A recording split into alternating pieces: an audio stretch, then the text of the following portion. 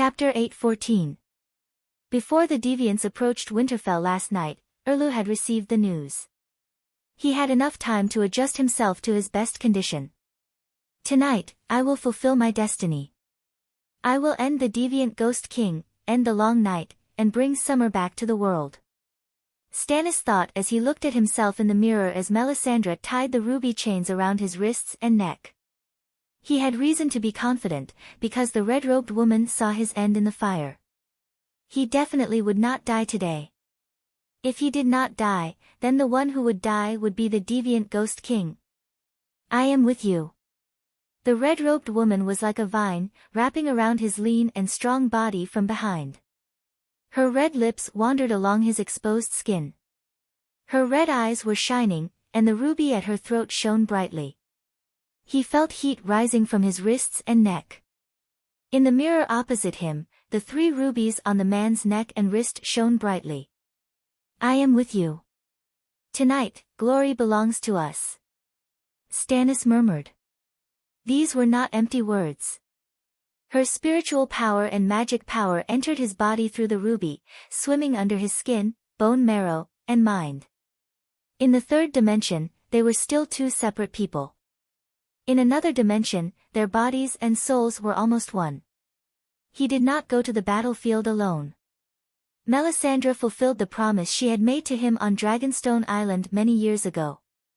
I am with you.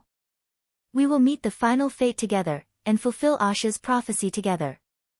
Lord Savior. That year, that night, she made him understand his true destiny, and set a new goal for him in life. To save the world. It was also that night that they became one. He was 30 years old, and his daughter was 5 years old. But it was the first time he experienced the joy of love between a man and a woman. It was a strange feeling that could not be found in Celis.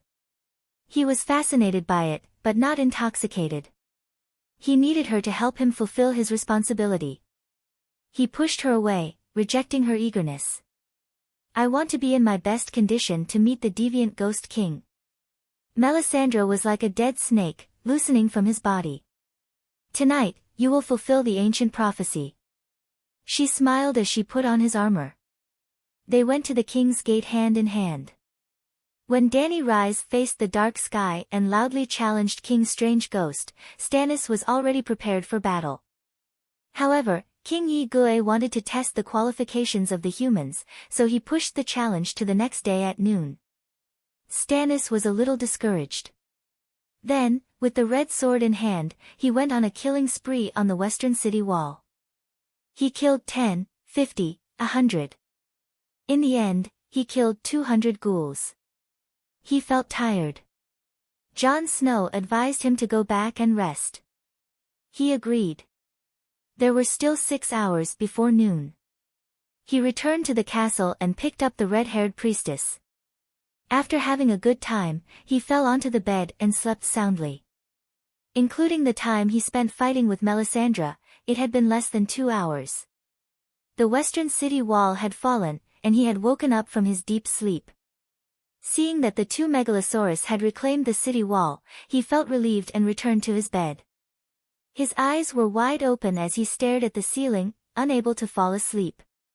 So, he tore open her red robe again. Half an hour later, just as he lay down and fell into a deep sleep, the fire in the fireplace, the candles on the table, and the torches on the wall all went out.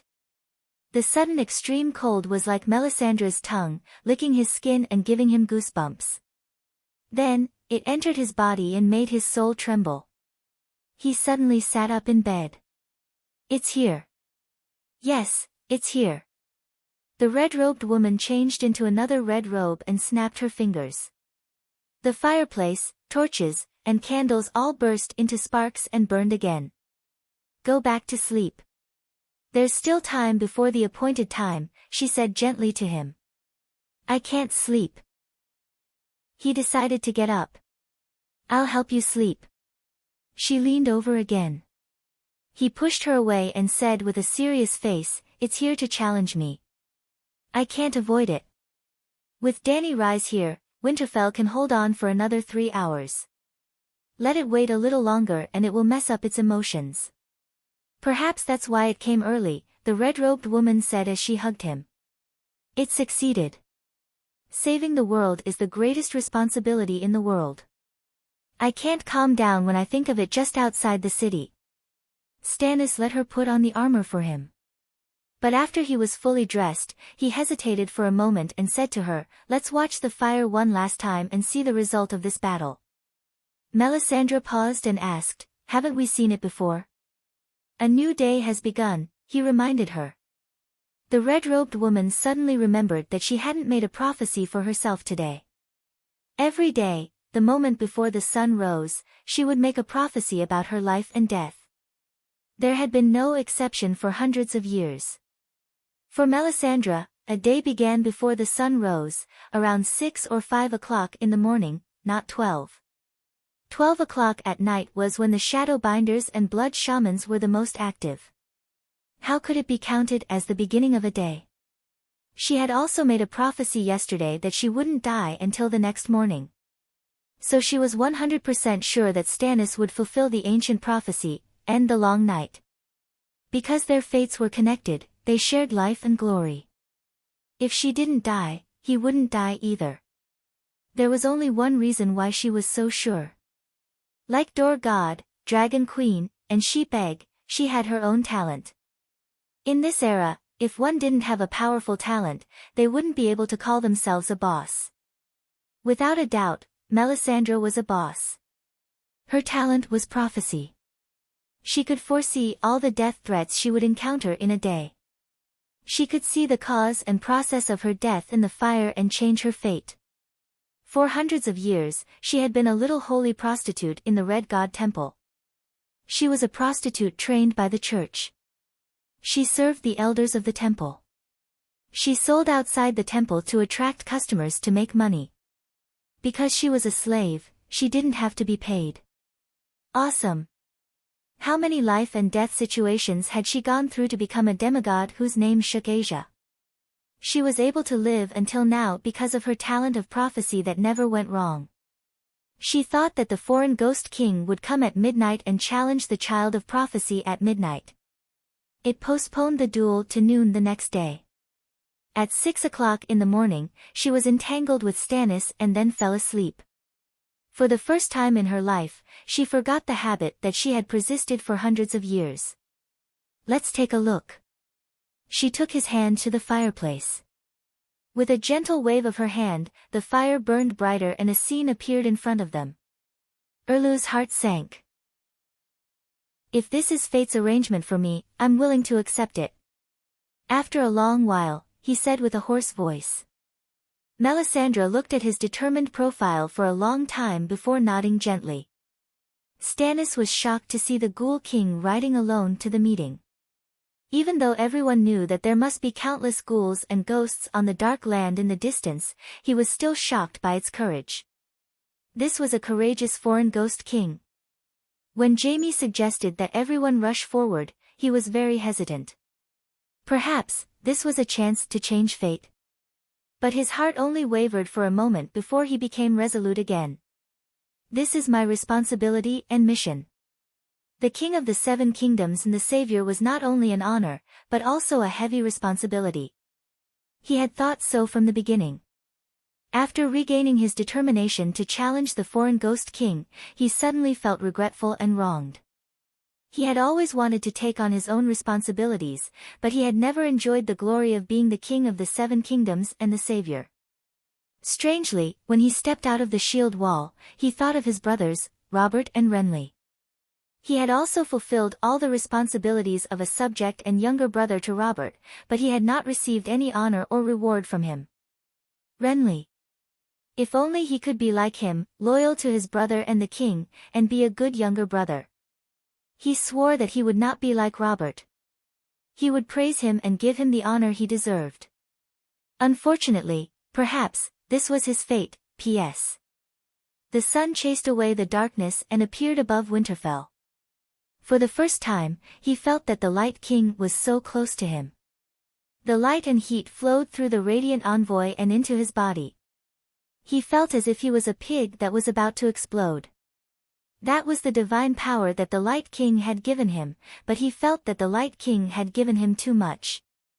This thought immediately changed after the first clash with the foreign Ghost King. The power of ice from the ice sword was too terrifying. Every round would consume a large amount of divine power of light and heat. He was like a deflated balloon, quickly shriveling up. Facing the invincible Dragon Queen, Stannis was ashamed to be called the war god. But as a veteran of the battlefield, he had the most basic judgment of the battle. He could not continue like this with the foreign Ghost King.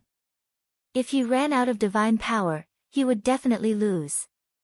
Also, after a dozen rounds of high-intensity battle, he began to feel tired.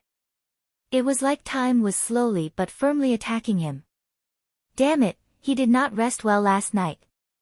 Perhaps, he should not have defended the city walls. That was not right.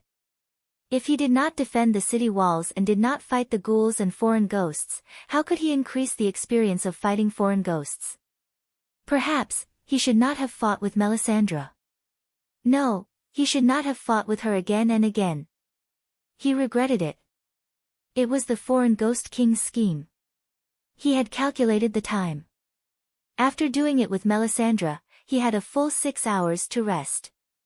But the western city wall had been breached, and the foreign Ghost King had come early. This, Benjen Stark. Melisandre was right. It did not let him rest well and deliberately disturbed his state of mind.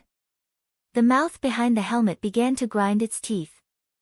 Benjen Stark was born in a noble family and had received complete and professional military training. He had also been the chief ranger for 10 years and had honed the cunning habits of a wolf. Damn it! I underestimated it. Stannis began to change his tactics. He intended to use his superior swordsmanship and the advantage of his impenetrable armor to exchange blows with the foreign Ghost King. After a round, when the people of Winterfell were cheering for the foreign Ghost King's injury, Stannis discovered another terrifying fact: the ice sword had left a scratch on the tile steel armor. This was nothing. The myth of the tile steel armor being indestructible had been broken by Lalo's doppelganger at Eastwatch. At that time, the monster with the head of a bull and the body of a snake had used its tiger claws to leave deep scratches on Dany Rise's armor and the Unsullied's tile steel shield. After that, he had seen her use a hammer to repair the armor and shield in the Winterfell blacksmith's shop. In Dany Rise's words, the people of Valeglia had injected high-level earth-fire magic into the steel. In essence, the tile steel was just steel with magic. Magic was incomprehensible to normal people, but extraordinary people were in control of extraordinary power, and the gods were the most powerful extraordinary people. Obviously, the magic of the tile steel armor would be much less effective against the gods. With this mental preparation, Stannis was not worried about the sword marks on the armor. Just like how an iron sword would leave a sword mark on a steel armor, few knights were worried about their armor being cut by the enemy during battle. By the time the enemy cut through his armor, he would have killed him countless times, or been killed countless times. But the King of Strange Ghost's ice sword not only cut through the tile steel armor, but he also felt that the area frozen by the ice seemed to have lost some magic. This was not an illusion. The tile steel armor was not only strong, but also had the magic immunity effect to reduce magic damage and was even immune to evil spells. Fighting with the King of Strange Ghosts was not simple. Other than the soul attack caused by the collision of weapons, there was also the cold and dark power around it. It was like fighting with a pile of shit, you would definitely be stung by the shit. Fighting with the King of Strange Ghosts, who represented cold, dark, and death, you would be attacked by the evil power at all times. The Lightbringer in Stannis' hand was also emitting light and heat that hurt the King of Strange Ghosts. He himself could not withstand the active and passive evil power from the King of Strange Ghosts. The tile steel armor filtered out some of it, and the rest was absorbed by Melisandre's soul power. Then the Light King's divine power helped to repair the parts that were attacked by the evil power. After taking a hit from the King of Strange Ghosts on the left side of his waist, Stannis keenly felt that the armor on the left side of his waist had completely lost its defense against the evil power. It was like a rainy day. You were walking in the rain with an umbrella. Suddenly, there was a hole in the umbrella and the rainwater leaked out. Stannis did not know what happened to the armor, but he understood his current situation. He used different parts of the armor to block the King of Strange Ghosts' attacks, and at the same time used his Lightbringer to deal the most damage to the enemy. There were more and more people cheering for him on the city walls, and the cheers became louder and louder. They called him the God of War, the Savior, the King. He finally received everyone's recognition. It felt wonderful, and he hoped that this moment would last forever. Maybe, before the armor completely breaks, I can get rid of the King of Strange Ghosts. After all, I have cut it so many times. He thought excitedly. Then, he saw the first expression on his opponent's face. The King of Strange Ghosts' pale face that was covered with strange swirls showed a mocking smile. It was very faint, very light, but it was shocking. The King of Strange Ghosts was mocking him. Fool! His voice came with the wind, and then, ka, ka, ka. The King of Strange Ghosts' ice sword was a one-handed sword, and the Lightbringer was a two-handed sword. The moment Stannis swung his sword to block, the King of Strange Ghosts did something that was almost impossible in a battle between knights. A palm hit his chest. This was not a wuxia drama, and there was no such thing as palm power. Unless there was a special situation where he could push the opponent down with a palm, reaching out his hand was a huge flaw, and there was the danger of losing his arm. The King of Strange Ghosts' thin, wrinkled, and pale left hand pressed against Stannis' chest, and the tile armor that once belonged to Aegon immediately froze with a layer of light blue ice, and then cracked and exploded into countless pieces. The strong sense of danger was like hearing a group of women's voices outside the door when he was squatting in a public toilet. It fell on him so suddenly, so clearly, and made his body tremble and his scalp tingle. The ice spread over his body like a spider's web, freezing him into an ice sculpture. I'm going to die. He had an epiphany. I'm not afraid of death, I fulfilled my duty as the King of the Seven Kingdoms and the Savior. Although I didn't succeed. No, I can still think now, I still have help, it can't end like this, I can't give up the last chance to drag it to hell with me. Just like what he saw in the fireplace, he had an epiphany. Chapter 8:15. When Erlu was hit by the Xianming Divine Palm, and was slashed by the ice sword, his armor shattered and fell off. Before the people on the city wall who were cheering for their savior could react, Dragon Queen used a series of soul-extinguishing strikes and knocked down the Red Heart Knight who was arguing with her. Then the 5 dragon spirits and the sword god's divinity. Hey, demons and ghosts, everyone has the right to kill them. Every syllable in Dragon Queen's roar was a soul-extinguishing strike under the 5 dragon spirits. They were planning to attack together. Caw, caw, caw, the sky was suddenly covered by a black cloud of crows. A huge wheel solidified, like Sun Wukong's golden cudgel, fell from the sky and smashed on King of the Strange Ghost's head. Ah! I've been waiting for you. King of the Strange Ghost retracted his left hand from Erlu and roared into the sky. His roar was like a storm of needles, piercing the souls of the humans in all directions. I am ice, I am darkness, I am order and eternity. King of the Strange Ghost roared. Ice spread under his feet, freezing everything in its path. Darkness was like a coffin lid, pressing down on Winterfell. The sun in the sky swayed and dimmed. Torches, braziers, and even wildfires were suddenly extinguished. This time, it didn't seem to be a fire-forbidden domain. The laws of darkness and ice were recklessly manifested, forming a small world that didn't allow light and fire to exist. Dragon Queen, who was condensing a fireball to prepare for a big move, felt it the most. Big Black and Little Green flapped their wings and floated in the air.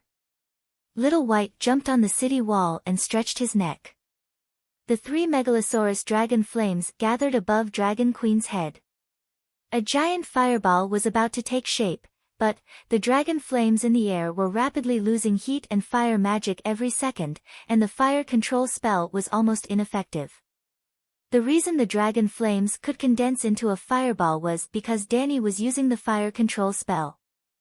Like kneading dough, she kneaded the long noodles into a ball of dough. In the end, the fire control spell was still fire witchcraft. King of the Strange Ghosts' Ice and Darkness domain had changed the rules. Fire witchcraft was like a high-precision machine under the rules of the world. When a physical constant was changed, the machine would malfunction. What's more, the change in the rules was now directed at fire and light. Therefore, the fire control technique failed. The spherical dragon flame was sometimes deflated, sometimes elliptical, and sometimes twisted into a triangle. The Dragon Queen seemed to have become the worst fire sorcerer. What was Melisandre doing? Why wasn't she maintaining the flame domain around her? Dani turned her head and saw the red-robed woman screaming in pain with a ferocious look on her face. Her wrinkles were like the white frost on a glass window in winter, quickly covering her face. Her long, bronze-red hair was visibly withering and turning white. Her exposed skin was wrinkled like chicken skin. She was aging. Her big red eyes were dim, and the ruby on her neck was flickering like a breathing lamp on Ultraman's chest. The cracks were clearly visible. Melisandre's missing life force, magic power, and soul power were all transferred into Erlu's body. Dani was surprised to see that Erlu, whom she thought had died, actually moved. Ka-ka-boom. Erlu's wrist and neck were emitting a bright red light, and the ice layer that froze him exploded. The red sword was still hot. Erlu stabbed at the king of strange ghosts, who raised his head and screamed. 3,000 crows formed a strange anti-spiral array and were still circling above his head. Dani's soul destruction never stopped, and the three sides' wills continued to collide. Seeing that Erlu was going to kill him while he was down, the king of strange ghosts spoke. Mother Goddess. He screamed and called for his big backer. Rumble, the next moment, lightning flashed and thunder roared. The sun above the dark clouds was covered by purple-black lightning. The crows under the dark clouds seemed to have been hit by a bullet. The big crows' red eyes were dim, and their beaks were bleeding. They screamed and scattered. God of Cold. High in the sky, the sun let out a cry that shook the world and the city walls. It was Lalo. The Red Priest had always preached a dualistic doctrine. The King of Light was the god of heat and life, and the god of cold was the god of darkness, coldness, and death. They were the two origins of the world, good and evil, light and darkness. The battle between them would never end, and the outcome of their battle would determine the fate of mankind. Now, the King of Light and the god of cold were colliding again. At this time, the sky was like a pot of boiling porridge, ice water stewed the sun, darkness stewed the light. Dark clouds that were as thick as a blanket wrapped around the shattered sun. Lightning flashed and thunder roared. Divine power went berserk. All kinds of sounds and all kinds of colors interweaved together, making those who looked up to see dizzy and those who listened attentively feel their souls tremble. Ordinary people couldn't hear the voices of Lalo and the god of cold. It was the cry of wills. From when Erlu was hit in the chest, to when Aunt May used her life to help him break free from the ice seal, to when he faced Erlu's fatal attack, to when the King of Strange Ghosts summoned the god of cold. The whole process seemed long, but it only took 2 or 3 breaths of time. When the god of cold descended, Erlu's red sword lost most of its divine power. His sudden attack also lost its chance to kill the three-eyed crow because the god of cold restrained it. As you said, I am the servant of the Mother Goddess. You have many people, but I am not without help. The King of Strange Ghosts' voice was faintly discernible in the wind, making it difficult to hear clearly.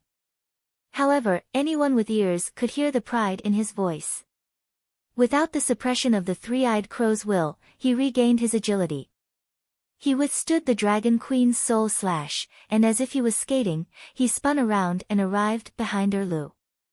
While dodging Erlu's sword, he also stabbed his own ice sword into Erlu's back. It seemed to be easier than tofu with a fork. However, before the king of strange ghosts could even laugh, his face froze on the pale veined face. "Idiot, I have seen everything," these were Erlu's last words. Before he finished speaking, his red sword had already stabbed into the king of strange ghosts' chest. "Awoo!" The king of strange ghosts howled. Like a popsicle that had fallen into a pot of oil, a large amount of water vapor rose around him. There seemed to be a string of sparks flying out of his open mouth. The change happened quickly, almost in the blink of an eye. Only the Dragon Queen, who had drawn her sword and ran in front of the king of strange ghosts, saw the entire process clearly. The god of cold descended, the crows scattered, and the king of strange ghosts regained his mobility. In the midst of the shocking change, Erlu seemed to know what was going to happen next. He changed his action of stabbing his sword halfway. Or rather, he didn't plan to attack the king of strange ghosts with a straight stab. It was a feint. He flipped his wrist, and the red sword reversed its direction. The flashing red and white blade pointed at himself. The sword was extremely fast and decisive, as if he had rehearsed it countless times in his heart. The red sword also pierced his chest like tofu with a fork. The blade slid past his spine and through his back. It didn't touch any bones in the entire process, and easily pierced into the king of strange ghosts who was stabbing at him from behind. TCH. Erlu was stabbed twice, and the king of strange ghosts was stabbed once. The king of strange ghosts stood behind Erlu. The 3-foot-long ice sword pierced through Erlu's back. Erlu's Lightbringer stabbed through the gap between his left ribs, through his body, and slanted upwards into the king of strange ghosts' heart. The two were like Jack and Rose at the bow of the Titanic, one in front and one behind, hugging each other. Erlu also saw Danny, who was rushing over, but he couldn't speak. The red sword entered Erlu's body. It was like stuffing a sun into the king of strange ghosts' body, causing it to scream and evaporate. The ice sword entered Erlu's body like stuffing a black hole into his body. In an instant, it absorbed his heat and vitality. But while the king of strange ghosts was still struggling, Erlu was already on the verge of death. The frost started from his heart and spread to all parts of his body. His upper and lower lips were frozen together by ice crystals. He could only look at Danny with his blue eyes. His gaze fell on the hilt of the red sword in his chest. There was still a section that hadn't pierced in. Because of the loss of its owner, the red sword's light dimmed visibly. His eyes blinked twice at Danny. "Come here, stab it in, don't let it escape." Danny didn't know why, but she immediately understood his thoughts. Before she could react, Erlu used the last of his strength to look at the red-robed woman in the distance. The ruby on her neck was completely broken and fell off. Her thick red hair became gray and fragile, like dry straw. Her rosy cheeks were wrinkled. Her beautiful face turned white, and the peerless female priest became an old woman with one foot in the grave in the blink of an eye. Erlu's blue eyes dimmed little by little and were completely extinguished. Danny's heart beat violently. Looking at the king of strange ghosts behind Erlu, she gritted her teeth and stepped forward. Holding the hilt of the red sword, she summoned her magic power and divine soul power to activate the runes in the sword. He pushed Erlu's body and used all his strength to push it back. Boom! The red sword, which had already dimmed, emitted endless light and heat again. Ouch! The king of strange ghosts, who had just broken free from the red sword's blade, was pierced in the chest again. He let out an ear-piercing scream. Danny's expression suddenly changed. Her divinity, soul, and magic power poured into the red sword like a flood that had opened a valve. It was as if the red sword was a straw and she was a can of milk tea. There was an invisible greedy mouth sucking through the straw. When Danny listened to Erlu's last wish and was ready to give the king of strange ghosts the final blow with the red sword, she was already prepared to permanently lose part of her soul and magic power. Just like last time in Dark Castle, she had permanently lost about 1/20th of her wizard power and 1/100th of her soul after only 2 swings of the sword. This time, it was even more terrifying. In less than a second, she lost 5% of her divinity, soul, and magic power. Even the Song of Fire, which was created in the fire, seemed to be disappearing. This wasn't normal. She was now a demigod, a dual-element demigod. She was 10 times, no, 100 times stronger than when she had just learned meditation in Dark Castle. This meant that the consumption of the red sword was hundreds of times higher than before. She wanted to stop pouring magic power and let go of her right hand holding the sword, but she couldn't do it. The sword hilt seemed to be covered with glue and stuck to her palm. However, her struggle and resistance weren't useless. Without her cooperation, the speed of her essence loss decreased by 10 times. Even if it decreased by 10 times, she would wither and die in less than a minute. Lalo, you're tricking me at a time like this. Danny's soul let out an angry roar. The two dragon spirits, Little Red and Little Gold, moved from the king of strange ghosts to the twisted and greedy evil spirit inside the red sword. This is your fate. Don't struggle. Look, the king of strange ghosts is about to break free. A grand, bright, warm, and holy voice came from the red sword. It seemed to be able to cleanse the soul. This wasn't Lalo, the shadow demon, but the king of light, who represented heat and life. He was more holy than the mother. This holy father stabbed her in the back. It hurts. Chapter 8:16. Damn it, why is there so little of my soul and divinity? Where did the rest go? In the space of the 7 gods' faith, Dragon Queen was exasperated as she roared at Little Sun, who was tied up in chains. Of course, you have to swallow the meat in your mouth. Do you want to keep it in your mouth and chew it? The King of Light mocked. Danny had lost 30% of her soul, divinity, and divine power. However, she had only recovered 10% after burning the sword's soul evil spirit. In other words, because she had held the red sword for about 2 minutes, she had permanently lost 20% of her soul, 20% of her divinity, and 20% of her divine power. Permanent loss could not be recovered by meditating in a short period of time. How could Danny not be enraged and mad? It seems that the chairman is right. We have to settle our internal problems before we can fight external problems. Danny looked at the King of Light as if she was looking at a dead man. Chairman, who is it? The King of Light was confused. Without waiting for Danny to answer, he was also angry.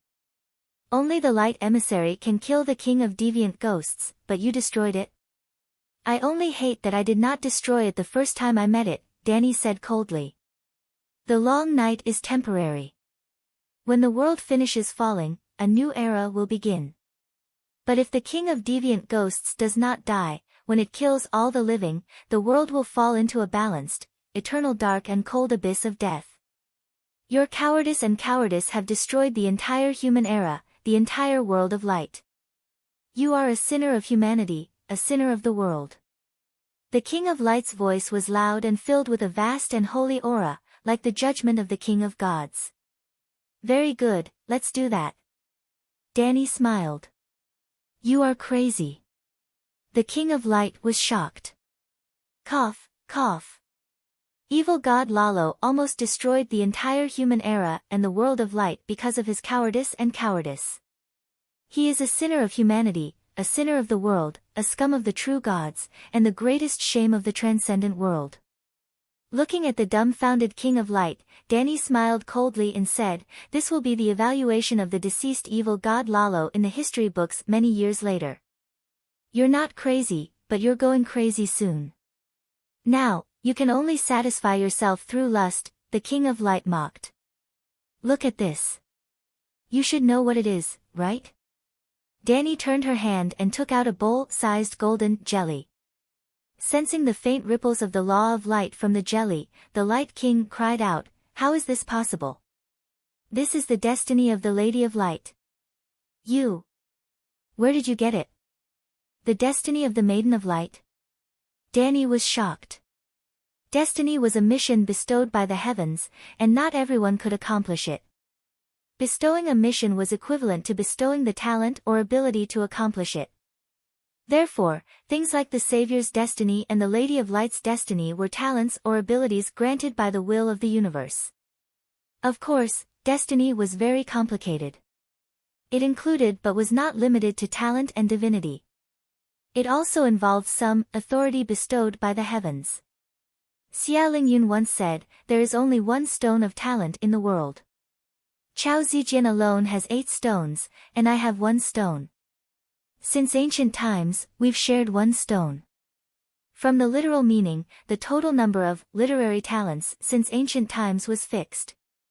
Xia Lingyun took 10%, Chao Ji took 80%, and the remaining 10% was divided between Wang Shiji, Li Bai, Du Fu, and other literati before the Southern Song dynasty. Good heavens! That Xia guy was really shameless. His bragging was through the roof. It was just a matter of fact. Literary talent could also be considered fate.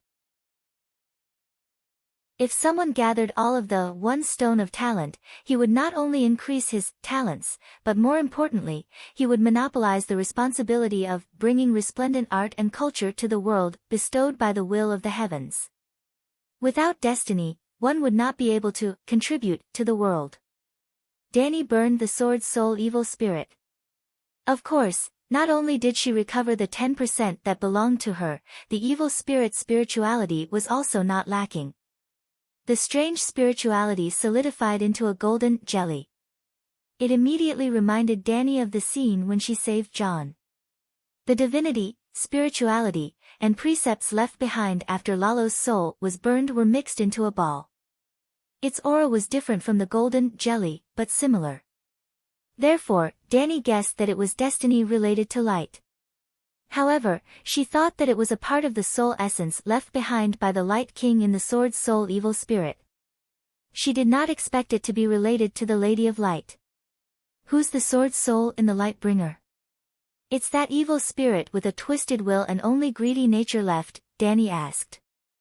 The Light King's mental power fluctuated rapidly, showing that his heart was extremely unsettled. Her destiny has not completely disappeared. Danny's expression changed. Nisha.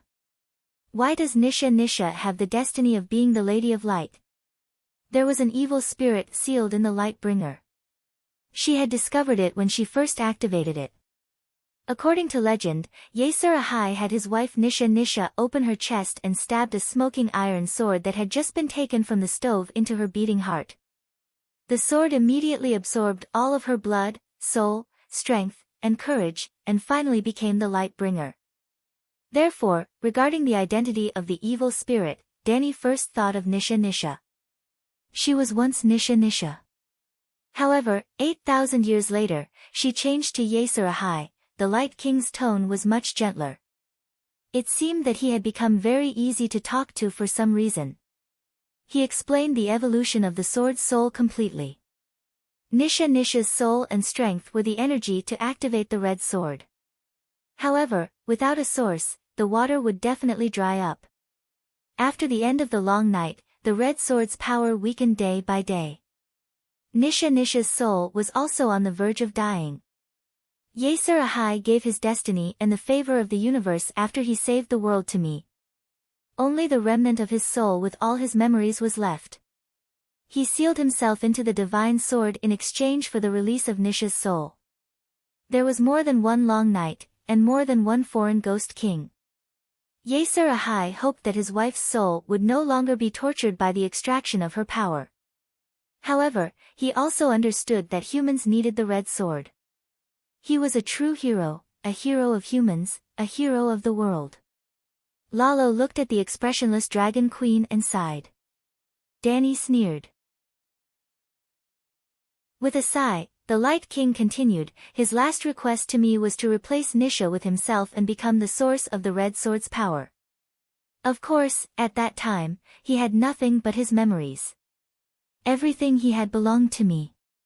That remnant of his soul with only memories and thoughts was not qualified to be the source of the red sword's divinity. As you said, the sword soul. Hence, Nisha's soul core was freed from its shackles and reincarnated. The soul shell that retained the last of its power was left in the red sword and merged with Yasir Ahai's remnant soul. I thought that Nisha's destiny had been reincarnated with her soul core. Even if it was left in the soul shell, after 8,000 years, it should have been worn out. The Light King's voice was filled with doubt. The crystal, in the center of a human's eye with all its memories was the soul core.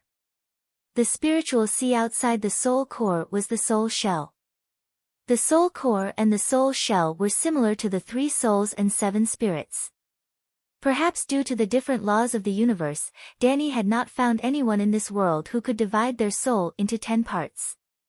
After a person died, the soul core entered the world of death. The soul shell was like the body, remaining in the body. Hence, even if a night watcher's soul went to heaven, his body could still become a ghoul that retained its memories and battle experience. If a person died, the soul core and the soul shell were still combined, forming a ghost that wandered between the mortal world and the world of death. Why does Nisha have the destiny of the Lady of Light? Danny asked. Nisha was able to become the sword soul of the Light Messenger. Of course, there's something special about her. The Light King was vague, as if he did not want to delve into this topic. Danny looked at him deeply and asked, since the sword soul of the demon sword has been replaced by Yasuo and Ahai, why has it become an evil spirit that is devoid of humanity and twisted without any nightmares? The Light Messenger is not the demon sword. The Light King refuted with a straight face. It represents the most noble and great human emotions. It's a sword of love and sacrifice. Nisha sacrificed herself for love without any regrets. She was even happy to be able to fight alongside her lover. The Light Messenger would let Yasuo and Ahai feel the endless love at all times. That kind of supreme human emotion is a real and magical power that can stimulate all his potential and make his will as strong as iron. He is not afraid of any soul damage. After Nisha reincarnated, the red sword was only left with Yasuo and Ahai's remnant soul. 8,000 years of loneliness and emptiness hollowed out his former sincerity, kindness, greatness, and love. In the end, he went from being kind and pure to being greedy and twisted. If you follow your fate and infect him with love and sacrifice, the evil spirit can also become a holy spirit. At that time, the Light Messenger will once again convey love, sacrifice, light, kindness, and all the other good things to the world. I only see your greed, ruthlessness, shamelessness, and evil, Danny said coldly. Actually, I am very principled in my actions. Among the gods, no god is more principled than me. The Light King sighed. The principle of sacrificing others for yourself, Danny said sarcastically. When I ask for something in return, I must first give something in return. The Light King said in a low voice. Yasuo and Ahai were split into 2 in the end. Other than the remnant soul with memories, the rest almost became a part of my soul. This is a fact. But I helped him forge the red sword and taught him magic and martial arts. In the end, he was able to defeat Long Night. My help was indispensable. I gave and received in return. This is a matter of course. It's the same this time. I helped you end the life of the deviant Ghost King and finally brought light to the world. Your soul and destiny are my rewards. What's wrong with that? Isn't it the responsibility of the true gods to save the world? You just have to push the responsibility onto the humans. Danny found the Light King's strange idea inconceivable. What you mean is that we true gods should disregard life and death, disregard the gains and losses, and let you humans enjoy the fruits of our labor. The Light King asked in return. Aren't we fighting the deviant ghosts under Winterfell? How can we enjoy the fruits of others' labor? The true gods and humans each have their own duties, sacrifice, and work together. This is the right way. Danny said coldly. This is what humans are like, he. The Light King laughed softly. Your words, your actions, and even you are the epitome of human selfishness and self-righteousness. In this era, Humans are the main characters of the world. If you don't work hard, who will? If the master of the era doesn't sacrifice himself, who will? If you think it's natural for me to work hard for the humans for free, then why didn't I work hard for the other races in the previous era? If I worked hard for the ancient races wouldn't be eliminated by the world. If they didn't leave, how could you humans become the main characters of the era? The world has hundreds of millions of years of history. How many races and how many main characters of the era didn't work hard or sacrifice themselves? They deserve to be eliminated. What's the logic of blaming the true gods for not being willing to die for you?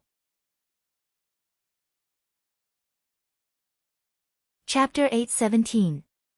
The Light King Lalo's series of complaints seemed to be very reasonable, and Dani was temporarily speechless.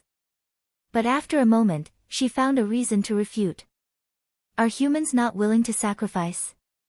Didn't Stannis sacrifice himself? I knew that activating the red sword would cost me a part of my soul, but I was determined to sacrifice myself. You were too greedy and wanted to take my life. You still have the face to say that. How can it be considered a sacrifice if you don't lose your life? From Nisa, Yasuo, Ahai, to Stannis, these heroes, which one of them didn't know that they would die, but still went to die? The problem is that I am stronger than them. I can kill the king of deviant ghosts without dying. What about after killing the king of deviant ghosts? Summoning the sun and stopping the world from falling, isn't it hard? Your sacrifice is the price I pay for helping you humans save the world. This has nothing to do with your strength. Just like the roast chicken in the hotel, each roast chicken costs 5 copper coins, and the roast chicken must be extraordinarily fat. Some are fatter, some are thinner. I took out 5 copper coins, so you should give me a whole chicken. You are a very fat chicken, that's true, but you can't just give me a chicken butt. Maybe the next time I help humans save the world, I can only buy a skinny chicken for the same 5 copper coins, but I won't complain. Fuck you. Dani clenched her fist and said coldly, how about I give you 5 copper coins and buy your whole chicken? 5 copper coins is easy to say, but it means that I will try my best to save the world once. Can you do it? The Light King sneered. Bring me the big pot of chicken first. When I finish eating and have the strength, the task of saving the world will have nothing to do with you. Sigh, you're really stubborn. I tried my best to tell you the story of the Light Emissary and the responsibility of the protagonist of this era, but you didn't even understand the slightest bit of a hero's fearless and sacrificial spirit. The Light King lamented with an emotional voice like a holy father. Dani held up the golden jelly and said lightly, don't pretend. I know you said so much because you are afraid. What am I afraid of? The Light King looked at the jelly, and his tone was slightly unnatural. You're afraid that I'll fuse it into my soul. The mandate of heaven is only useful to those who are compatible with it. I am the Light King, so only I can use it. You are the mandate of First Flame Ember, so you are not compatible with it, the Light King said seriously. You said that I'm Nissa's reincarnation. Dani smiled. Reincarnation. The Light King sighed and said sincerely, you may have misunderstood the concept of reincarnation. Currently, there is no clear evidence that a soul can naturally start a second life. I have studied the field of death for hundreds of millions of years and discovered that every life has a most essential label, which is the life imprint. Every new life would give birth to an independent life imprint. A true reincarnation should retain the original life imprint in the new life. But the reality was that no Grim Reaper could do this. Even the god of frost, the most powerful of the gods of death, could not do it even after he had sung the complete song of death. The so-called reincarnation was just 2 people with similar life imprints. You are a stranger, a Grim Reaper among the believers of the 7 gods. You should understand this. Ha, you said 99% of the truth, but twisted the truth at the most crucial point. Dani smiled. What did I say wrong? The Light King asked in a low voice. About reincarnation, the door god has already explained to me that it is not the life imprint that is similar at all. It is only the mandate of heaven and the fluctuations of the soul that are similar. If I am Nissa's reincarnation, except for me, her mandate of heaven would only be a high-level tonic for others. It would have no special effect. That piece of wood is not even a grim reaper. What does he know? The Light King said disapprovingly. How about this? I am the Light King. You give me the mandate of Lady of Light, and I will return your spirit, divinity, and divine power? He suggested sincerely. Crunch. Dani did not say anything and swallowed the golden jelly in one gulp. She did not feel hungry, but she felt a sense of satisfaction as if she had finally eaten her fill. Buzz. Her soul was expanding, and her body was getting bigger and bigger. There was also a faint golden glow from inside out. In an instant, Dani's soul was like a huge human-shaped sun, lying across the space of faith. The effect is so good. Feeling the power of her spirit that had more than doubled, and the strange fluctuations of power in the depths of her soul, Dani's grievance from losing 20% of her spirit, divinity, and divine power was swept away. The Light King could no longer maintain the temperament of a holy father. He said coldly, "Do you know what you are doing?" "I know. The mandate of Lady of Light is very special. It allows me to comprehend the law of light naturally. It is possible that it is more powerful than the song of light produced when the sun was artificially forged. So, as long as I work hard, I will be able to sing the song of light one day," Dani said confidently. Actually, her confidence was a pretense for the sake of the Laser King. What she really felt now was helplessness and powerlessness. She had just started learning the Song of Fire and Song of Wind. She had almost no time to practice the Lone River Water Wizard that she had learned from Prime Minister Turtle. Because of her position as a stranger, and in order to complete the legendary Song of Ice and Fire, she had to find time to study the Law of Death. She was so busy that she had a headache. She really had no interest in the Law of Light. If 1,000 years or 10,000 years passed, she might try to complete the Song of Light and Darkness when she had gathered the 4 elements, ice, and fire. If you dare to have any ideas about the Song of Light, we will fight to the death. I will no longer care about Long Night and Frost God. From now on, I will use all my strength to hunt you down, the Light King said coldly. To be honest, Dani was a little scared. Was it worth it to fight a dog for a pile of poop? The dog needed that pile of fresh and warm poop to fill its stomach. She was just picking it up to fertilize the field. Now that the sun has shattered, the Song of Light should slowly disappear. You don't want me to take the Song of Light, which means that the Song of Light is still in your hands. What did you do? Dani didn't look scared at all. Previously, the Light King was willing to chat because he wanted to use the story of Yasuo and Yahai to influence her and make her realize the true meaning of being a human hero. But now that she had made the worst choice, why would he reveal his secret? So, he didn't say a word and only looked at her with a cold and vicious gaze. Dani was multitasking. Her soul was burning the soul of the sword in the faith space, and her main consciousness was controlling her body to face the challenge of the King of Strange Ghosts. She was doing 2 things at the same time. Winter fell. Above the sky, lightning flashed and thunder roared. White light and darkness were entangled, as if there were gods fighting and roaring. Under the sky, the dark sky was like a big black pot, covering the earth below. The violent north wind almost made the whole world turn south. However, the wind and snow could not affect wind god Dani's voice.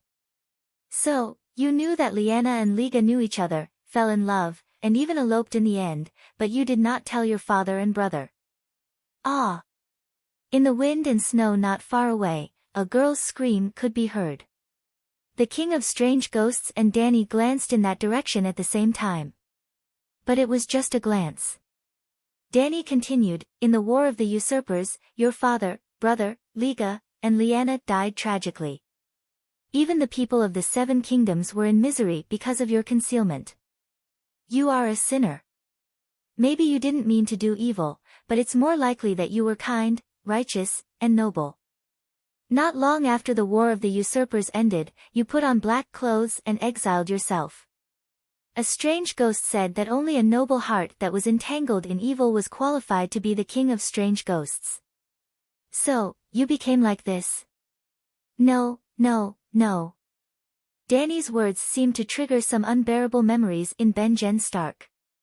The king of strange ghosts' expression was pained as he shook his head. I don't know, I'm just guessing. Lyanna didn't tell me when she eloped with Liga. I just guessed that she might have fallen in love with Liga. I told Brandon, and he got even angrier. I'd only told me the truth after he came back from the Blissful Tower. Yes, they fell in love. Liga is innocent. The forbidden fire domain around the king of strange ghosts disappeared again. The 7 hells. At that time, I wondered how a country bumpkin from the Northern Territory could resist the temptation of the 1,000 men's bewilderment thunder. Well, they formed a shield wall, holding wildfire torches, and moved in the direction of the swords. At this time, the forbidden fire domain disappeared, the wind stopped, the snow stopped, the flames rose, and the darkness faded. With visibility, they moved faster. They were less than 100 meters away, and soon they were close to the battlefield. More than 100 people quietly surrounded the king of strange ghosts. What were you thinking, Ben-Jen, to become the king of strange ghosts for this kind of thing? Big Bear couldn't help but ask loudly. Uncle Ben-Jen didn't want to. The strange ghosts caught him and used magic to turn him into a strange ghost, John refuted. Why are you talking so much? The fire seems to be getting bigger, and the wind is much weaker. Let's go together. Dark Star Jiro Dane said in a low voice. Wait, it's the Queen's turn to fight with it. We can win without losing. If we really rush up, I'm afraid that the hundreds of strange ghosts will join the battle. It's not good for us, Old Man advised. Win without losing. Are you sure? Jamie doubted. Even Stannis' swordsmanship is better than Benjen's. The few of them talked in low voices. On the battlefield, Dragon Queen finished talking and attacked when the forbidden fire domain disappeared. Jamie watched the battle between the Dragon Queen and the first strange ghost. He had a general understanding of her strength. She had reached the realm of lifting something heavy as if it were light. She was very strong among the young people. At least when he was her age, his swordsmanship was not as good as hers. However, Ben-Jen was not weak either. He had more strength, faster speed, more accurate dynamic vision, and his body was better than humans in all aspects. But now, Dragon Queen's fighting style had completely broken his understanding. Whoosh/boom. He felt a blue shadow flash in front of him, Dragon Queen's cape. A large amount of ice chips appeared on the King of Strange Ghosts' chest. He flew 7 or 8 meters away and crashed heavily into the shield wall. There were even 2 tall and strong savage warriors who could not hold their oak shields. Like bowling pins that had been hit, they flipped a few times on the frost-covered ground. Fuck, this is like a father beating his son. She was hiding her strength before. Jamie was stunned. And this was just the beginning. Dragon Queen seemed to be very dissatisfied with the result of the sudden attack. A string of bright red flames appeared in her left hand, igniting the entire wide white blade. Whoosh, like a gust of wind, she crossed the distance of 7 or 8 meters. She raised the flaming sword and stabbed it into the heart of the King of Strange Ghosts who was struggling to get up.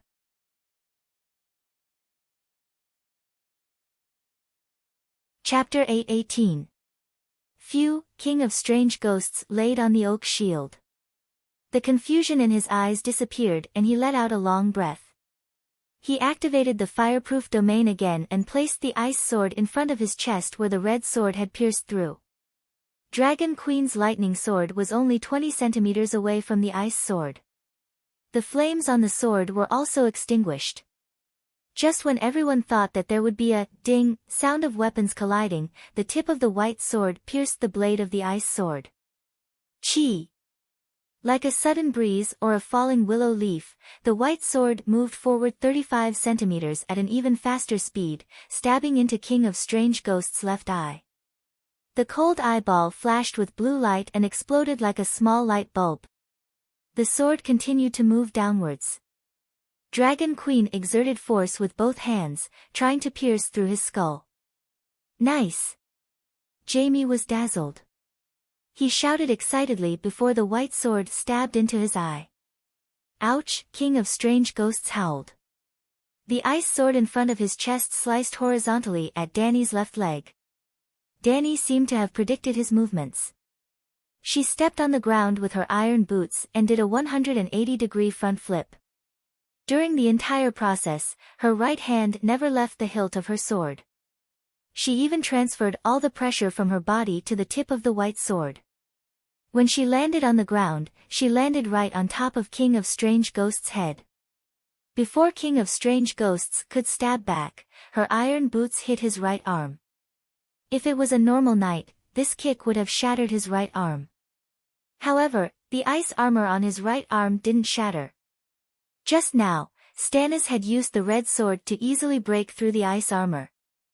It was as simple as a sword cutting through leather armor. Oh, King of Foreign Ghosts howled. The cold wind, snow, and the surrounding darkness were like thousands of living things that heard the king's command and quickly surged towards it. Crack, crack, crack, the white sword met with resistance. Ice shot out from King of Strange Ghosts' eye sockets and froze the tip of the sword in his eye socket. The light blue frost crawled on the sword like a black mamba. In a short while, it froze Dragon Queen's iron gloves on the sword hilt. Shit! Danny's expression turned ugly. She could clearly sense that her white sword was losing some sort of uniqueness. More intuitively speaking, because tile steel was filled with high-energy flames, it was indestructible in terms of physics and could destroy evil in terms of magic. Now, the power of frost was counteracting the power of the earth fire within the iron sword. Mortal fire, wildfire, dragon fire, earth fire, sun, embers of the first flame in the heart of the earth, first flame of creation, P.S. The energy levels of the 7 flames rose one after another. The earth fire power in the tile was a 4th level fire magic power, but it was still negated by the Strange Ghost King's ice power. King Deviant Ghost's ice power was even stronger than earth fire. Then, something that made everyone's eyeballs pop out happened. Dragon Queen's right hand gripped the hilt of her sword and swung it left and right. The blade of the sword made a horrifying sound as it rubbed against King of Strange Ghost's eye sockets. She raised her left foot and stomped on King of Strange Ghost's nose, mouth, cheek, and right eye with the heel of her long iron boot. Bam, bam, bam. The bridge of his nose was broken, his teeth fell out, and light blue icy liquid flowed out of his tightly shut right eye. Oh, King Strange Ghost cried out in pain. A layer of ice crystals began to cover his entire body. Everyone was dumbfounded. The shield-bearers near Dragon Queen regained their senses and waved their dragon teeth blades. Like chopping vegetables, they left small holes in King Strange Ghost's ice crystal armor. Suddenly, Dragon Queen raised her head and looked at the dark land in the distance. Her expression changed as she shouted, "Quick, retreat quickly, the Deviant Ghost army has moved out, retreat to the city gate." Dragon Queen, we are not afraid. Let's fight it out with those bastards. Tormund shouted. Danny snatched a steel shield from an unsullied and snapped, "Bastard, how can you be a Chiliarch? I told you to retreat, so hurry up and retreat. Retreat. Retreat to the city gate immediately." Old Ba, Clinton, Jamie, and the others suddenly remembered the battle plan. They stopped insisting and immediately called for everyone to retreat. Danny stayed where she was and continued to step on King Strange Ghost's face with her iron boots. She stomped King Strange Ghost's pale and shriveled face into a plate of juicy dumpling fillings. She couldn't even tell his nose, eyes, and mouth apart. But King's strange ghost was still howling. A layer of frost climbed onto her tall iron boots. Dragon Queen activated her divine power and immediately dispelled the frost. Whoosh whoosh whoosh, 7 to 8 5-foot-long ice swords attacked like lightning. They were so fast that they barely left a trace. Dragon Queen lowered her body and hid half of her body behind the steel shield. Bam, bam, bam, the ice swords hit the shield one after another. The force was like holding up a shield to block a rocket, causing Dani's left arm muscles to tear apart. Okay, her left arm muscles were already torn apart. But Dani still let out a long sigh of relief. The ice swords of normal strange ghosts were very strong. They were bone-chilling and formed a layer of ice on the surface of the steel. But the ice swords didn't do any damage to the steel itself. To put it more directly, even if the long night fell, the power of the ice of normal strange ghosts was still lower than the power of the fire in the steel. Ka ka ka bang, accompanied by the sound of ice crystals shattering, Dani's right hand felt lighter. Looking down, she saw that the tip of her white sword had already shattered. It was like a normal iron sword that had been shattered by a normal strange ghost's ice sword. The 3-foot-long blade was half an inch shorter. Without the white sword stuck in his eye socket restricting his movements, King's strange ghost immediately howled. He slapped his hands on the ground and exerted strength in his waist. Like a carp, he flipped himself up. You deserve to die. He roared at Dragon Queen. Behind King's strange ghost, there were already hundreds of normal strange ghosts that had rushed over to rescue her on their dead horses and ice spiders. Dragon Queen was surrounded. Ha ha ha, let's take a hot bath together. She wasn't afraid at all. She raised her head and laughed. Whoosh whoosh whoosh, even the howling north wind couldn't stop the sharp whistling coming from the sky.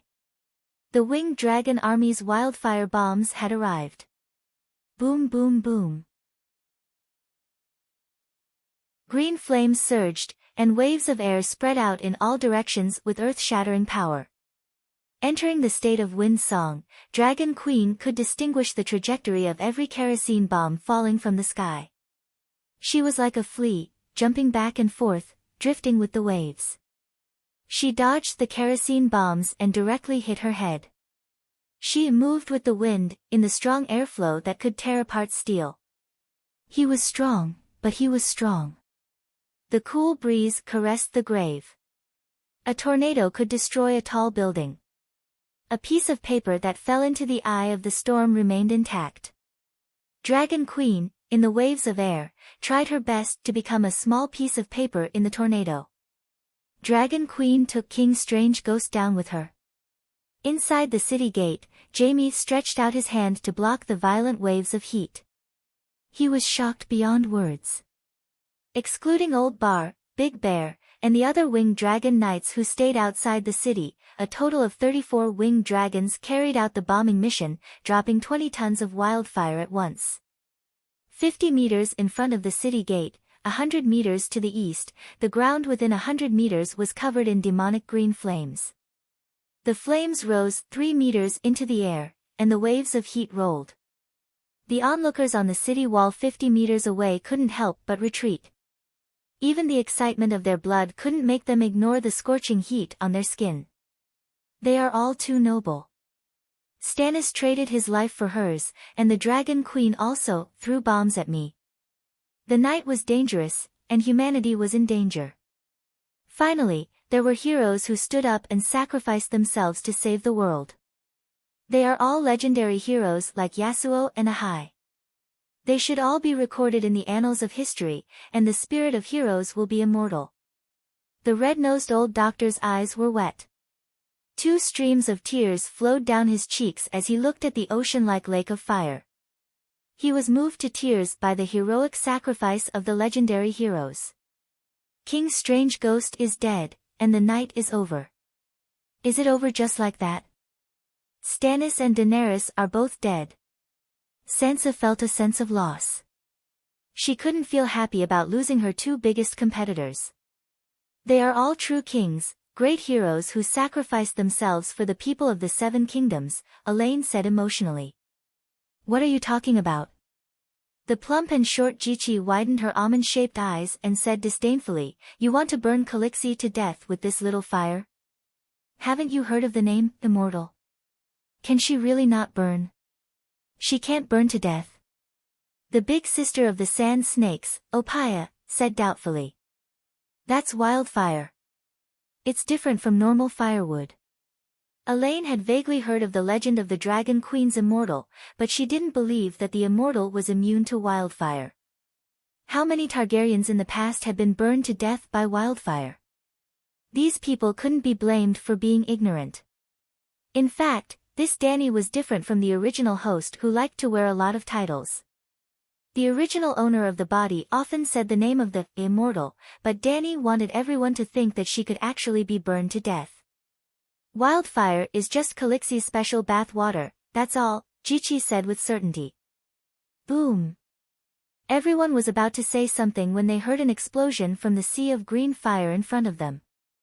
Then, a black figure flew out of the green fire. It slid on the ground for 7 or 8 meters, its body covered in gray frost. Everyone was shocked and some of the warriors cried out in despair. Ah, the king of Foreign Ghost isn't dead. Even this can't burn it to death. The 7 hells. Stannis died together with it and pierced its heart with his red sword. Actually, he didn't. The onlookers couldn't see clearly and misunderstood. It didn't die. The Dragon Queen's tile steel sword is so wide. It pierced its head, misunderstood again. It stuck in its eye, and it still didn't die. It was stepped on, surrounded by warriors, bathed in wildfire. How could it not die? Look, there's someone in the fire. Someone is coming out of the fire. Suddenly, a sharp-eyed knight saw a black figure slowly walking out of the green fire. It's the Dragon Queen. She really doesn't burn. Of course the queen doesn't burn. She's the immortal. But that's wildfire. The Dragon Queen had a shield in her left hand and a sword in her right. She was surrounded by green flames and looked like a flame demon. She walked out of the wildfire step by step and walked towards the King of Foreign Ghost who was quickly getting up. When the King of Foreign Ghost stood up and raised his sword in a defensive position, everyone's vision blurred and they suddenly lost track of the Dragon Queen. She was too fast. She stepped on the wind and appeared in front of the King of Foreign Ghost in a few steps. It was such a big steel shield. It was about 1.2 meters on the ground, but in the Dragon Queen's hands, the shield seemed to have shrunk by 10 times. She skillfully avoided the King of Foreign Ghost's ice sword. She squatted down and attacked with the shield, smashing it into its stomach. Bang! A thunderous explosion sounded again. It was exactly the same as before. The King of Foreign Ghost was very clumsy during the whole process. It was like a dummy doing a shield attack in the arena. It was sent flying 7 or 8 meters without any resistance. Then, bang! The 3rd time. Bang! The 4th time. Now, all the knights understood. It wasn't that the King of Foreign Ghost was too weak. It was that the Dragon Queen's shield attack was too strong. 7 gods above, her swordsmanship has already surpassed Arthur Dayne's. Even her shield attack has reached perfection. Is she possessed by a warrior? Jaime looked at the King of Foreign Ghost who had landed in front of him. He felt like he was in a dream. Hold it down and chop it up. The Dragon Queen's voice came from afar.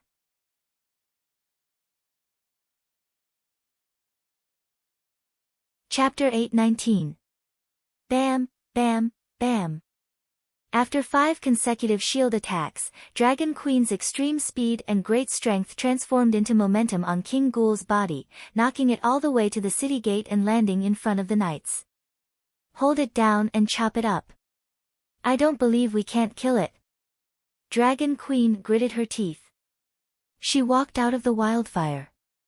Her green velvet cloak had been burned, but her blue and white armor was still shiny as if it had not been burned by the green flames. Kill King Ghoul, end the long night. Big Bear roared and rushed over first. He held down King Ghoul's right arm that was holding the sword and swung his steel sword with all his might. It was like chopping a wooden stake. Kill King Ghoul, end the long night. Old Bart, Clinton, Chui Luo, Grey Bug, Jamie, and the others rushed forward, holding down its legs, feet and arms, swinging their swords wildly. Shao, King Ghoul opened its mouth that was missing front teeth and let out a soul-freezing howl. Ah! The knights surrounding it were bleeding from their 7 orifices, their faces twisted. You're already meat on the chopping block, still want to struggle. The dragon's soul entered its body and used soul-suppressing strike. King Ghoul's soul attack was interrupted. The souls of the soldiers surrounding it seemed to have taken a hot bath, and their minds were clear again. Qi Dong. Dragon Queen also walked forward, stabbing her sword into its heart where the red sword had pierced through. The tip of the sword broke. The blade was too wide, and the ice armor was too thick. Sir, stab it in the heart. Danny let old Bart do it. After a while, Your Majesty, King Ghoul's ice armor is too scary. It can't be broken. Barristan's right arm that was holding the sword was covered in a layer of white frost. When he spoke, his teeth were chattering. This was not an illusion. The ice power of the entire northern region was gathering towards King Ghoul. Although it was held to the ground by a few large men with oak shields, a thick layer of light blue ice armor quickly solidified on its body.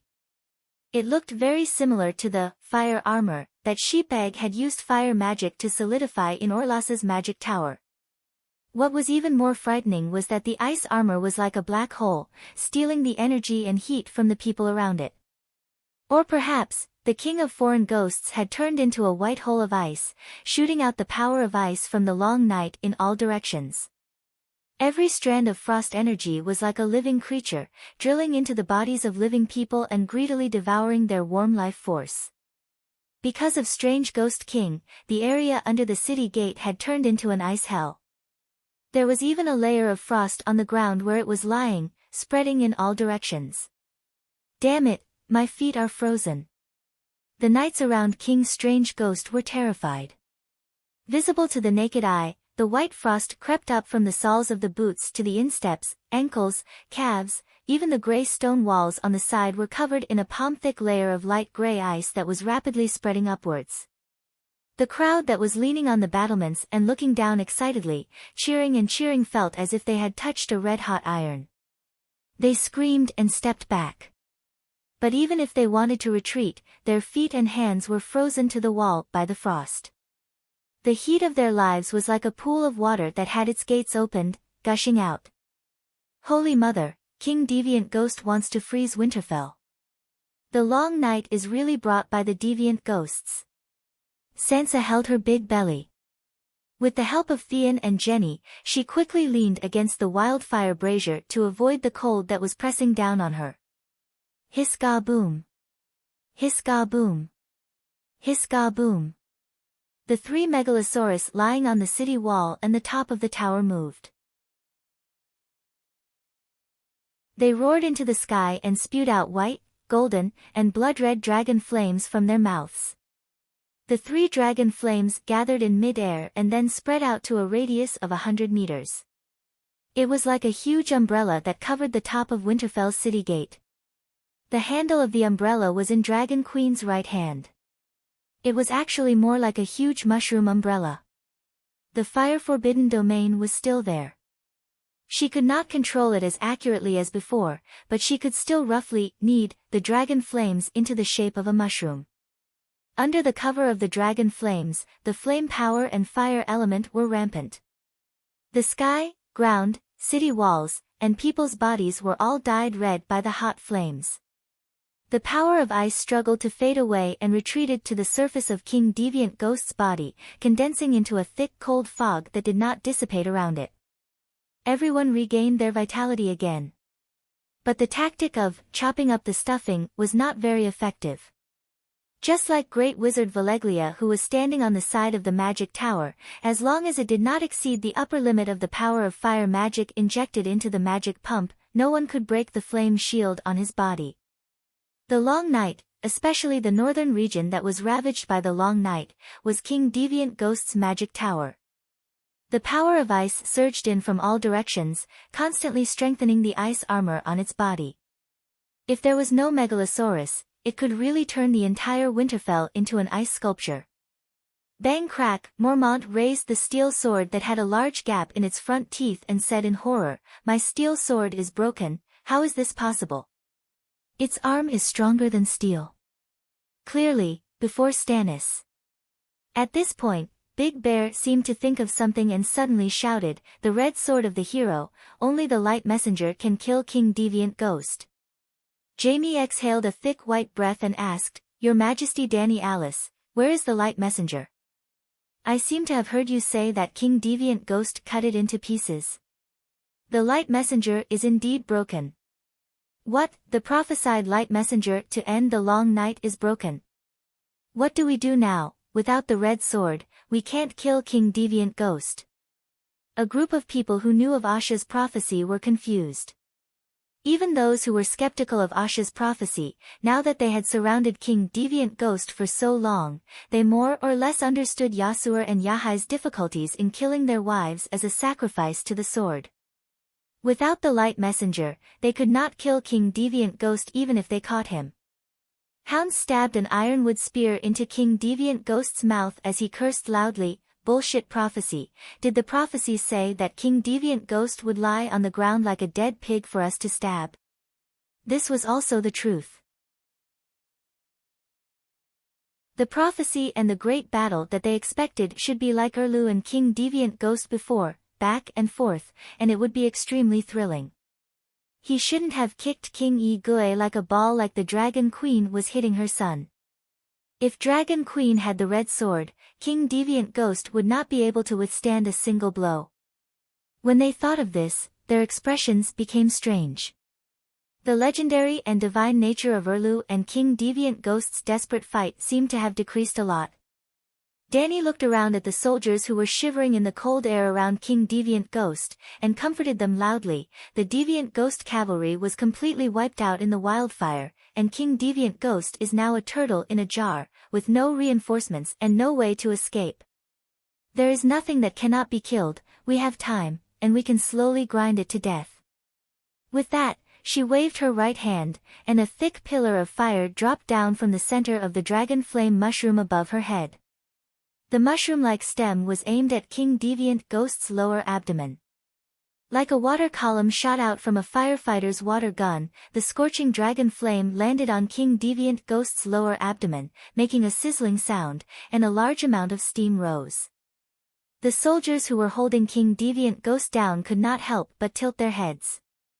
Dragon Queen waved the broken sword, not dodging the dragon flame and steam, and stabbed at King Deviant Ghost's lower abdomen that was shot by the dragon flame.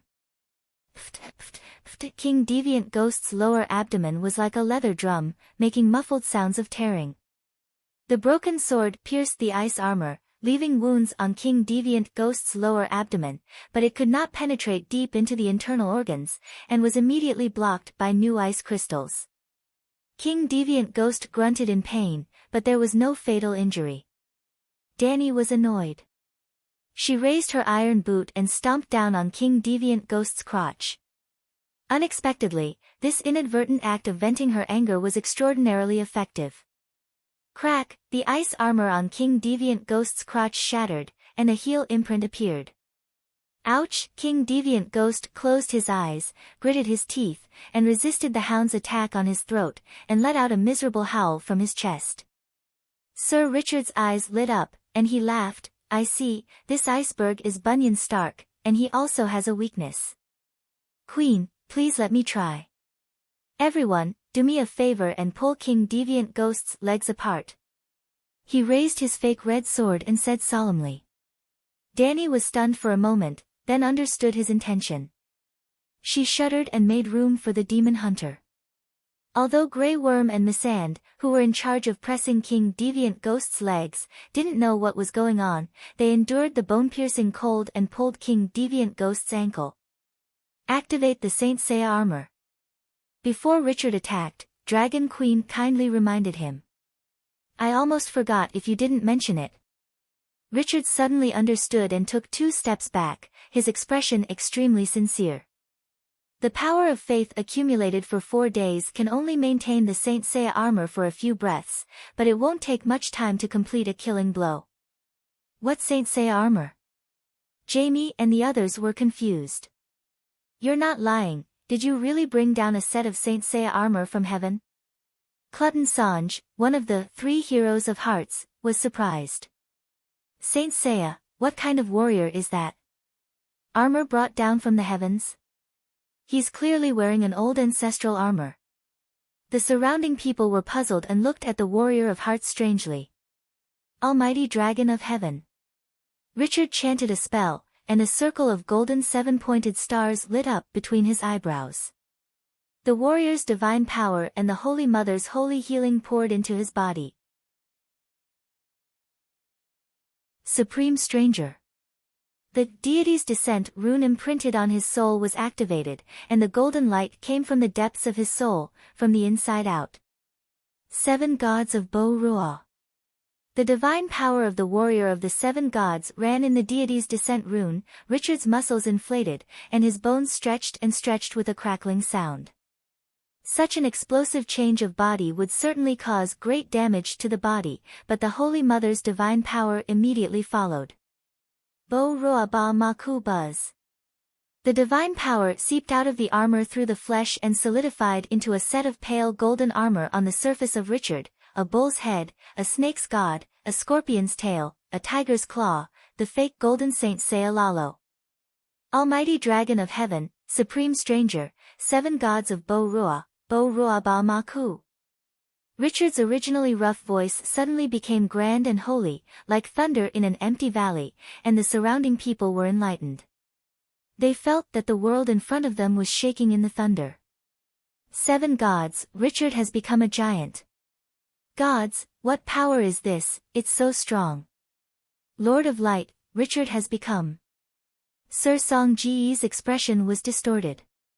After the pockmarked night pierced the sun, the red-robed woman began to spread the doctrine and image of Shadow Demon Lalo among the Red Heart Knights.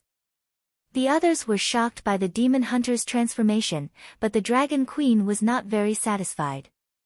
Even without the service fee, Richard's divine power was still too little, and the time was too short. The outer holy robe was actually made of divine power, and with little divine power, the color and texture were naturally a little illusory. It was not solid enough. However, the sun-piercing strike was enough. But if the king of deviant ghosts really died, how would history be written? The Dragon Queen's face was conflicted, and she began to worry unnecessarily. Demon, die.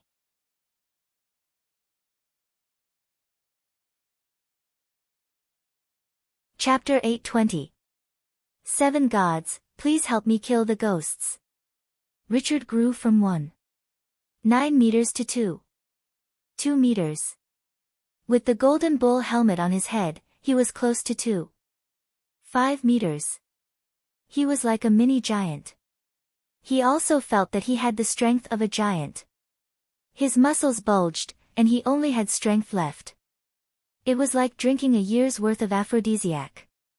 He felt extremely suffocated and bloated.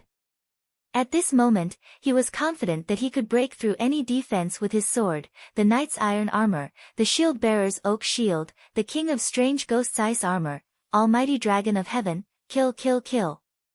He bent down and charged forward. The warrior's divine power activated the red sword in his hand, and a circle of golden red flames rose. He rushed in. He advanced quickly, but halfway through, he found it difficult to walk. He thought of the night when he was 13 years old and became a man on a maid. Almighty Dragon of Heaven, pineapple 8 meters red. The light golden armor on the surface of his body was drained of divine power, and it instantly dimmed and disappeared. But the attack was effective. Half of the 3-foot-long sword went in. Ouch! The king of strange ghosts trembled like a sieve. He closed his mouth and didn't dare to open it. He could only let out a soul-shaking wail from his chest. John, who was pressing the King of Strange Ghosts' head and using the Sisters of Darkness to poke its eyes and ears, heard his uncle's wail and looked at Richard, who was grinning and charging forward bravely. He couldn't bear to see it. Uncle Bunyan, open your eyes and remove the ice crystal armor. Let me free you. He begged in a low voice. Buzz, at this moment, the sky suddenly darkened. The battle between sunlight and darkness ended. The sun disappeared completely. The darkness was like a coffin, locking the last gap. Dani was doing two things at the same time. At this moment, in the space of faith of the seven gods, her divided soul swallowed the destiny of the Lady of Light. You dare to have designs on the Song of Light and start a battle of the laws. We will fight to the death. There is no room for negotiation. I will no longer care about long night and cold God. From now on, all my strength will be used to kill you, the King of Light announced coldly. He meant what he said. He retreated. Once again, at the crucial moment, just as Richard twisted his blade and was about to lose control, the King of Light dropped the ball and ran away. Be careful, Frost God is descending from the astral plane. I can't stop him. Bran's shrill cry appeared in Dani and John's mind. He had been working with the Light King to resist the will of the Frost God. Mother God, King Yi Gui called out in a low voice. It summoned a spirit of ice, darkness, and death. In an instant, all the braziers and torches in Winterfell were extinguished. The fake red sword was stuck in the middle of the pike, unable to move an inch. The pockmarked knight was so anxious that he roared again and again. In fact, in the fire-forbidden domain, ordinary flames could no longer be ignited. At this moment, even the wildfire had been extinguished. Winterfell seemed to have fallen into a dark and cold jelly. It was like an orange petal in an orange jelly. Will the torch be extinguished when it falls into the water? This was the same principle. Only the dragon flame was still burning fiercely. However, the mushroom umbrella, formed by the three megalosaurus dragon flame, could no longer be maintained and scattered into a mess. Rumble, the ground was shaking and Winterfell was boiling. In all directions, millions of ghouls surrounded the city walls. The 20-ton wall of fire outside the city gate was extinguished and the ghouls swarmed in. The knights immediately raised their shields and formed a shield wall with King Yi Gui as the center. Winterfell had 6 city walls. There were no wildfire bombs to clear the area. The ghouls could pile up zombie ramps at any angle of the city walls. Only the dragon crystal weapons could cause damage. The real battle of Winterfell had begun. SSSS, Whitey leaped up and flew within the city walls to avoid the deviant ghosts that might appear among the ghouls. He extended his neck and twisted outwards. The dragon flame pillar swept the battlefield outside the city walls. Blackie landed on the tower above the city gate and stepped on a pile of rubble. The dragon flame landed directly on the shield wall more than 10 meters away. Dani raised one hand to the sky, and the dragon flames that were gushing towards her scattered in all directions like a pillar of water that had encountered a reef, splashing onto the ghouls outside the shield wall. Seeing that Winterfell was barely able to maintain the situation, Bran's warning came again. Be careful, the Frost God is changing the weather. The snowstorm in Winterfell and even in half of the northern region stopped temporarily. The cold air and snow all gathered above King Yi Gui's head and formed huge hailstones that fell from the sky. Only in the area near the city gate, the hailstones were as thick as a fist, as long as an arm, and as sharp as a spear. It was as if the frost god in the sky was lying on the clouds and smashing the ground with his iron fists. It was the terrifying Pegasus meteor punch. Every hailstone was a punch. Blackie! Dani shouted. SSSS, at the critical moment, Blackie opened his mouth and spat out a bright red fireball with a mosaic. Pop! The mosaic fireball flew above Dani's head and instantly expanded into a bright red mirror with a diameter of 30 meters. It happened to cover the shield formation formed by hundreds of knights below. And just 100 meters in front of him, another mirror that looked exactly the same as the first one opened in a seemingly slow but urgent manner. Whoosh whoosh whoosh whoosh, the hailstones fell from the sky like spears and fell into the mirror at high speed. They didn't even cause a ripple and disappeared. Crackle bang bang bang. It was an indiscriminate attack. The knights in full armor looked around blankly in the pink mirror. The ghouls around them were smashed in the head by the hailstones and their corpses were smashed. Jamie looked up in shock and saw a dense army of ghouls. Above them, they were walking on the ground and were being smashed to pieces by the hailstones that passed by him. "What is this?" he asked in a daze. "Dimension portal, this is the dimension portal opened by the Megalosaurus," Big Bear said excitedly. "Don't delay, quick, carry King Yi-Gui into the city," Danny ordered loudly. "Its back is stuck to the ice crystals on the ground. We can't lift it." Beristan and the others lifted its head, pulled its legs, and grabbed its arms. After a lot of tossing and turning, they were shocked to find that King Yi-Gui's back was like a cement block, unable to move at all. Danny's eyes flashed and she said coldly, "Since it doesn't want to get up, let's bury it here." "Bury?" Jamie was shocked and then suddenly said, "Yes, we can use stones to pile it up. How can we have the time and opportunity to move the boulders now?" Beristan said helplessly. "If it weren't for the fear of freezing my dick, I would like to pee into its mouth." "We can each pee and let it freeze in its feces and urine," the hound cursed. "That's a good idea. If we have time, we can try it," Danny thought. "We can use the materials here," she said to John. "What do you mean?" John was surprised. Leave this tower." Big Black roared at the people in the tower below. The guards were at a loss and did not move. Squeak, squeak, Little White and Little Green changed their direction. The dragon flame was like a waterfall, burning the 3-story tower above the city gate from top to bottom. The dragon flame burning the tower woke everyone up. Although they did not know what was going on, they immediately fled the tower under the fire. Looking at the knights who looked over in surprise, Danny only said lightly, "Get ready to retreat." Before she finished speaking, the light red space door above their heads rippled a few times. Buzz rip. The space door that was wandering around 100 meters in front of them disappeared directly. The next moment, another space door suddenly appeared at the junction of the tower and the city wall under Big Black's feet. There were entrances and exits to the space door. In the higher dimension world, there was only one space door, and the entrances and exits were connected together. But in the 3-dimensional material world, there seemed to be 2 space doors, and the entrances and exits were separated. Now, Big Black kept the entrance of the space door unchanged, and the exit position changed from outside the city to under the tower. Like a chainsaw cutting wood, the light red mirror laboriously cut open the boulder wall. It stopped halfway, and the remaining half of the wall was still connected. The tower did not fall into the space door. In fact, from the outside, the space door cut through stone as easily as a sword cutting through meat. But Danny knew that it was very difficult for the space door to cut through material objects. The difficulty here was mainly reflected in the consumption of the soul power.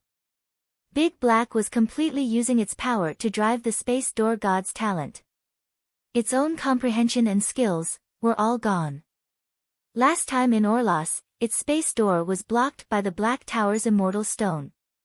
Poochie poochie.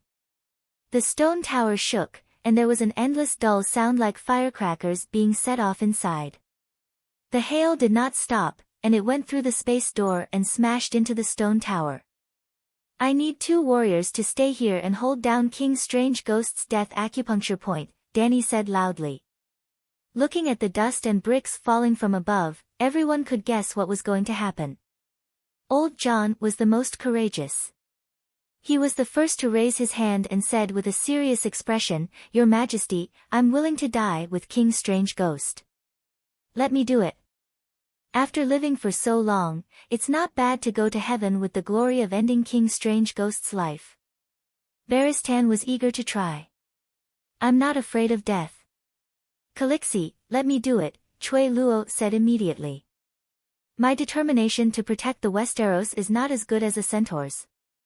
Your Majesty, tell me, what should we do? Hound said loudly. Then Jaime, Big Bear, Dark Star, and the others all expressed their willingness to step on the path of glory. Even the little crab, when Dany glanced at him, reluctantly expressed his willingness to die for his queen. Well, his father and brother were both winged dragon knights, and they were not here. Of course, the little crab did not want to die, but everyone around him was patting their chests, eager to sacrifice themselves. If he did not do anything, he would be too conspicuous and unconventional. But he did not know the Dragon Queen's habits. If Sir Elisa was here, he would rather lose face than raise his hand to ask for a sacrifice. Because the Dragon Queen loved to drag her own people into the death squads. She called it, leading by example, absolutely fair. Sir Satiga, your ancestors and your descendants will be proud of you. The Dragon Queen sighed.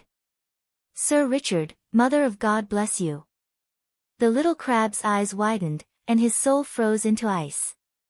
The Queen's voice seemed to come from the sky. I've been chosen. Why, I'm Satiga, your direct descendant. Also, I'm still dreaming of becoming the Queen's husband. I'm not married, and I don't have any descendants. His mind went blank, and he did not even know what to say. Your Majesty, thank you for bestowing this honor upon me. I promise to complete the mission. The pockmarked knight was different. He was very happy and excited. Dragon Queen, His Majesty Stannis is dead. I'm willing to imitate his heroic act of perishing together with King Strange Ghost. Please give me this opportunity. The short and stout Sir Sanj said emotionally. Don't even think about snatching it from me. The pockmarked knight glared at his partner. Richard, we've known each other for many years. Just help me this once, and leave the honor to me. Sir Sanj pleaded. No, I can give up everything else, but the honor of perishing together with King Strange Ghost must not be given up. Seeing the two arguing, the little crab was conflicted.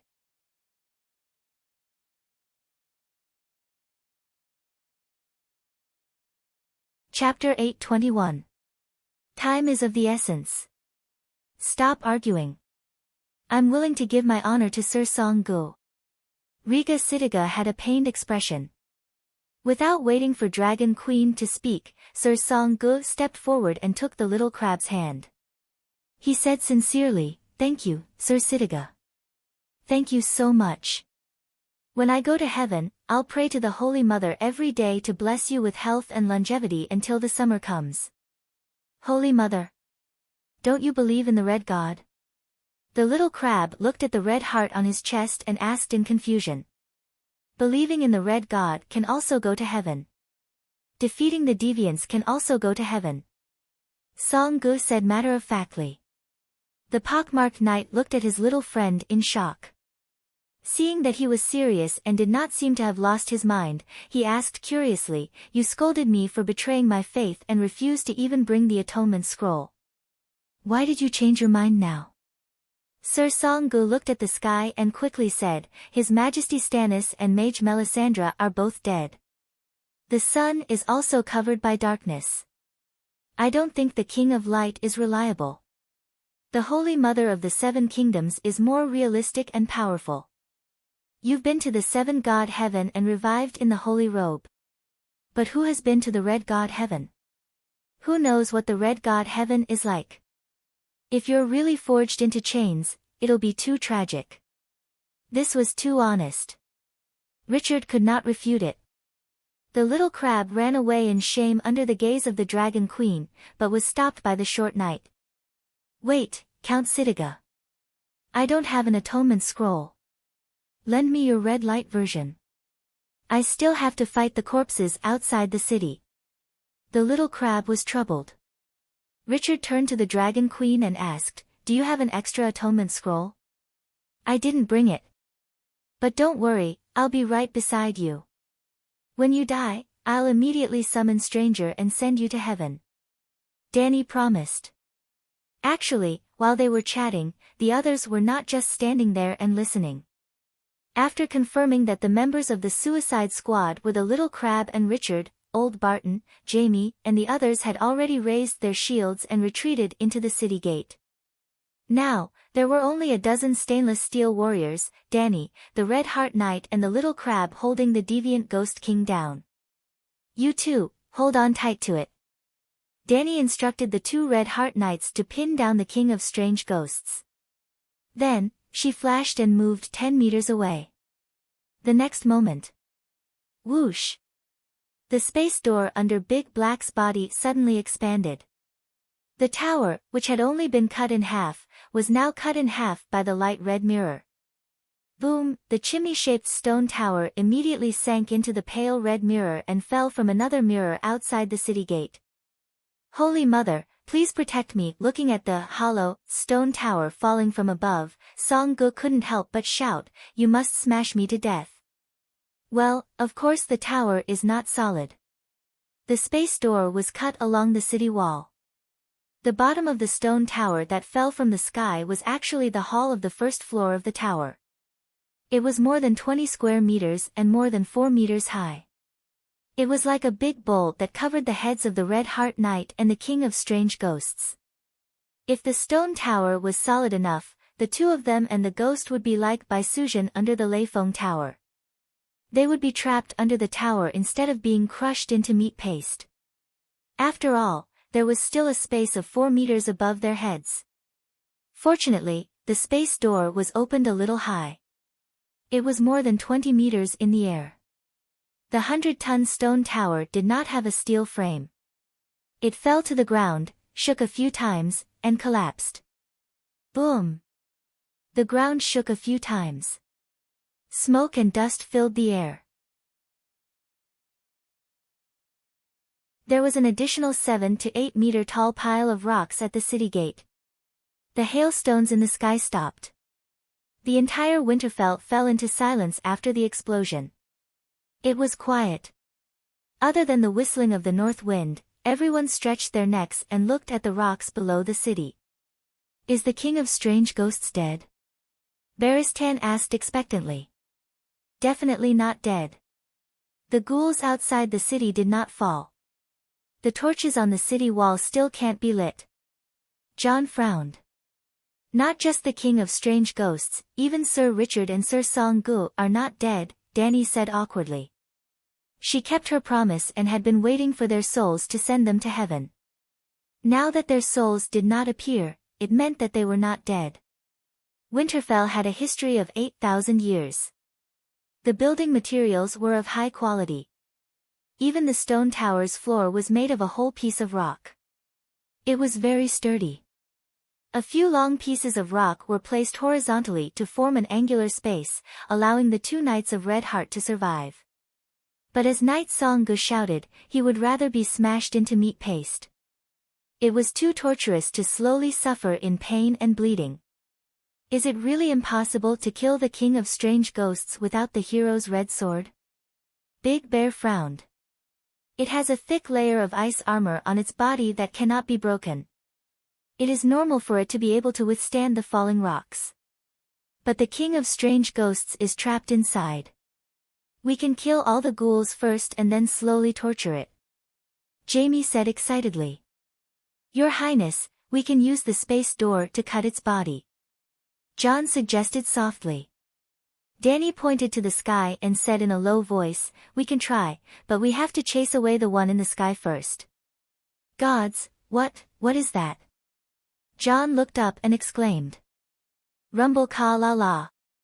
The dark clouds above Winterfell rotated slowly, forming a giant whirlpool that rotated counterclockwise. Purplish-black lightning chains swam around the center of the whirlpool. At first, the area of the dark clouds was not large, barely covering 100 meters around the King's Gate. But like cotton candy, every time the dark cloud whirlpool rotated, the surrounding dark sky would rotate as well. Round after round. Under everyone's stunned gaze, a black whirlpool with a radius of 10 kilometers covered the sky. Ah, look in the distance, there is light.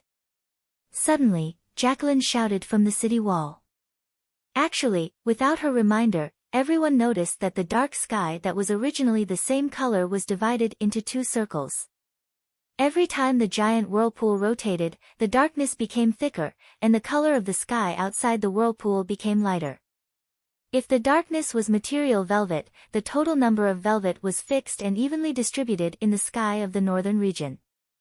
Now, under the control of the gods, the velvet that represented the darkness began to accumulate in the sky above Winterfell. Winterfell was even darker, and the rest of the city revealed a gray sky. From afar, it was as if there was light outside the black whirlpool. In fact, there was no sunlight at all. The light came from the darkness. Lalo had already retreated. Even the shattered sun had exhausted its energy and disappeared completely. Be careful, this is a large-scale hailstorm mana spell. Everyone, hide in the tomb immediately. A flock of crows descended from the sky and cawed in unison above Winterfell.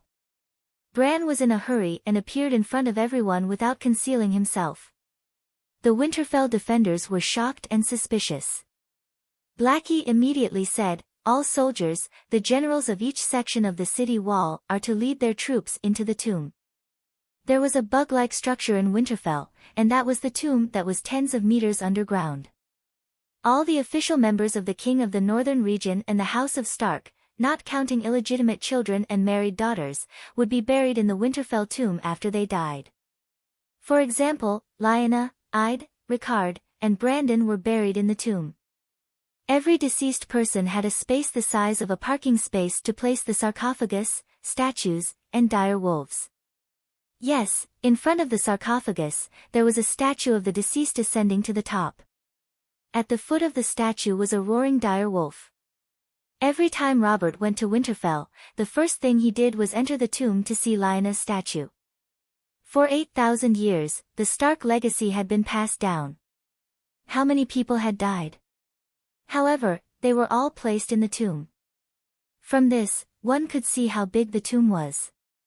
In fact, the huge cavern in the tomb was even bigger than the castle on the surface. Under Blackie's command, the soldiers in the city began to leave in an orderly manner. Dany asked telepathically, "How powerful is the large-scale frost god spell?" "The kind that can destroy cities and countries." "It's less powerful than the Dorn Arm and the Neck Swamp, but it's definitely stronger than the time when Loina Water Wizard flooded Valeglia's city." Bran's mental waves were filled with fatigue and powerlessness. Fuck, this is a forbidden spell. Is hiding in the tomb useful? Dany's face was pale. She began to consider if she should escape on her dragon. "If it wasn't for you, everyone here would have died." A large crow cawed as it landed on the city gate. "What's the use of personal strength against such a natural disaster? You are the controller of the wind song. How can there be a wind god defeated by a storm?" Bran said in a low voice. His words were very reasonable. Dany could not refute him. However, she had to refute him even if she could not. "I don't know a single wind spell. I can only use the most primitive way to communicate with the wind." "Or, do you have any powerful wind spell in the Green Prophet's memory that you can teach me now?" "You have the wind of the world from the Mother Goddess. Find all the tornadoes and analyze their structure. Then you can create a spell to summon tornadoes yourself." "Do you still need me to teach you? You can say this to me 500 years later. I have only had the wind of the world for half a month. However, how many things do I have to worry about in this half a month? We are not attacking each other, but defending against their attacks. You don't need to use large-scale spells. You just need to destroy their ice storm. Try it first." Bran's voice became softer. Dany sighed. Two fire crows flew out of her eyes and landed on her shoulders. They turned into a pair of fire wings in the shape of a round shield. She leaped into the air like a big bird, leaving behind a trail of fire in the pitch-black sky. Then, she arrived at the giant black vortex. Wherever the wind god went, the wind in nature was her friend. She could merge with it and fly with it. Now, she felt that the wind was out of her control. The wind was very cold. It slowly condensed under the rotation of the vortex. The embryonic form of a tornado had already taken shape. She was like a willow leaf that moved with the wind uncontrollably. She was multitasking. The ring of wind brought the second soul into the state of the wind song. She analyzed the structure of the ice storm while chatting with the three-eyed crow. The frost god is so powerful. How did Yasuo and Ahai end the long night? What did you do that you don't even know? Lalo plotted against you. You just needed to resist. Why did you have to shed all pretense of cordiality and merge with the Lady of Light's destiny? How many songs of laws have you been involved in? 4 elements, death, and now light. Aren't you tired? The Bran complained. Danny said angrily, ever since he plotted against me, I shed all pretense of cordiality with him. You didn't blame Lalo, who broke the rules of the game first. Instead, you blamed me, an ally who was so cautious and conscientious, but was betrayed. Are you crazy? Do you know that I lost 20% of my divine soul's power? Did I blame you for destroying the red sword? If you had pretended to be obedient first and merged with the Lady of Light's destiny after passing this trial, I could have even helped you deal with Lalo. Such a good situation was ruined because of the internal strife between you two. So that's how it is. Destruction is much easier than creation. Danny suddenly laughed. Along with her carefree laughter, a light green wind belt surrounded her body. The wind belt was like a living creature, swallowing all the tornadoes that fell from the giant whirlpool. At the same time, it spread circles of chaotic wind in all directions. It was as if the wind had become a substance like water. The giant whirlpool of the frost god was condensing the water in the pool of wind, and Danny connected a pipe under the opponent's pool to steal the water into her own pool. Then she turned on the tap and let the water flow back to nature. Boom ka la. In less than a quarter of an hour, the tornadoes under the giant black whirlpool completely collapsed. As the Bran said, Danny was the controller of the Song of Wind. Danny couldn't control the ordinary wind witchcraft driven by magic or divine power because the divine power belonged to the demon god himself. However, large-scale wind forbidden spells must involve the power of the wind element in nature. When it came to controlling the wind element between heaven and earth, Danny might not have any skills, but she could destroy the opponent's orderly control. Be careful, the white frost is coming. Danny was excited. Bran shouted at the top of his lungs, and his spiritual fluctuations were full of fear.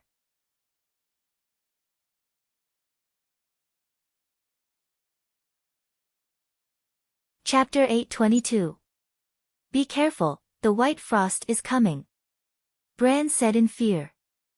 Danny looked up and saw that the giant whirlpool with a radius of 10 kilometers seemed to be slowly but rapidly extending downwards into a long pipe, like a funnel. No, it didn't look like a funnel. The tail of the whirlpool was too thin. It was like a fishing line hanging from a Boeing 747. If it wasn't white and emitting white light, which contrasted with the black whirlpool, Danny wouldn't have been able to find it even with Bran's reminder. The white trail in the center of the whirlpool was very fast. In a short while, it drifted down 5,000 meters and was only 2,000 meters away from Danny. Run, that's the white frost. Bran said anxiously.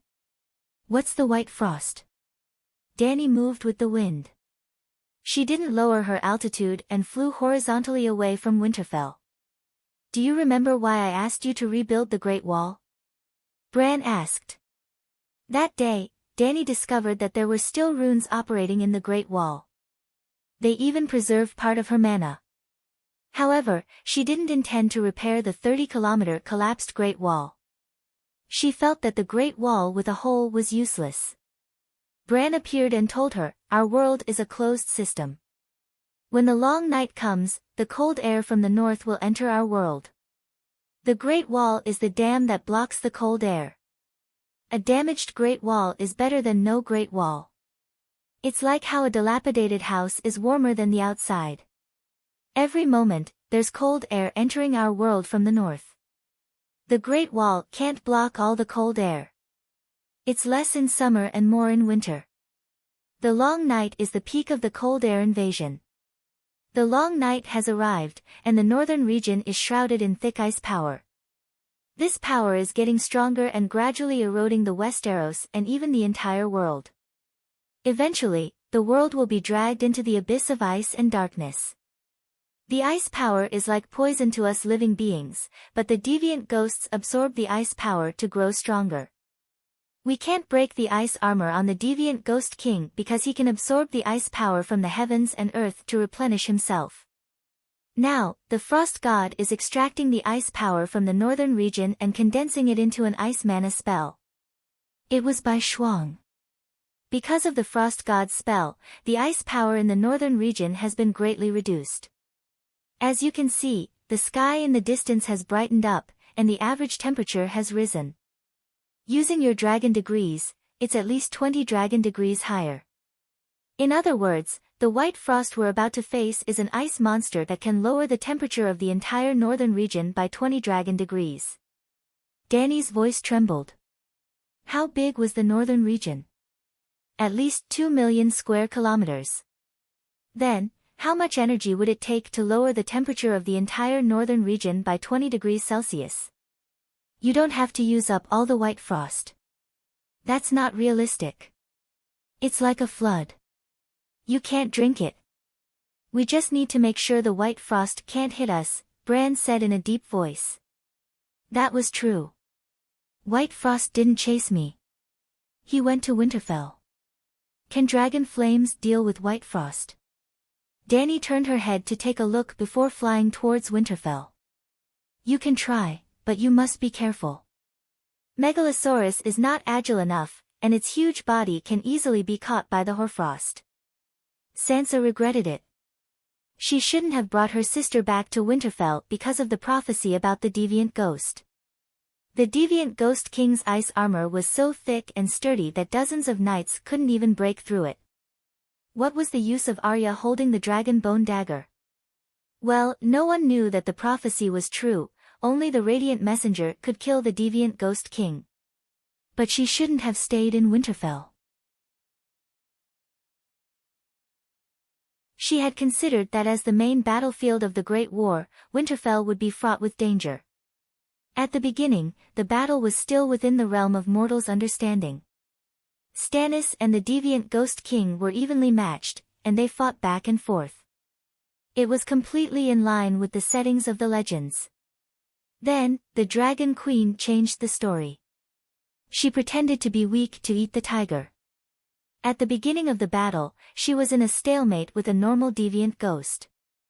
After a long battle, even the humans thought that was her true combat power, let alone the deviant Ghost King. If the deviant Ghost King knew the true level of her swordsmanship, he probably wouldn't have appeared alone. After all, Uncle Bunyan was a Stark.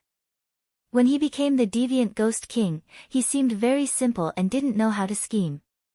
Oh, that's not right. When he fought with Stannis, he used many tricks and finally killed the Radiant Messenger, the only fatal blow to him. Unfortunately, when faced with the sudden power of the Dragon Queen, all his tricks were useless. Even though she didn't know much about swordsmanship, she knew that Uncle Bunyan was far inferior to Sword Daybreak, and the Dragon Queen had surpassed Arthur Dayne. The deviant Ghost King was beaten up like a child by the Dragon Queen. Although it wasn't the fixed plot of the legends, it was still a human battle. But the hailstorm that followed, the fire in Winterfell went out, the dimension portal cut the tower. Even Grandma's legends weren't so exaggerated. But this wasn't the most exaggerated. The giant whirlpool was 10 kilometers wide. Even the ignorant humans would tremble inexplicably. The extraordinaries who sensed the terrifying mana within were already in despair. Sansa knew deeply that this was the prelude to a terrifying spell. As a moon singer, she could even predict the fate that would befall Winterfell through the violent tides in the Mana Sea. Even though the Dragon Queen suddenly grew a pair of wings and flew into the sky, causing the defenders in the city to shout excitedly, she didn't get much comfort from it. When Bran's crows loudly reminded the Winterfell defenders to hide in the tomb, she hesitated like the others. The others didn't know who was controlling the crows, nor did they understand the seriousness of the matter. But she knew that hiding in the tomb might not be useful. Escaping on the pterosaur was the best plan. But besides Jenny Poole and Theon, she also had Princess Elaine and the others with her. She had watched the deviant Ghost King's final battle on the city wall and had been surrounded by people. She couldn't escape on the dragon in front of them. While she hesitated, she was escorted back to the inner city by Jenny and Theon and queued up to enter the tomb. Perhaps, the Dragon Queen could stop the forbidden spell in the sky. Perhaps, the tomb could prevent them from being affected by the spell. After all, Bran let them enter the tomb but didn't remind her to escape on the dragon. And Jon and Arya. Thinking of Jon and Arya, Sansa began to worry about her siblings. Just now, the Black Dragon's voice rumbled, "Those who can't enter the tomb in 5 minutes, immediately turn back to the city wall and gate. Put down the wooden ladder and leave Winterfell." Sansa understood what he meant. The Winterfell tomb originally only had one entrance. After the deviant ghosts broke through the city wall, Jon knew that the Winterfell war was inevitable.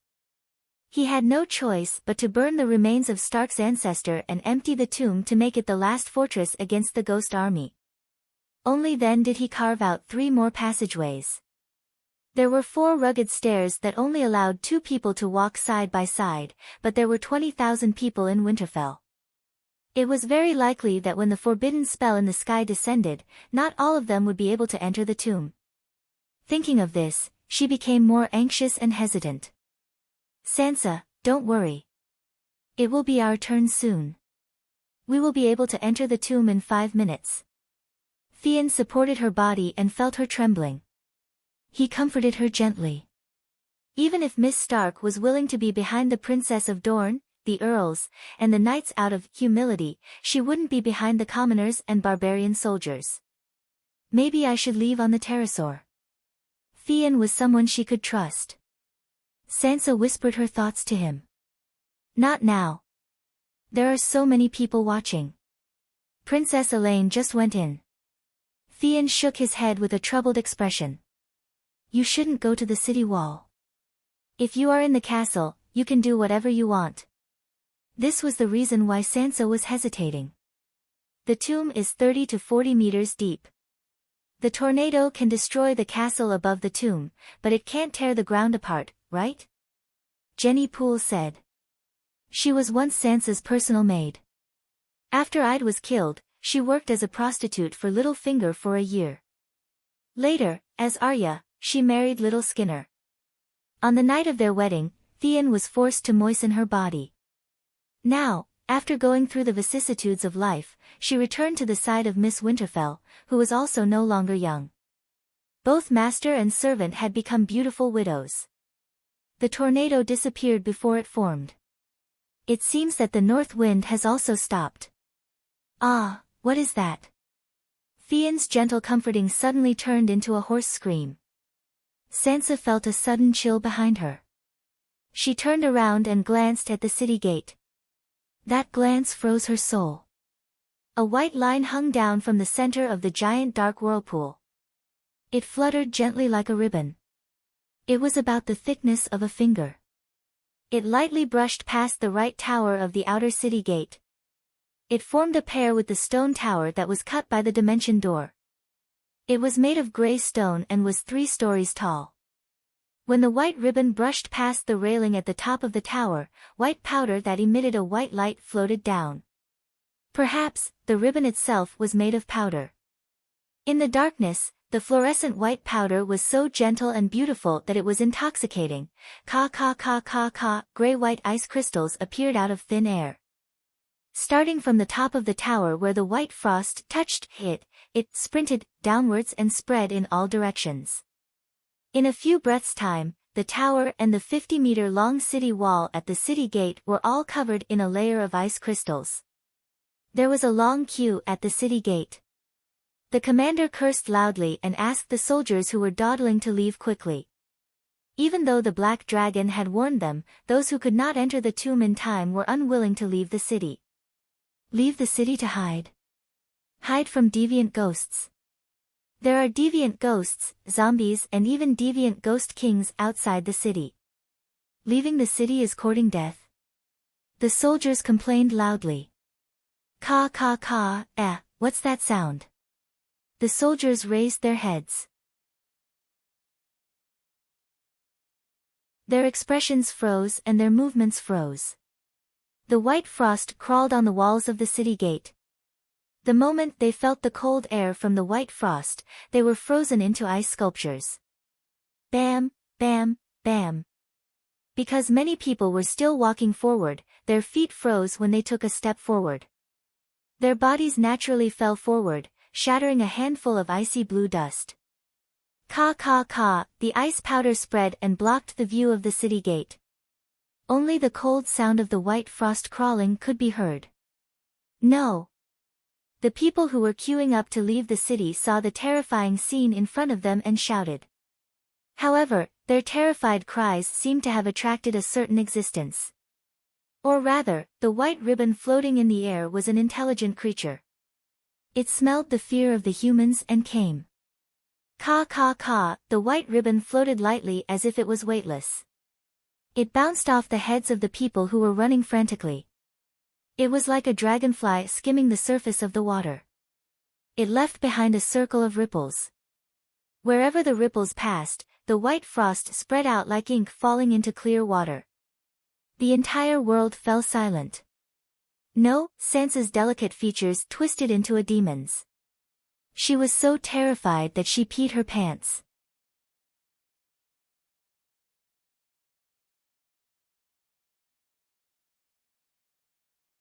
Chapter 8:23. Save me.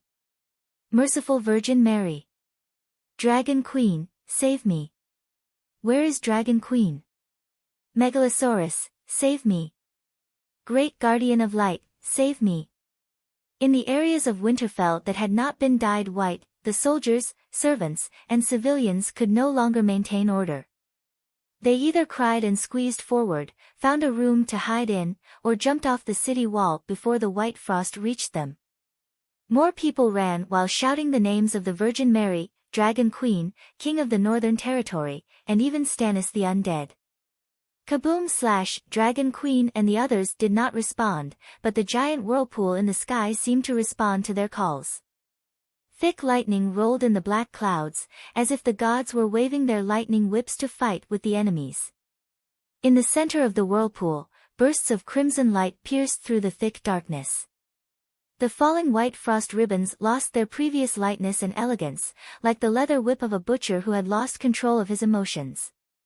They no longer chased after crowded areas, but whipped the castle, the stables, the spacious training ground, and even landed on the ghouls who were fighting with the soldiers outside the city wall.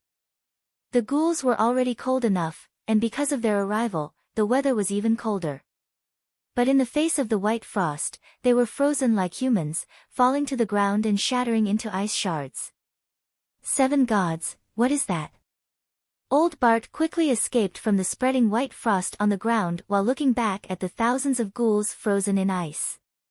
The White Knights had been strictly following Dragon Queen's orders. The others were still hesitating whether to go out of the city to fight the ghouls, but they did not hesitate at all. The group of knights who were waiting at the city gate, those who had horses immediately found them, those who did not raised their shields and followed behind the knights. They formed an arrow formation and rushed out together. Along the King's Road, they ran away from Winterfell to the south. Old Bart, Big Bear, and the other followers of Dragon Queen rode their dragons. Naturally, they did not have warhorses, so they could only run on their 2 legs. Just now, the white frost ribbons twisted like the wind and moved a kilometer or 2 horizontally, landing on the left side of Old Bart and immediately freezing the ground. If it weren't for the old knight's good luck that he was a little far from where the white frost fell and that he was wearing a steel armor that could resist part of the power of the ice, he would have been glorious. The white ribbons that tracked the aura of the living in an orderly manner turned into a white frost whip that went out of control. It was an unexpected disaster for the people outside the city. But the Winterfell creatures who were queuing up to enter the tomb realized that it was a good opportunity to escape. After Bai Shuang left, they had time to enter the tomb again. Quick, get out of the way. This is Queen Sansa. This is Sansa Stark. She's pregnant. Theon carried the stunned Sansa in his arms and roared as he pushed his way forward. We should have left on the pterosaur. Danny Liz has already escaped. It's too late now. I've sent Lady away. It's too late. Sansa sobbed in Theon's arms. There's still time. We can hide in the tomb. That white frost whip can't freeze the ground into ice. There's a hot spring under Winterfell. Theon consoled her. Fortunately, the title of queen was useless. Stark was a sturdy signboard in the Northern Territory and Winterfell. Even though the white frost whip was wreaking havoc in Winterfell and their lives were in danger, many savages, Northern Territory civilians, and even noble knights made way for Theon. Boom! Just as Theon carried Sansa down the stairs, a dull sound came from the center of the black whirlpool in the sky. It caused the castle to tremble slightly. Then, red light tore through the black whirlpool and dyed the ground red. The world of darkness suddenly became like the birth of the sun, with thousands of rays of multicolored light. Everyone who looked up at the sky could feel the warmth of the red light on their cheeks. It was hot. What happened? Theon stopped in his tracks and looked at the sky in a daze. Hong hong hong rumble, there was a hole in the sky. The red light dimmed and disappeared. It was replaced by white light. Everyone who looked up at the sky could feel the warmth of the white light on their cheeks. It was cold. The bone-piercing coldness made everyone fearful. The viscous white light that leaked down from the hole in the sky had the same color and temperature as the white frost whip.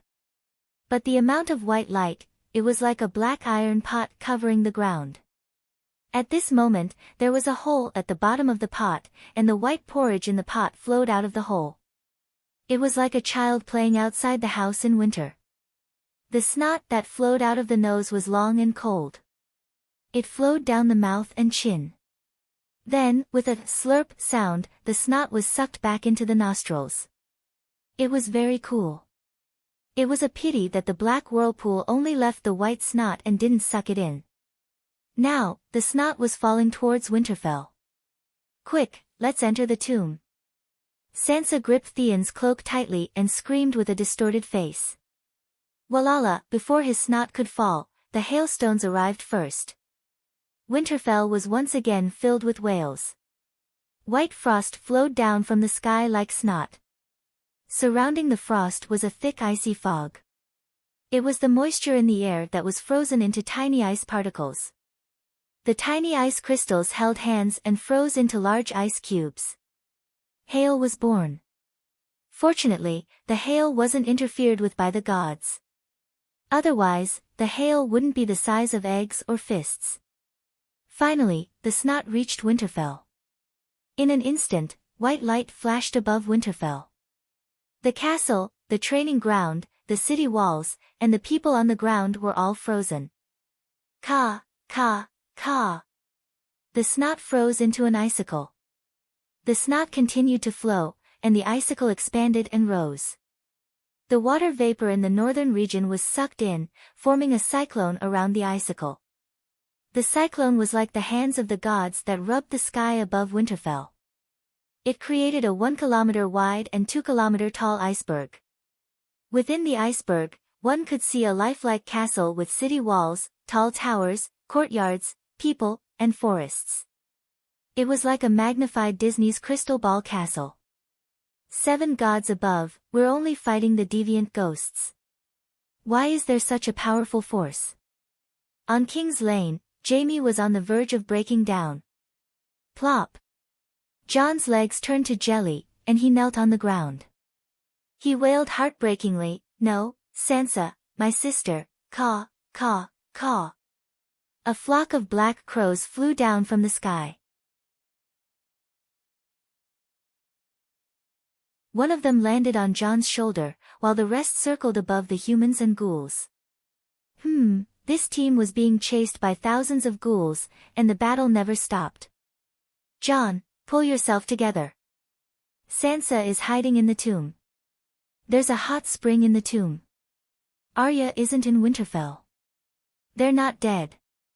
After hearing that his two sisters were fine, John felt much better. He tilted his head to look at the big crow on his shoulder and said sadly, "What happened?"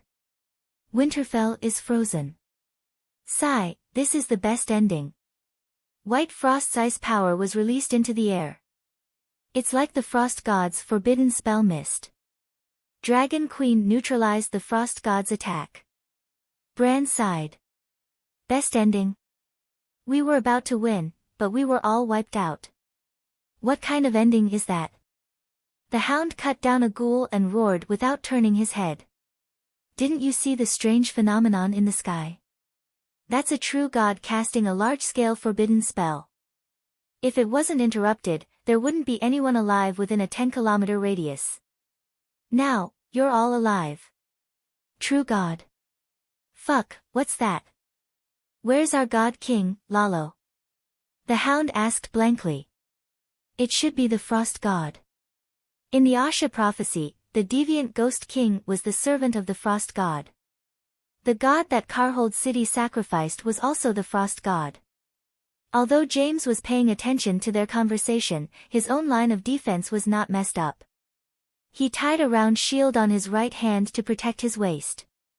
The sword in his left hand was as fast as lightning. The widow's wail pierced the ghoul's eye socket. He then pulled the sword horizontally, cutting off half of the ghoul's head and another ghoul's neck. That's right. The dark vortex in the sky is the Frost God's spell. Lalo is no match for him and has retreated. The Light King ran away. What about the 7 gods? Why didn't the warrior and the Holy Mother come? Jaime asked. 7 gods. The big crow had a strange look in his eyes. The 7 gods are here. It's the 7 gods and Dany Rise who stopped the Frost God's forbidden spell. There was nothing wrong with that. Dany didn't run away. She was usually afraid of death, but in the face of danger, she had a brute courage that she didn't know she had. In fact, she had been trying to stop the white frost from falling from the sky.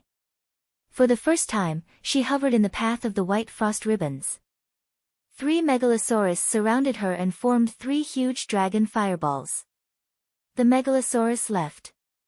She held the fireballs and waited for the white frost ribbons as thick as a thumb to reach her body.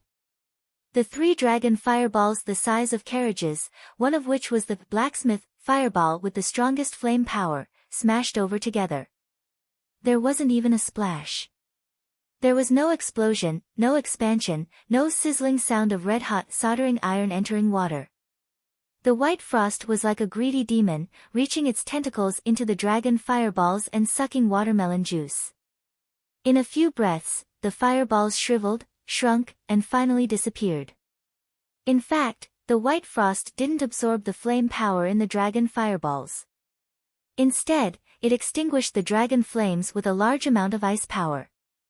It was like using a fire hose to extinguish a lit candle. The second try was the space gate. Blackie was far away. A mosaic fireball shot out dozens of meters and cut off the white frost ribbons. Then, the bright red space gate solidified into a seemingly solid ice crystal mirror and shattered with a crack. As expected, the space gate doesn't work well on Frost God and even the King of Strange Ghosts. Bran sighed helplessly. The time and space talent that Mother Goddess gave you can be divided into time and space talents. Time is Door God's talent, while space comes from wind mastery, P.S. To put it bluntly, the space gate was just a kind of witchcraft derived from the Song of Wind. Door God knew how to use it, and so did Frost God.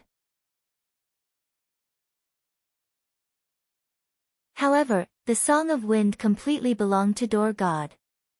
The weirwood root retained the Song of Darkness and could no longer use the wind space gate. After 2 failed attempts, Dani gritted her teeth and thought, since I can't block the frost, I'll deal with the source of the frost. She rode on Blackie and opened the space gate.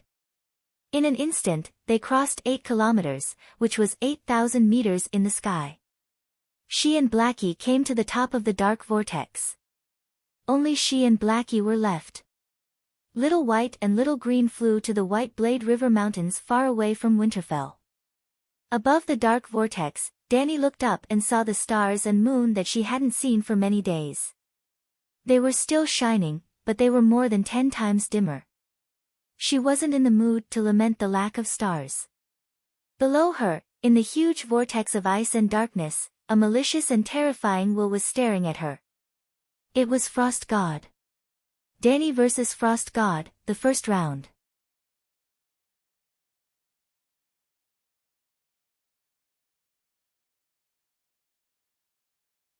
Chapter 8:24.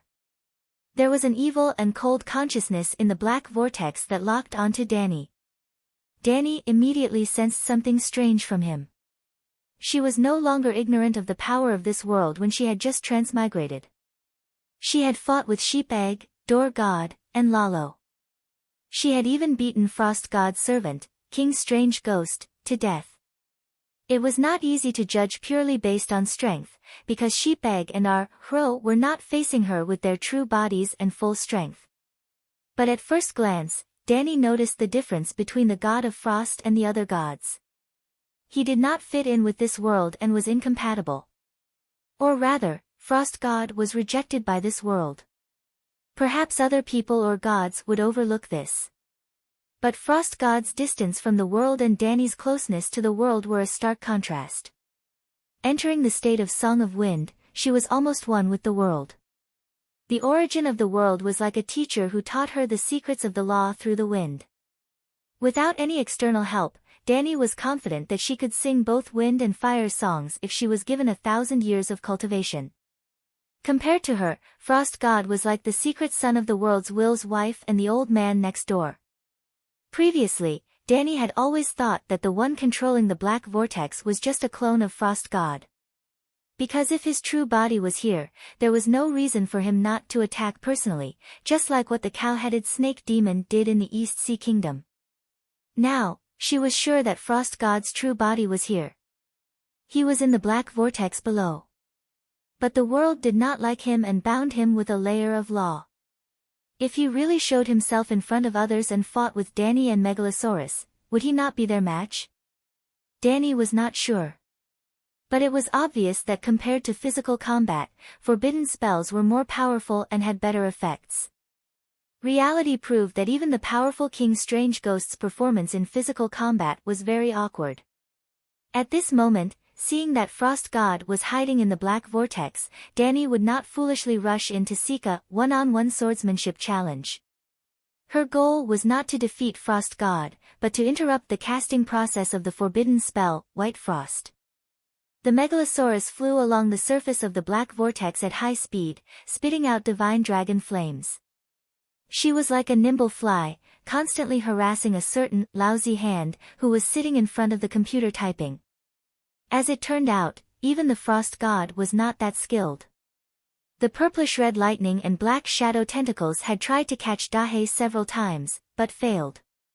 However, flies could not cause much harm to people who were writing. From time to time, Blackie would sweep across the surface of the dark whirlpool and leave behind streaks of dragon flames. Besides producing white steam and black smoke, Blackie couldn't stop the white frost from corroding Winterfell. Yes, the dragon flame vortex still had some effect on Bai Shuang. Dani had indirectly saved Sansa's life. Due to the dragon flames, the power of ice and power of darkness in the whirlpool were unbalanced. The frost above Winterfell was like a whip that randomly whipped Winterfell. Before that, the ribbon-like white frost was like a devil's tentacles that accurately tracked the aura of living people. It went all the way to the dungeon gate and almost froze all the people who were queuing at the entrance of the tomb. I also have a forbidden spell. Cooperate with me and let's try it. In the end, Dany decided to use her killing move. Her divine power and soul power were infused into the bodies of the 10 fire elves. They turned into 10 crows and blended into the three-eyed crow's army of 3,000 crows.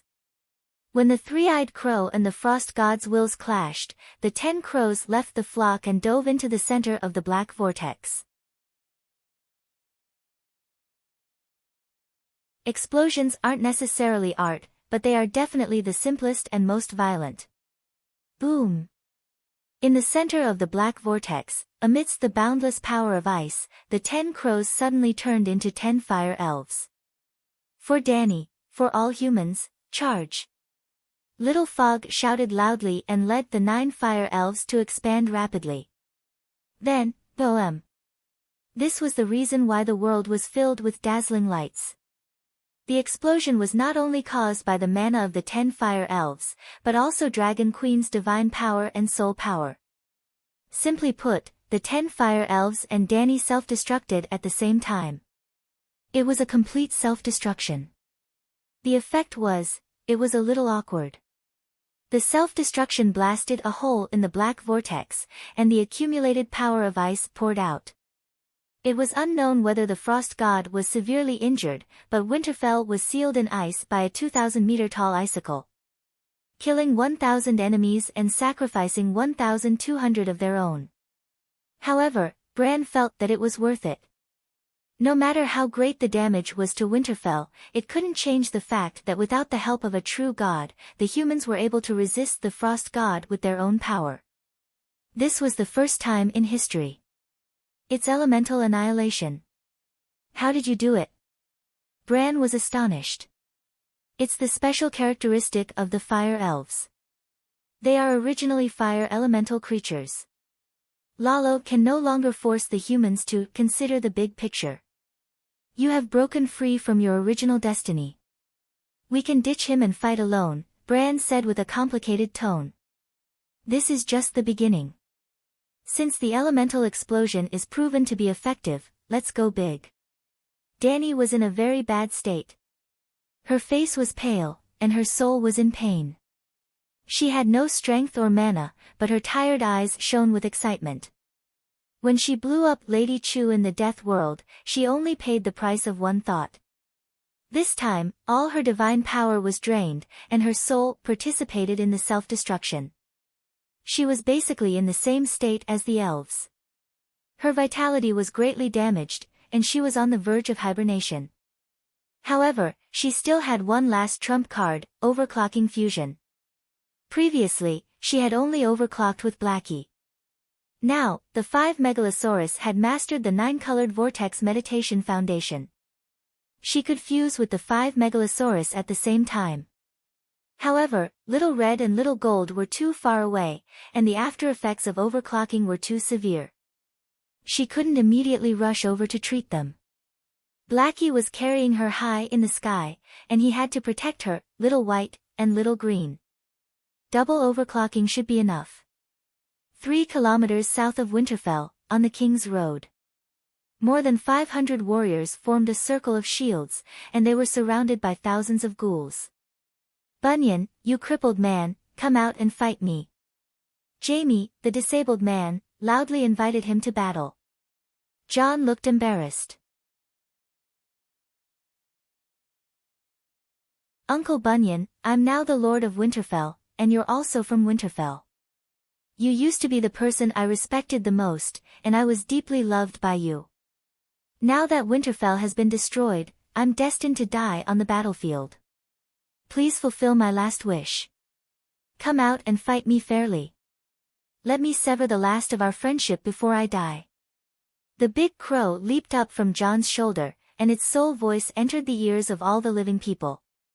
Found it. The whole army has it. The shield-bearers on the periphery squatted down, and the wounded in the inner circle crawled on the ground. Caw, caw, caw. Without waiting for Jaime and the others to respond, the big crow leaped up and led a flock of crows to an inconspicuous corner of the ghoul army. In the snow 200 meters away from the living shield formation, in the middle of a group of ghouls stood a white ghoul with an umbrella sword on its back and a horned crown on its head. King's strange ghost. In the chaos, it was fished out from a pile of rocks by the ghoul giant. Previously, it had been hiding in the ghoul army, and even the three-eyed crow couldn't find it. Therefore, when Jamie provoked it, John moved it emotionally, and when it showed strong emotional fluctuations, it was immediately noticed by Bran. Then, Bran led a flock of crows over. Bran Stark. Seeing the flock of crows flying over, King Strange Ghost felt an inexplicable sense of danger. Red Sword wasn't the only one who could kill King Strange Ghost. In the world, only Red Sword's mana level had reached the highest, true god level, and it could easily break through King Strange Ghost's defense. Without another word, King Strange Ghost retreated in a flash. It wasn't slow, but the way it ran was very awkward. It bent its body, stuck its butt out, and limped like a patient with severe hemorrhoids. Perhaps King Strange Ghost himself realized that his running posture wasn't graceful or domineering enough, so he hurriedly called for his horse. Soon, the ghoul horse with frost on its surface ran over. But before King Strange Ghost could climb onto the horse, the 8 crows had already surrounded it. Before King Strange Ghost could draw his sword and slash. Bam, bam, bam, the 8 crows turned into 8 little suns with human faces. They held hands and surrounded King Strange Ghost in the center, and shouted in unison, "Greetings to you on behalf of the Dragon Queen, long live explosion." At the same time, above the dark vortex, the remaining 40 crows and Meng Zotzi all fell into the center of the vortex and turned into 40 fire spirits. The 40 fire spirits squeezed together and shouted in unison, "Greetings to you on behalf of the Dragon Queen, long live explosion." There were 40 fire spirits in the sky and 8 on the ground. The 48 fire spirits divided all of Little White's and Little Green's souls and magic power. Especially the magic power. The Megalosaurus magic power was almost endless, but at this moment, they all self-destructed. Boom! The explosion wasn't loud, but the entire sky seemed to be ignited by flames. The dark vortex was like a cow dung that had been hit by a cannon, and a 1-kilometer-wide hole instantly exploded. Then, the entire dark vortex was like a deflated balloon, spewing out large amounts of white powder and dark smoke. Before the powder and black smoke fell, they immediately turned into a surging storm and egg-sized hail. However, the water vapor in the sky of the northern region was almost dry, and the hail seemed abnormally thin. Visible to the naked eye, the dark vortex disappeared, the black clouds in the sky dispersed, and the sky gradually began to brighten. It was like coming from a dark night to a gloomy evening. The sky was clean and gray. As the sky brightened, the warriors who got up from the ground could see their surroundings clearly. 200 meters ahead, there was a hole the size of a basketball court. At the edge of the snow hole, there were corpses that fell like wheat. Most of them were still alive and were still struggling to get up. Even around the shield formation, there were corpses that were getting up from the ground. They were almost uninjured, but they couldn't stand steadily under the shock wave and fell to the ground. The vortex disappeared, the black clouds in the sky also disappeared. Is the god of frost dead? Is the king of strange ghosts dead? Is the long night over? Jamie shook his head that was constantly ringing, and looked around blankly. They're not dead, the corpses are still moving. John snapped his fingers, and a cluster of flames rose from the tip of his finger.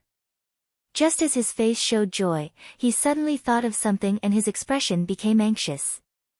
He looked into the distance and said quickly, "The flame domain is broken, and the firewood can be lit.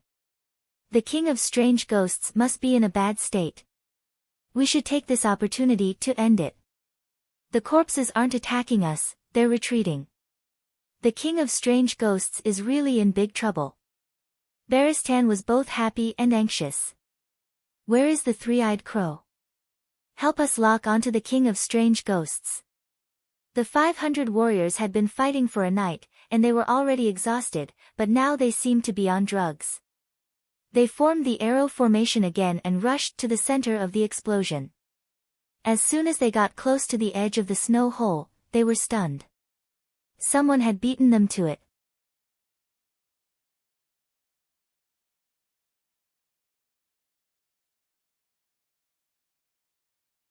Chapter 8:25.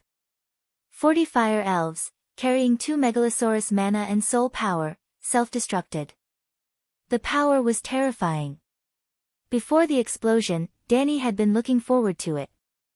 But she wasn't naive enough to think that a fire element annihilation could kill a true god. The theme of the Winterfell battle hadn't changed: kill the King of Strange Ghosts. Yes, the King of Strange Ghosts was the target. If the Frost God was chased away, it would be a success. But after the Black Vortex disappeared and the Frost God left, the King of Strange Ghosts wouldn't insist on fighting Winterfell. It would also run away. Even the three-eyed crow wouldn't be able to find it if it hid among the millions of ghouls. So, before Dani attacked the Black Vortex, she had to find the King of Strange Ghosts and detonate the 48 fire elves. It would be best if she could kill it in one go. Even if she couldn't, with the sun vessel, the tower pressure, and the explosion of the fire elves, it would be at least half dead. Even if she couldn't kill it, she had to capture it alive. In short, everyone had suffered heavy losses in the Battle of Winterfell. She couldn't let the culprit escape. Arya discovered something terrifying: when she activated the Death God's Bible, the ghouls ignored her. The ghouls treated her as one of them. Bran was right, the Death God's Bible had a huge flaw. But she wasn't worried. First, under the Death God's mindset, there were no negative emotions like worry or fear. Second, the Dragon Queen promised to help her solve the problem of becoming a ghoul. She didn't trust the Dragon Queen, but she trusted Bran. Bran said that the Dragon Queen would definitely help her solve the side effects of the meditation technique. Finally, if the ghouls treated her as one of them, wouldn't it be easier to assassinate the King of Strange Ghosts? Yes, Arya also had the ambition to assassinate the king. Fighting for the Iron Throne for her sister Sansa was only a small part of the reason. She wanted to help Winterfell solve its crisis. Then, assassinating the King of Strange Ghosts would make her a legend. Who didn't want to become the hero in Old Nan's legend? She hid in the darkness and pretended to be a ghoul. Stannis' eternal life had touched her deeply. Of course, she was also tempted to attack him. Later, she saw a terrifying thing: the Dragon Queen actually took the initiative to break the hero's red sword. Why? Arya's heart was filled with questions. For a moment, she even suspected that the chairman of the United Front of Ghosts had defected to the Deviant Ghosts. However, when he thought about the Dragon Queen's identity as the Pope of the Seven Gods, the Seven Gods would definitely not be deceived by their believers, and they would definitely not side with the Frost God. Soon, she stopped thinking about this problem. The conversation between the Dragon Queen and King Ygue revealed a shocking secret: her aunt wasn't kidnapped by Liga at all. That adulterous couple eloped. What did this mean? The legitimacy of the War of the Usurpers was gone. The deviant Ghost King who wanted to destroy the Westeros was a Stark, which was enough to make Stark feel vexed. If Stark was labeled as the main culprit of the War of the Usurpers, how would Winterfell and Stark be able to maintain their standing in front of the Seven Kingdoms? What would everyone think? Would there be a great reckoning? Arya was shocked again while she was lost in her thoughts. Dragon Queen pretended to be a pig to eat the tiger. She suddenly exploded and captured King Ygue. Well, compared to the unforeseen events that happened one after another, this small matter was nothing. Finally, opportunities were given to those who were prepared. After a shocking explosion, Arya met King Ygue, who was lying on the ground like a corpse. Actually, this wasn't just dumb luck. She saw King Ygue being rescued from the rubble by the corpse ghost giant with her own eyes.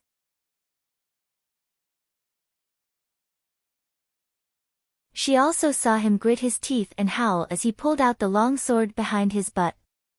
King Ygue didn't dare to destroy the fake red sword because after the blade was frozen by the power of ice, the shards would remain where they were, making it even harder to pull them out. It was also from that moment on that Arya decided not to treat him like Uncle Bunyan. It was too unsightly, too unsightly. Her wise and powerful second uncle of the Night Guard shouldn't be like that. Even King Yi-gui's image as the world-destroying demon king gradually collapsed in her heart. Seeing King Yi-gui limping forward and the icy blue liquid flowing down the ice crystal leg armor, Arya started to look down on him. Other than the corpse ghost giant, there were a dozen other deviant ghosts protecting King Yi-gui. Therefore, Arya didn't have a chance to sneak attack. But the opportunity came quickly. King Yi-gui hid his aura and put on a grey cloak, pretending to be an ordinary corpse ghost and hiding in the middle of a group of corpse ghosts. If she hadn't seen the whole thing with her own eyes, she wouldn't have believed that King Yi-gui could be so wretched. That's right, she didn't think it was smart, only wretched. You're King Yi-gui. The demon king that destroyed the world, the final boss in all of Grandma's legends. Can't you be a little tougher? But King Yi-gui didn't have any deviant ghosts protecting him, so it was a good chance. Just as Arya was about to sneak up on it, something happened again. A huge explosion sent her flying 7 to 8 meters away. Her head was stuck in the snow. She staggered up and found that her chance was even better. King Yi-gui got up from the snow pit at the center of the explosion and struggled to the edge of the snow pit. All of his ice armor was broken, his pale skin festering, and icy blue blood flowed down his legs to the ground, leaving light blue footprints. Right now, he was like a suckling pig that had been roasted alive, skinned, and minced. However, Arya also noticed that as wisps of grayish-white mist surged in from all directions, those terrifying wounds were rapidly healing. I can't waste any more time. Arya crept up behind King's strange ghost without making a sound. She had almost no body temperature, no breath, no breath. She didn't seem to be any different from the corpse ghosts around her. Cut off its head. Pierce through its back. After hesitating for a moment, Arya decided to sneak attack King Yi-gui's back because she only had a steel dagger in her hand. Unlike swords, daggers couldn't cut off heads easily. The dagger didn't make a sound, but Arya missed. After missing, she lost her balance and the dagger whistled in the air. King Yi-gui stepped on his right foot and turned 180 degrees to avoid the attack. His ferocious and cold face faced Arya. His right hand shot out like lightning and grabbed her neck, lifting her half a meter high like a rag doll.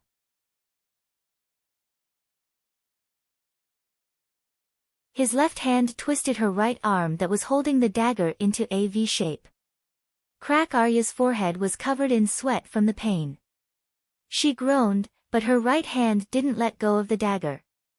Idiot, in my eyes, your life force is more obvious than a bonfire in the dark. Unless you can completely give up your inferior human emotions, King Yi-gui mocked in a sharp voice. Arya's neck was choked. Her face was red and she couldn't say a word. But you are special. Our souls have merged before. Maybe I should break the rule of not turning women before the eternal night. How about I make you my queen? I need an heir. King Yi-gui's blue eyes were cold and emotionless, but his expression was very serious. He loosened his iron-like right hand, wanting to hear a definite answer from the King Yi-gui. Arya's face paled. The deviant ghost king deserved it. She put on her most pitiful expression and cried, Uncle Bunyan, it's me. I'm Arya, wake up, Uncle Bunyan, I'm Arya, troublemaker Arya. When I was young, you taught me archery and horse riding. You even said that I would become a female knight. King Yi-gui's pale face showed signs of struggle. His blue eyes could no longer maintain the coldness from before. Arya. He murmured the name with nostalgia. Bunyan Stark was awakened again. Don't. A crow flew over unhurriedly and cawed anxiously. It was Bran's voice. But Arya's right hand had already let go of the dagger. Her hanging left hand caught it and stabbed it into the hole in her chest left by the light messenger. The steel dagger pierced through her heart.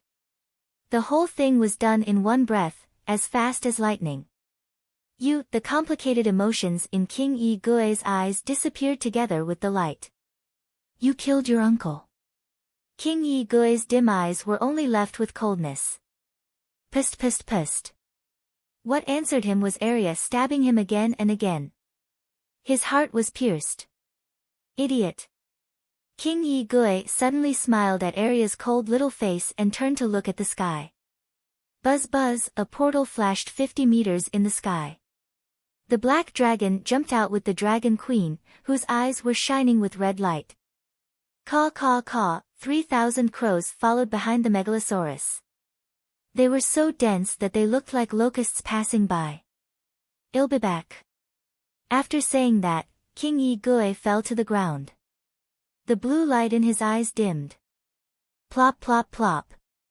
With King Yi-gui's body as the center, the ghouls and other ghouls all fell to the ground like puppets whose power was turned off. Ah, King Yi-gui has been killed. The long night is over. The warriors who rushed over cheered.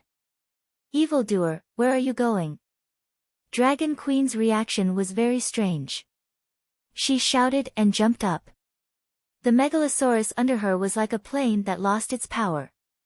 Its eyes dimmed and it fell into the snow. A trench 100 meters long and 3 meters deep was plowed in the snow. Ordinary people couldn't see it from the soul's perspective. A blue light shot out from King Yi-gui's forehead. The light wrapped around a man's figure and flew to the north like a meteor. Then, a black dragon flew out from Dragon Queen's forehead. The Dragon Queen, whose body was made of flames, rode the black dragon and chased after the blue light. She had used this method to chase after the six-form man Valamir and intercept the red dragon and the sheep-egg dragon spirit. In fact, she didn't catch up with Valamir at that time. She only arrived when the six-form man's remnant soul opened the second life in the wolf's body. She killed the wolf, not the human Valamir. This time was the same.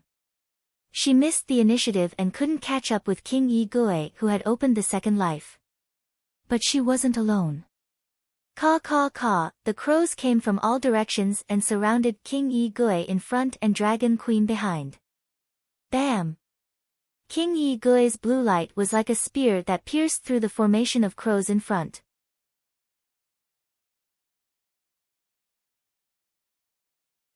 But its speed was greatly reduced.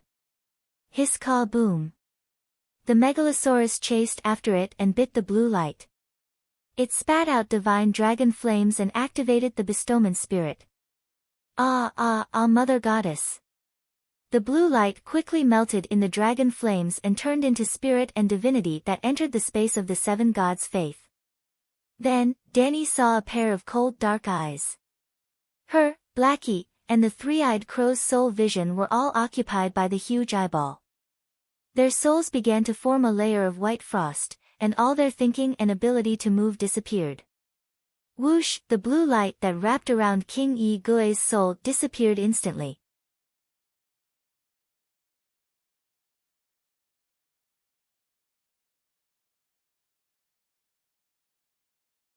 Chapter 826. I'm really envious of people who have backers. Danny sighed helplessly. The cold god's will was powerful, and it instantly pulled her and the three-eyed crow into the dark, ice-cold abyss of death. But their mental power wasn't weak, and they were only attacked by a surprise attack. But it was a pity that this was enough time for the King of Strange Ghosts' soul to run around the world 100 times. It escaped. You should have been aware of this from the very beginning. You could have fulfilled Lalo's request, and he would have restrained the cold god according to fate, while humans could have focused on the King of Strange Ghosts. Now, you've made a choice and changed your fate. The true gods are watching from the side, and it's inevitable that we'll run into the cold god. Today is just the beginning, and you must get used to dealing with the cold god, Lalo, and other dark demon gods. You don't have a way out, and you don't have a backer to rely on. Because you're the strongest human, you're the backer of others, the three-eyed crow said in a solemn tone. I didn't expect you to have such a high awareness, Danny said in surprise. The three-eyed crow has always been the backer of the Westeros, and we've been carrying heavy responsibilities and walking alone in the history of the human kingdoms. We're already used to it, Bran said calmly. Ha, I'm just saying that you're fat, and you're really panting. Without all of you, the world would have been better. Blackie's soul left his mind, and he lost control of his body, and he fell to the ground. But the whole process seemed long, and it only took a breath's time. Blackie's belly armor was still sliding on the snow, and Dany brought his soul back to his body.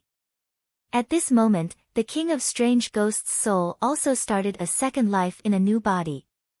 7 gods, isn't the King of Strange Ghosts dead? Why did these ghouls come back to life? Amidst the screams of old Barker and his men, the deviant ghosts and ghouls on the snowy ground were like charged Terminators. Their pale blue eyes lit up once again, and they got up mechanically, running on the snowy ground as fast as flying. They were retreating. Dany landed on Blackie's back and shouted, "The King of Strange Ghosts isn't dead, continue fighting." Who are we fighting? Where is Foreign Ghost King?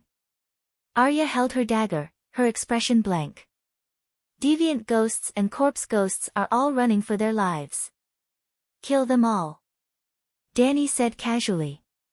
Without waiting for the others to respond, she mounted Big Black and washed the ground with her dragon flames. This time, they were really unscrupulous in their cleansing. There was no King of Strange Ghosts, no God of Frost, and no Forbidden Fire domain. The dark sky was dispelled, and the sky was, light years, gloomy gray. The visibility was better than ever. Dany was still in the double overclocking state. Dahe was almost flying close to the ground, and the dragon flame it spat out was like 100-meter wide broom, sweeping out scorched tracks on the white and flawless snowy plains. The corpses were burning, and black smoke was billowing, and the burnt smell permeated the vast snowy plains. This is too much. If it was like this before, compared to the Megalosaurus, our group seems to be useless.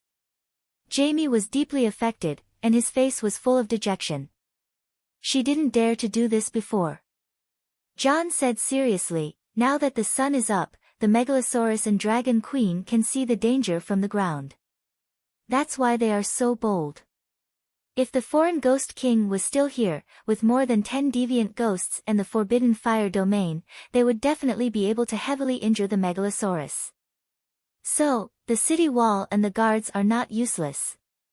The Megalosaurus cooperated with the human soldiers and worked together to cover each other. This is the way to win.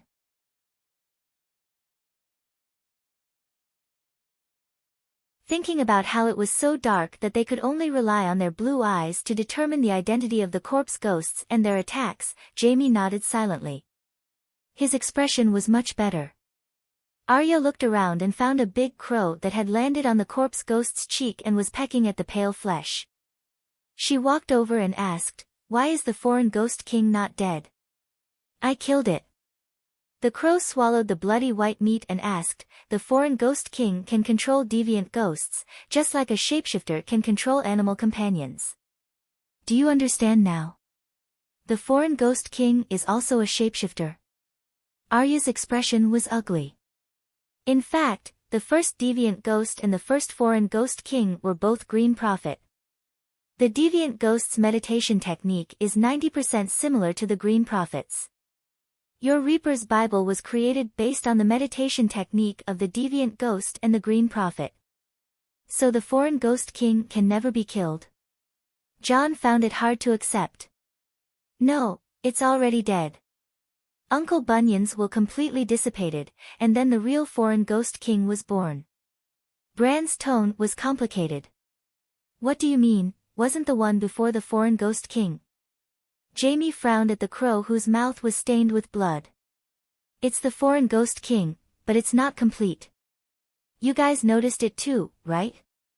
Bunyan Stark can control the body of the Foreign Ghost King from time to time.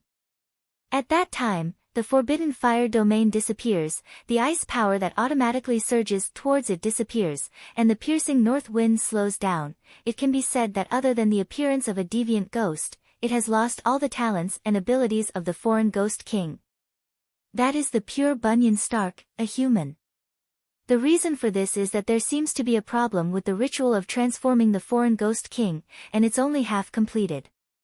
Most of the time, Bunyan can't take control of the body of the foreign ghost king, but his will never disappear.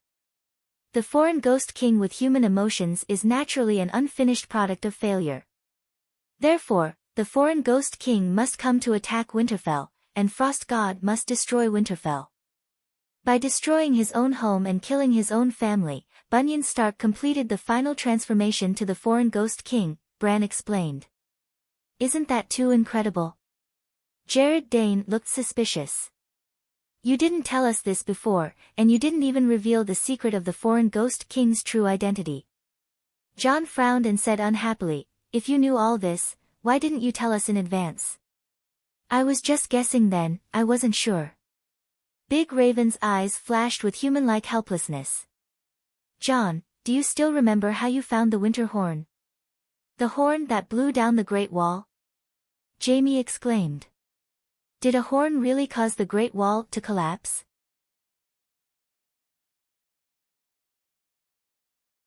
Although I've never been to the Great Wall in my life, I've always heard that the Great Wall is like a mountain range that will exist until the end of time. It sounds incredible, but it's a fact. The Eastwatch night watchmen saw it with their own eyes. Barristan pouted in the direction of Winterfell. Before today, could you have thought of this? Looking at the towering iceberg, all the doubtful creatures fell silent. Bran continued, the barbarians guessed correctly. For thousands of years, the winter horn has been in Jomun's tomb, but how did it appear? Humans don't remember, but the deviant ghosts remember, and they dug it out. 5 years ago, Jon found the winter horn under a rock at the Ancestor Fist Peak. It wasn't an accident. At that time, the deviant ghosts had just dug out the horn and transformed Bunyan. At that time, Bunyan's will hadn't completely fallen asleep. He didn't want to destroy humans, so he stole the horn and prepared to leave it to the night watchman. How is that possible? Jon couldn't believe it and shook his head. The others were also in disbelief. Bran sighed and said slowly, others may not understand the significance of the Ancestor Fist Peak, but Jon, you were the commander-in-chief of the Night Watchmen. Don't you know? The Ancestor Fist Peak was a hill that rose abruptly in the Ghost Shadow Forest. The terrain was steep, and the view was good. There was a small river flowing at the foot of the hill. It was a rare strategic location beyond the Great Wall. If Dany was the king of the Seven Kingdoms and knew about the existence of the Ancestor Fist Peak, she would definitely build an outpost fortress at the top of the hill to warn the barbarians and deviant ghosts. In fact, before the first long night, the ancestors had built a simple circular fortress at the top of the hill, a circle of grey stone walls that reached the height of one's chest. Therefore, until now, the Ancestor Fist Peak was an important stronghold for the Night Watchmen north of the Great Wall. When old Mormont led the Night Watchmen out of the Great Wall to inquire about the movements of the barbarians and deviant ghosts, he used the Ancestor Fist Peak as a base to stop the invading barbarians and deviant ghosts. Then the deviant ghosts taught the Night Watchmen who had forgotten their ancestors and history how to behave. Bunyan had been a ranger for more than 10 years and had stayed at the Ancestor Fist Peak countless times. He hid the Horn of Winter there in the hope that other rangers could find it and bring it to the south of the Great Wall. In order to remind the Night Watchman, he also put a bag of dragon crystals beside the Horn of Winter. Unfortunately, no one understood what he meant. Bran said helplessly. Jon carefully recalled the scene when he found the horn and slowly accepted Bran's explanation. Why didn't Uncle Bunyan leave a letter to make things clear? He asked in a hoarse voice. He wasn't a scholar. How could he carry a pen and paper with him? Besides, he had already been transformed into the King of Deviant Ghosts at that time. Going against the King of Deviant Ghosts' instinct to destroy the living, he stole the Horn of Winter and buried it under the Ancestor Fist Peak. That was the limit of what he could do. Why didn't the King of Deviant Ghosts find the horn after that? Barristan frowned. Jon smiled bitterly. Now that I think about it, they really did find it. Not long after Commander Mormont led us to the Ancestor Fist Peak, the ghoul army surrounded us. After that, they chased the night watchman all the way to Castel Castle. Bran continued, I know what happened in the past, but I can't predict the state of the King of Deviant Ghosts. Combined with everything that happened today and seeing the King of Deviant Ghosts' second life with my own eyes, I came to this conclusion. The Hound glanced at the big crow and said impatiently, I don't care about Bunyan Stark's will. Tell me clearly, can the King of Deviant Ghosts be killed, and how should we kill it? Actually, we almost killed it before. The crow's red eyes turned to Arya with a complicated look. If we wait a moment and let Dany Rise deal with the King of Deviant Ghosts, it's very likely that she'll directly destroy its soul. She has a special witchcraft that specifically targets creatures with immortal souls. Immortal soul, it sounds scary. Did the last King of Deviant Ghosts also have an immortal soul? Jaime frowned. How did Yasuo and Yahai end the long night? Yes, the red sword can also kill the King of Deviant Ghosts. Maybe, we need to create a second, third, or even more red swords. Bran looked at the Dragon Queen who was sweeping the corpses in the distance and said thoughtfully, when Dany Rise comes back, we'll discuss this. Jaime heard this and his expression became very strange. I heard the red-robed woman say that forging a red sword requires the sacrifice of one's only loved one, so Yasuo and Yahai stabbed the newly forged red sword into their wife's heart. Is the Dragon Queen going to sacrifice her royal husband? She doesn't have a royal husband now.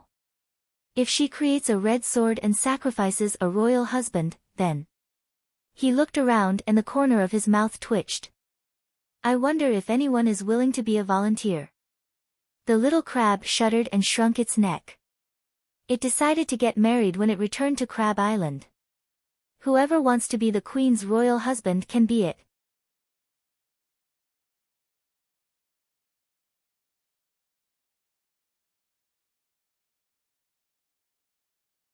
Chapter 827. Dany rode on Blackie and swept through the vast snowfield. She burned from noon until evening, when the sky was completely dark. This time, the sky was dark because it was night time. Within a 20-kilometer radius of Winterfell, there were crisscrossing burn marks on the white, carpet-like snow. She even chased them to the northwest wolf forest. At least 100,000 ghouls were burned to ashes by the dragon flames. When the sky was completely dark, she left the wolf forest and returned to the White Blade River mountain range, 10 kilometers southeast of Winterfell. The White Blade River meandered past the entrance of Winterfell. On both sides of the river were hundreds of kilometers of mountain ranges with many silver mines. Before opening the dimension portal and leaping into the dark whirlpool, Little Green and Little White hid in the neighboring mountain range. Obviously, Winterfell was the center of the forbidden spell attack. Dany couldn't let them hide in Winterfell. In fact, Dany's winged dragon legion was also in the mountain range. She chose an 800-meter-tall mountain peak and built a simple, air base, on a wind-sheltered platform. More than 50 tons of wildfire bombs were hidden there. The main reason was that Winterfell was too small. With a side length of 300 to 500 meters, 20,000 people were squeezed inside. How could the winged dragons, which were 20 to 30 meters long, stop? With millions of ghouls attacking the city, Dany had killed countless enemies in one day and one night, and she had also obtained an immeasurable amount of spiritual essence. She had only used 1/20th of the amount, and it had allowed Little White and Little Green to recover from their exhaustion. After using about 10% of the spiritual essence, Dany and the 58 crows became energetic again. They were left with 85% of the spiritual essence. Old Crab and the winged dragon knights continued to stay at the air base. Dany brought the 3 megalosaurus back to Winterfell. Winterfell was located in a conical icicle with a diameter of 2 kilometers and a height of 2 kilometers. The ice outside was crystal clear. Inside, the war-torn castle, frightened people, and snow-covered trees were lifelike, forming a strange and beautiful scene. When Dany landed, about 3,000 soldiers were gathered in the ruins of Winterfell in front of the king's gate. Only the wooden houses, pillars, and roofs of Winterfell were demolished. The main structure was still there. Moreover, the people of the northern region were used to building basements to avoid the winter. Even some multi-story stone buildings could be used as living quarters. After receiving Blackie's warning, the 3,000 soldiers left Winterfell via the city gates or ladders. At least 5,000 of them left Winterfell. Now, there were only 3,000 left, and most of them were injured. Wounds from swords, bites from deviant ghosts, frostbites from cold air. Beside the bonfires, there were wounded soldiers crying out in pain. "Your Majesty, I've used up all my divine art slots, but there's still a large group of injured people. I don't have any medicine or bandages here. Do you think you should help treat them?" As soon as the Megalosaurus landed, the exhausted Hound came looking for them. "Gather the wounded soldiers together." "I'll treat them together," Dany said directly. Hound said blankly, "The wounded soldiers have been arranged together. You can treat them when you go over. Let them line up before me, side by side. Sir Barristan, bring some people over to help," Dany said. Hound was still puzzled, but he still left with White Knight. Jon came over again and said, "Your Majesty, there are still many people trapped in the Winterfell graveyard. Why don't you use your dragon flames to burn a hole and rescue them?" Dany didn't refuse. "There's no need to evacuate Winterfell. We can hollow out the interior and use this iceberg to survive the long night."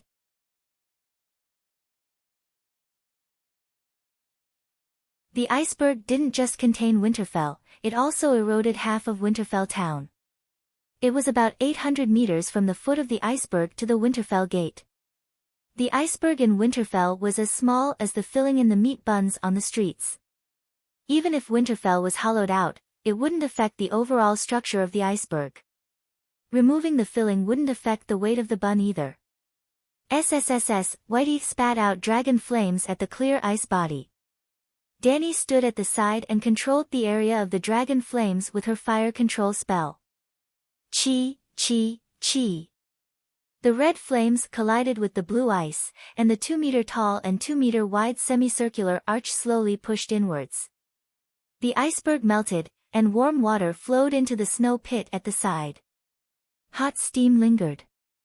At this time, Old Bart, Hound, and a group of healthy warriors carried the wounded soldiers over. Dany frowned and looked at the dirty soldiers for a while. She said loudly, "Find some pots and pans and get some water from me to clean the wounds." After a while, when the wounded were shivering under the half-cold water, Dany let them huddle together again, shoulder to shoulder.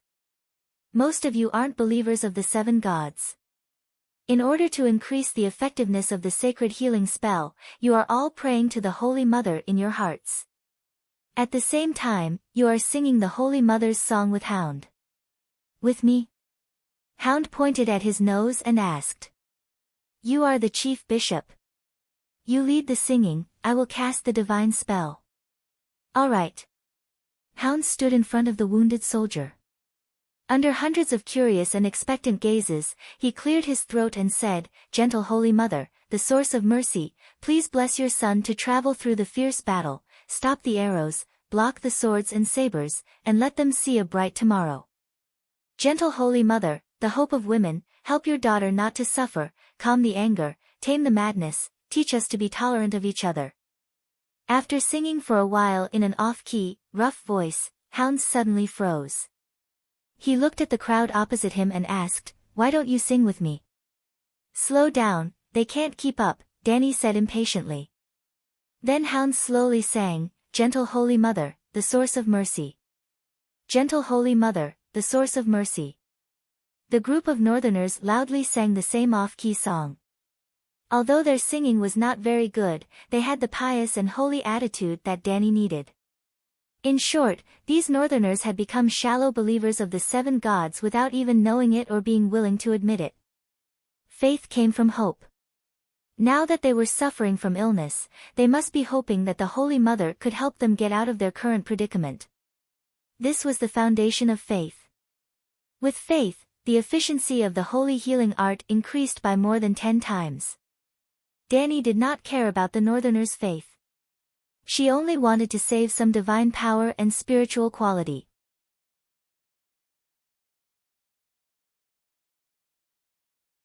As the Holy Mother's song continued, a faint milky white halo rose from their wounds. The halo connected into a milky white glow. Holy, holy, grand, and warm. Holy Mother, I can feel it. Holy Mother is watching me gently and caressing my wounds. I am full of strength. A bearded northerner closed his eyes and shouted randomly. The wound on his cheek that was bitten by a zombie was healing at a speed visible to the naked eye. Holy Mother is merciful. The hole in my stomach is healing. My intestines are moving. It's a miracle. My leg is healed. Isn't this a little too exaggerated? Jamie was dumbfounded. The hound was sweating profusely after casting a palm-sized holy healing art. The queen healed 600 to 700 people at once and her face didn't even turn pale. Is there such a huge difference between the chief bishop and a normal monk? His Majesty is blessed by the Holy Mother. He is the child of the 7 saints. He is different from the others, old Barton said with a devout expression. Wounded soldiers were often one of the biggest reasons for the decline of the army's morale. By the same logic, wounded soldiers were treated effectively with the miraculous, group healing art. Even if Winterfell was frozen, even if the King of Strange Ghosts escaped, even if the humans suffered heavy casualties in this battle, the remaining soldiers quickly regained their fighting spirit and became energetic. The atmosphere in the winter avoidance town camp became much more relaxed and cheerful. What's the matter with the King of Strange Ghosts? After the wounded left, Dani continued to burn the ice cave while asking the big crow beside her. Bran repeated what he said to Jamie, old Barton, and the others before concluding, I am 100% sure that after changing bodies, the King of Strange Ghosts will be much weaker than before. Stark's bloodline is not ordinary. You should have noticed this. Dani's eyes turned and asked, is it possible for the King of Strange Ghosts to take over Jon's body? For example, killing Jon, or kidnapping him and forcefully occupying his soul? Absolutely not. Bran said with certainty, not to mention that there can only be one King of Strange Ghosts in each long night. After this rebirth, the King of Strange Ghosts can no longer activate a second life in another strange ghost's body. In the millions of years of the Three-Eyed Crow's history, all the Transfiguration beings and Green Prophet who activated a second life will lose the ability to occupy other creatures' bodies.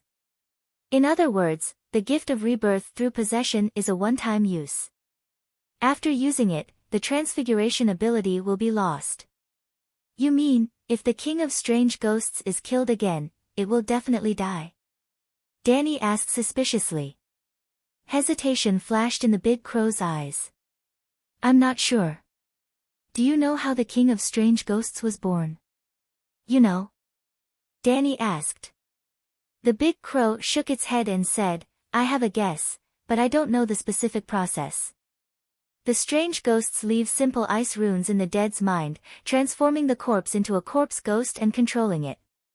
The King of Strange Ghosts leaves its will and meditation technique in the mind of a baby, allowing the baby to absorb the power of ice and become a strange ghost to control it. Then, is it possible that the strange ghosts summon the Frost God through sacrifice and let the Frost God leave its will in Bunyan's mind? It's very possible, Dani said. Then, can the Frost God take back the assimilated soul and return it to its main body, or transfer that soul to the next strange ghost? Bran said. Then the King of Strange Ghosts can never be killed. Dani said. What I mean is, killing the King of Strange Ghosts who activated a second life with a normal weapon might not be able to end the long night. What we really need to do is to destroy the will of the Frost God in Bunyan's soul. Dani thought. You're right.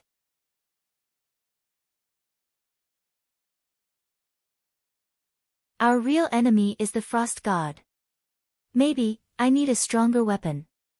Can the talent of turning souls into pure spirit be added to a weapon? If it succeeds, it won't be weaker than the light emissary, Bran said.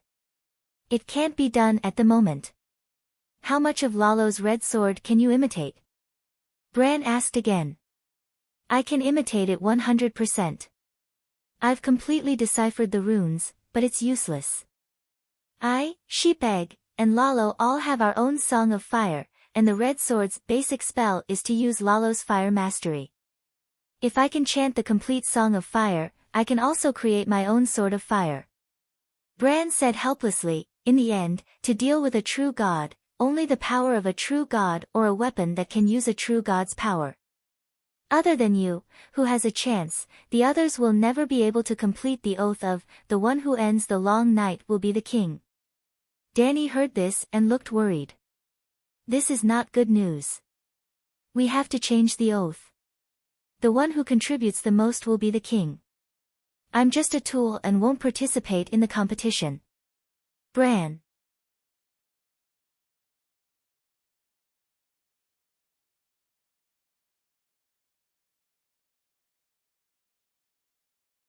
Chapter 828. How many fragments of the seal of the Green Prophet did you get from King Strange Ghost? Bran asked.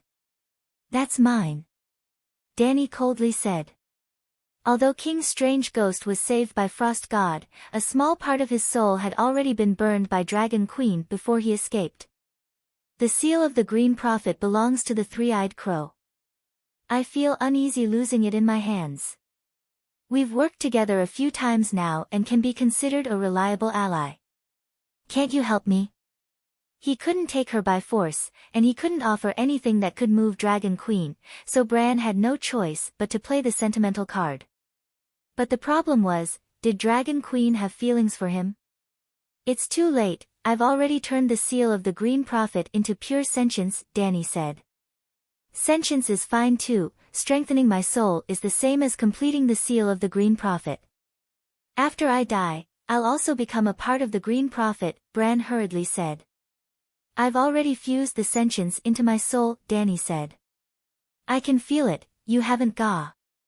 Bran stopped halfway, because Dragon Queen had swallowed the sentience of the Green Prophet right in front of him. You can feel what? I haven't. Dany asked solemnly. Bran didn't say anything. Dany sighed, with another 2% increase in my control over the heavenly path, the connection between the 7 gods and their followers is becoming clearer and clearer. So many voices, so many prayers, I can't handle it all. The 800 meters of ice was about to burn through, and the ice cave met the pile of rocks that was used to suppress King Strange Ghost. Save me. Dany was shocked. The voice came from the pile of rocks, there was still someone alive inside. Who's outside? Save me. Although the voice was as soft as a mosquito's, it was filled with great pain. Even the most cold-hearted person couldn't help but feel pity. Sir Richard, you're not dead yet. Dany was stunned for a moment when she sensed the mental wave from the stone. The stone pile in front of the city gate was different from the tomb cellar. The tomb was built from a natural underground cavern. There were gaps in the interior that led to further underground caverns, so air circulation was not a problem at all. Therefore, the ghoul army had already retreated, and Dany didn't immediately set fire to the glacier. But the rocks were completely covered by the ice, and there was limited oxygen. After such a long time, the oxygen must have been depleted. No, Richard was no longer a normal person. At this moment, Dany remembers that Richard is not a perfect resurrection like Big Sparrow. The Ian's spirit in his body is not completely removed. Not long after, a group of soldiers came in and moved away the stone slabs, bricks, wood, and other debris, revealing a small space between 2 stone slabs. There were 2 corpses inside. They were naturally corpses. However, one of the corpses slowly opened its eyes and gently breathed in the cold air. Ah, the corpse is coming back to life. Quick, kill it. It's a corpse ghost. The barbarian soldiers carrying the corpse howled and went to look for the dragon-tooth dagger. I told you, he's Sir Richard. He's not dead, Dany said with a dark face. But he's ice, colder than ice, the soldiers shouted. Look at his eyes. They're glowing blue, Danny reminded him. Everyone took a closer look and let out a long sigh of relief. Sir Richard's blue eyes were like extinguished candles. They were almost completely dim, let alone shining. When they carried Richard out of the ice and placed him by the fire to heat up, everyone gathered around to look at him curiously. Why isn't he dead? John asked in surprise. Well, the last time he was resurrected, he accidentally brought down a holy garment from heaven. Lying came naturally to her. Oh, I remember now, John said thoughtfully. At that time, Sir Richard was chanting something like, Mighty Heavenly Dragon.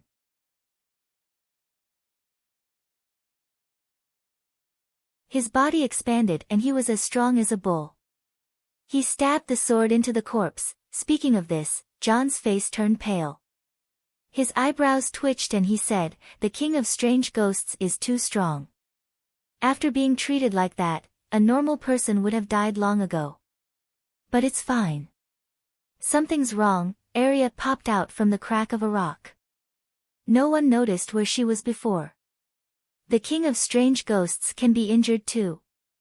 Its chest, eye socket, but... Arya was also embarrassed for a moment. The wounds haven't healed completely. It's limping. There's still a hole in its chest under the ice armor. I pierced its heart through that gap. Danny squatted by the fire and checked Richard's pulse and internal organs. She said, The King of Strange Ghosts is also a living creature. Of course it can be injured. However, it can absorb the power of ice from the long night to heal minor injuries. It's similar to the healing skills of the 7 gods. It's easy to heal external wounds, but it's very time-consuming to regenerate broken limbs. How is he? Arya leaned over and asked. It's very strange. The surface of his body is covered with a layer of frost, but the liquid inside his body is not frozen. Instead, it's in a state of hibernation, Danny said excitedly. In her previous life, scientists had worked hard for more than half a century, but they still couldn't find the technology to freeze living people. Now, with the productivity and the level of science in the Middle Ages, Richard had perfectly achieved the goal of scientists. The Een soul in the cells seems to be able to absorb energy from the extreme cold. This energy makes breathing an unnecessary physiological activity. Maybe, Richard can survive in a hot and dry environment. We can try it if we have the chance. If we can prove that he can survive in extreme environments, he doesn't need to be a knight. It's a waste of his talent. He can become an interstellar explorer. Your Majesty, what are you talking about? Old Bar and the others were confused. The Dragon Queen's nonsensical ramblings stunned everyone. Song-gu, is Song-gu still alive? Beside the fire, Richard's body temperature rose as he slowly regained his vitality. He turned his head and asked with a dry voice. He went to heaven, Danny comforted him. Why didn't the King of Foreign Ghosts kill you? John asked curiously. It hates us too much. It wants us to suffer slowly in despair, Richard said through gritted teeth. Everyone was silent. You did such a thing to the King of Foreign Ghosts. You deserve to suffer slowly. But Sir Song-gu was just unlucky to be implicated. They started to burn from the city gate. Along the way, they met hundreds of people from the north who were frozen in ice. They melted the ice and carried the bodies out. Because of this, they wasted a lot of time. It was only at midnight that Danny arrived at the entrance of the tomb.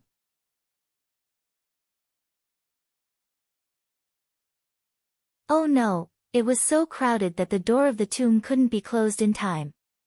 The cold air rushed in. Seeing the anxious and terrified ice sculptures in the staircase of the tomb, John's heart sank. Ah, this is Jenny Poole. She was always by Sansa's side. The tomb was very deep, about 30 meters underground. The narrow staircase spread down in a zigzag pattern. At the bottom of the staircase, John saw an ice sculpture that made his soul freeze. His eyes reddened and he almost cried. I told you, Sansa is fine, the big crow on his shoulder said calmly.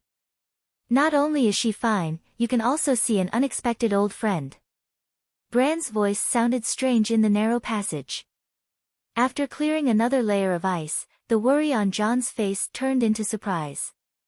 The thick oak board at the entrance to the upper level was not covered, but the entrance to the tomb at the bottom level was tightly shut. He looked back at Jenny Poole's body carefully. Her face was filled with despair. She was curled up into a ball, her right hand clenched into a fist, as if she was hitting something. Jenny was blocked outside. She struggled for a long time before she froze to death. Jon shuddered. The iron oak door that was thicker than Dany's waist was slowly opened by the people in the tomb. There was a gap, and a few soldiers were holding torches to clear the ice shards between the door, so that the door could move freely. When the door was fully opened, a woman in red stood under the light of the fire. Her mysterious red eyes looked at the dragon queen who was holding the fireball. She said calmly, "What took you so long? You're not dead?" Dany was still calm, but Jon shouted first. Melisandre wore another ruby around her neck. It shone brightly in the dim tomb.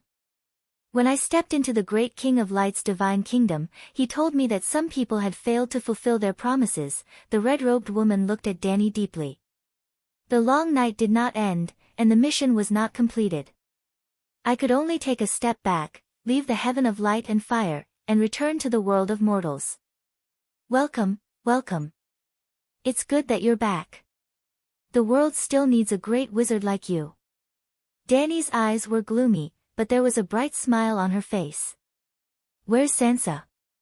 Is she okay? Jon was only shocked by the red-robed woman's resurrection for a while, and then he looked into the tomb. She's fine. A bald middle-aged man with a square chin walked out of the shadows. His light blue eyes seemed to be shrouded in black smoke. They were not as pure as before, but had a depth that did not belong to Stannis. Erlu was also resurrected. His face was as pale as a dead man. His exposed skin did not have the luster and smoothness of a living person. It looked like pork belly that had been soaked in water for 2 hours. Judging from his appearance, it did not look like a perfect resurrection. However, Dany felt a similar aura from him when he was first resurrected. His body seemed to have been filled up and nourished by a powerful force. To put it simply, Lalo had invested more in him than the Lightning King and Madame Stoneheart, but less than Jon. Obviously, Lalo did not leave the long night behind. He intended to continue creating trouble through his agent. The tomb was warmer than expected. After burning the bones of Stark's ancestors, Jon purposefully transformed the tomb into an underground fortress. The hot spring in the forest of God's trees flowed from underground into the tomb. At the center of the underground hall, there was a pool made of bricks. The hot spring water flowed into the pool and made an arc in the tomb. When the heat dissipated and the water temperature dropped, it flowed into the cracks at the edge of the stone wall. Perhaps it would eventually flow into the underground river. The White Blade River was just beside Winterfell. At the entrance of the steamy hot spring, Jon found his sister.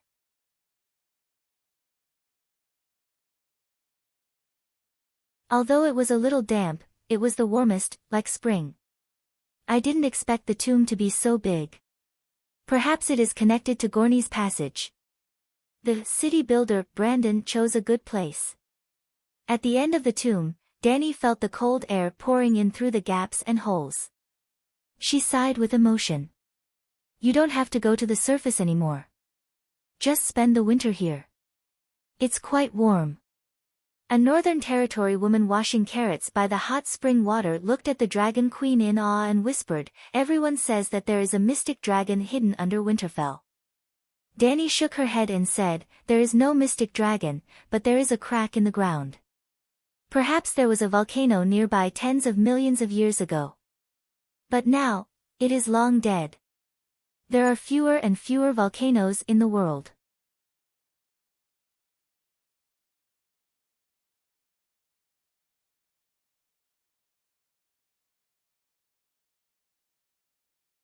Chapter 829. It took another day for the Dragon Queen to thaw out the main castle and the guest room from the ice. Even the training grounds, stables, warehouses, blacksmiths, kitchens, and other necessities around the castle were restored to normal. In the main castle, there was a living room with a burning fireplace. At that time, the red-robed woman had wrinkled skin and white hair. She looked like an old woman who was about to die. However, she didn't die. I saw her eyes. Yilien sank into her memories. Her red eyes were very beautiful. However, at that time, the red seemed to have faded away and turned into a dull light blue. It seems like her eyes should have been blue, Arain said suspiciously. In other words, when the 3 red heart knights carried the red-robed woman into the tomb, her eyes were still alive, Danny said with a frown. It wasn't just her eyes. Her hands were moving too, Viper Opaya corrected her. With Arain and the Viper's status, they were the first to enter the tomb. The Red Heart Knights who carried the 2 corpses were also with them. In the face of danger, the greater nobles had the first chance to escape. Once they were safe, it was the lesser nobles' turn. After the lesser nobles were the knights, and after the knights were the servants of the greater nobles. Finally, it was the ordinary soldiers' turn. Sansa was stuck outside because as the Winterfell dungeon lord, she had to be calm and magnanimous. She almost lost both her life and her corpse. The red-robed woman took out a ruby leather necklace from her pocket and held it in her trembling hand. The ruby gave off a bright red light, and her hair and eyes were dyed red. Then, she really returned to her original appearance. After that, she had the Crimson Heart Knights carry Stannis' body and soak it in the hot spring. When the ice melted and his body became soft, she took off all his clothes. As if she had thought of something that was not suitable for children, Princess Dorne's cheeks turned red, and her eyes became a little moist. She licked her plump and sexy lips and continued, Melisandre led the 3 knights to kneel by the pool and recite the Red God's sacrifice, the night is long and full of danger. Then, the red-robed woman lowered her head and kissed Stannis's pale lips. He suddenly sat up, as if he had just woken up from a nightmare. His face was full of fear and confusion. The flames in the fireplace flickered, casting a distorted shadow on Yelene's olive-colored face. It was too scary. Nymeria was so scared that she screamed and was about to cry. The elegant lady with a long braid blushed and hit her cousin's back. She said angrily, "Didn't you shout at that time?" Elaine glanced at the curious Dragon Queen and awkwardly said, "It's not that I'm a coward. I also knew that Melisandre wanted to revive Stannis, but you know that Stannis has 2 wounds on his chest and back." She gestured at her left chest with her hand. Such a big hole, right through his heart. I felt that his heart had already shattered into pieces of ice. I could see through it from the front to the back, but he survived. Jon couldn't help but touch his waist. It had also been pierced by countless swords. Dozens of night watchers held sharp swords and scolded him, Oathbreaker, and Shame of the Night Watchers, while stabbing holes in his body. However, the ones attacking him were just ordinary people with ordinary weapons. Stannis's chest was pierced by the King of Ghouls' ice sword and his own light emissary. The coldest ice and the hottest fire. Ice and fire collided. It was burnt and frozen. It was very tragic. The wound on his chest didn't heal. Elaine asked in confusion. He had so many wounds on his body, but they disappeared immediately after he was revived. Not even a scar was left. That's the scary part. The wound is healing, and the flesh is wriggling like maggots, but it can't fully grow.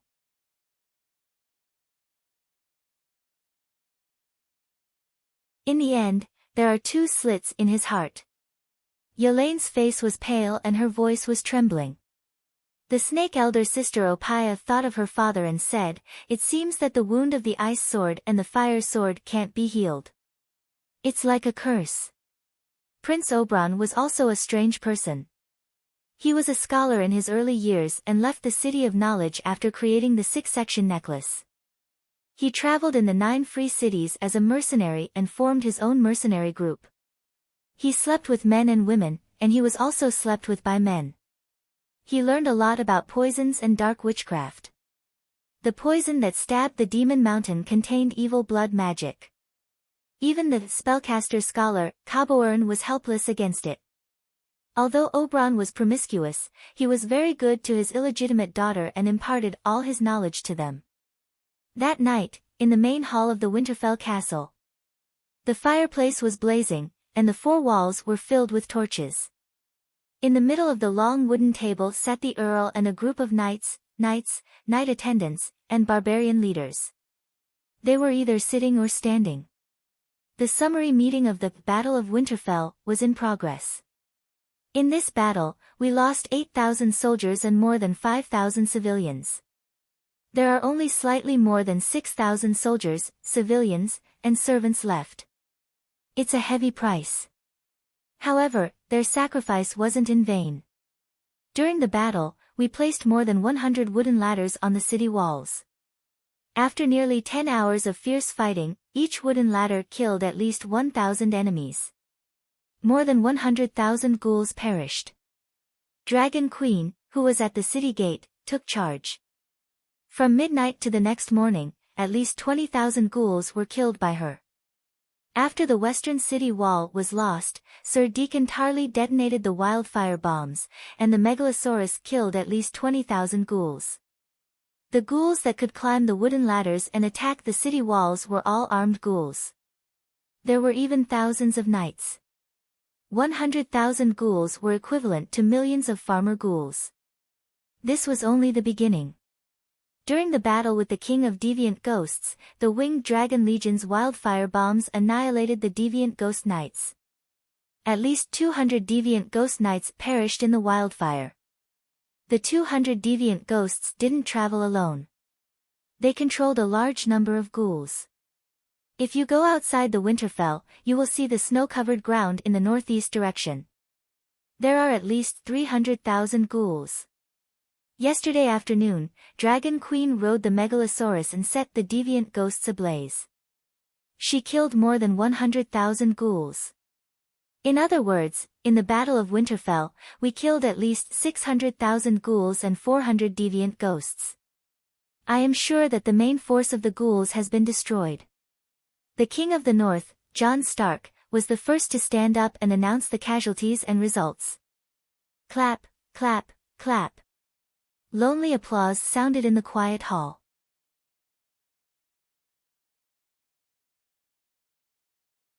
Everyone looked at Ms. Long, who was at the main table, in confusion. Isn't such an achievement worthy of celebration? Dany was open and not embarrassed at all. You ran away from the King of Deviant Ghosts, Erlu said coldly. Dan and I frowned. At this moment, she could feel a repressed hostility from him. It was a hostility that shouldn't belong to him. In the process of his resurrection, his soul had lost a part of its precious characteristics. There's no other way. The first divine king suddenly became weak. The red sword lost its magic, and the frost god in the sky no longer forced it to use forbidden spells, she said. Why are you unwilling to sacrifice yourself? You know what I'm saying. I used my life to create such a good opportunity for you, Erlu questioned in a low voice. I need to consider the big picture. I can't sacrifice myself so easily. Dany's expression was serious. Erlu's pale and thin face began to twist. I misjudged you, he said coldly. Ah. I understand. Dany suddenly understood. You don't grind your teeth now. Lalo took away your habit of grinding your teeth. So, grinding your teeth is your most precious characteristic. Dany's expression became very strange. Erlu really stopped grinding his teeth. He just looked at her with a cold and emotionless gaze without saying a word. In fact, Erlu's grinding of teeth was just an external manifestation of his intense emotions. Just like when Dany was too agitated, her eyebrows would change into strange shapes. Erlu didn't grind his teeth now, not because he couldn't, but because the fire in his heart was extinguished. He rarely had intense emotions. Ahem, Your Majesty, everyone is waiting for you to speak. John coughed a few times to remind the two bosses that their performance was being watched by others. Dany turned her head and saw a sea of eyes flashing with various emotions. Yes, the radiant messenger is broken. God King Lalo was severely injured by the frost god and is on the verge of death. The number 1 war god and number 1 archmage are also dead. But we didn't lose. Dany's voice became passionate. The Battle of Winterfell broke the deviant ghost's delusion of destroying the Westeros in 3 months. Did the deviant ghosts say that they would destroy the Westeros in 3 months? Princess Arianne was puzzled. The deviant ghost king told me.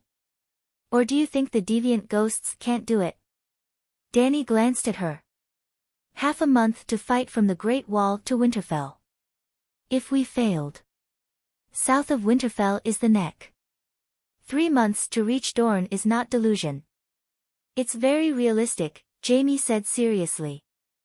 Dany ignored them and continued speaking loudly. This is the first defeat in the War of the Million Ghouls. To the deviant ghosts, it's not only a loss in numbers, but also a loss in spirit. The Battle of Winterfell increased the confidence of the Seven Kingdoms. It changed the fate of the humans who couldn't defeat the Frost God without the help of the gods. The fact that Arya Stark killed the deviant Ghost King proves that everyone can be the savior of the world. After the passionate speech, there were no cheers or chants of "Long live the Queen" or "Victory in the War of Winterfell." Everyone in the hall looked at each other and was silent for a few breaths. Then, they started complaining emotionally. To be honest, after the Battle of Winterfell, I don't have much confidence in winning. Yes, this time, we used all our strength, but we couldn't end the long night. Is there any hope in the future? To the deviant ghosts, is the loss of troops meaningful? Will the group of zombies and icebergs feel defeated? I'm feeling a little hopeless. Isn't that so?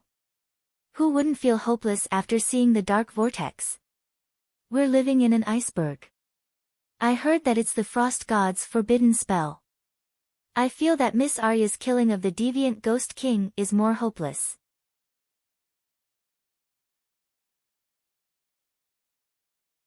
After killing him, he can be reborn. I feel like going to heaven. The long night is too terrifying. Dragon Queen's passionate speech was meant to boost the morale of the nobles, but the more she spoke, the more hopeless the nobles became. This time, Dany was really embarrassed. Caw, caw, caw. A large crow flew from the direwolf statue above the fireplace to the center of the long table. I'm Bran Stark, this generation's three-eyed crow. The three-eyed crow is the god's messenger who protects the Westeros. I know all the secrets related to the long night. Now, I want to tell everyone that the Battle of Winterfell is an unprecedented victory.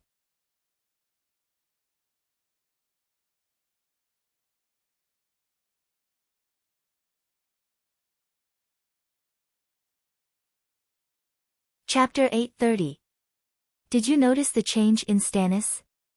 After the conclusion of the Battle of Winterfell, Dany immediately found Melisandre and invited her to a corner of the castle corridor. What do you want to say? The red-robed woman's attitude was cold. Dany pursed her pink lips and her beautiful face became serious. When Lalo revives the dead, he will take away the most precious part of that person's soul. I saw Lady Stoneheart in Hejien and heard Monk Soros talk about what happened to the Lightning King, Earl Bailey. After they were revived, they were no longer their previous selves.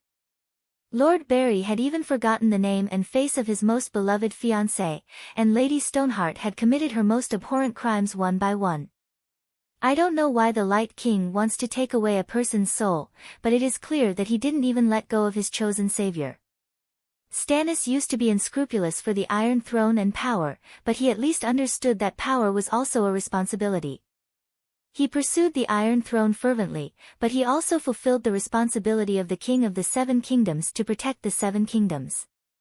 For the sake of the big picture, he temporarily put down the Iron Throne and worked with me to deal with the strange Ghost King. Now, he has changed. Melisandre raised her head and stared at Dany with her beautiful red eyes. She asked, "Do you know that Stannis knew he was going to die, but he still created an opportunity for you?" Dany shook her head. He knew his end. Before challenging the strange Ghost King, he and I saw our fates in the bonfire, our shared fate. He knew how he would die under the strange Ghost King's sword, so you got such a good opportunity. The red-robed woman's eyes were filled with grief and anger.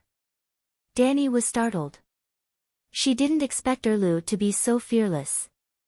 She sighed for Erlu, who had passed away, and said lightly, "Bullshit opportunity. Do you know that your prophecy was already known by Lalo?" The red-robed woman was stunned for a moment. "What do you mean?" "The King of Light that you believe in is not a good person. He knows that you are heroes, and he also guessed that I am a human hero.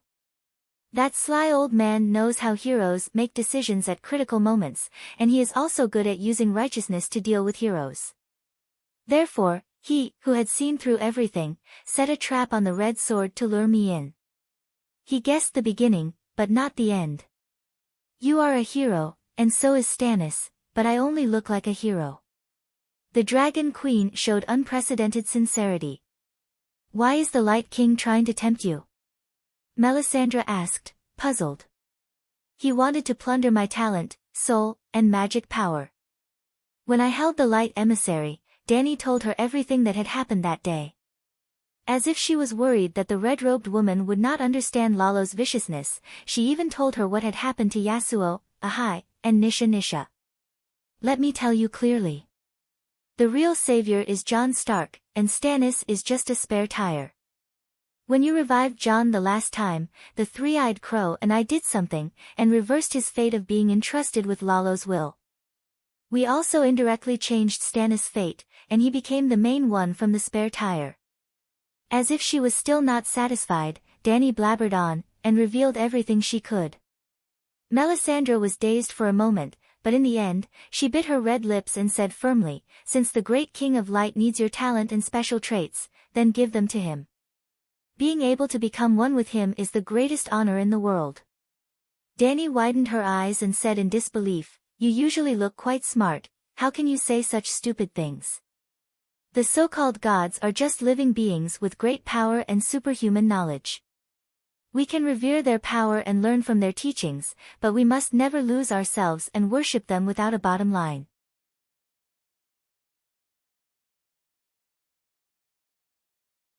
As expected, only a blasphemous person like you would commit the blasphemous crime of usurping the position of the seven gods.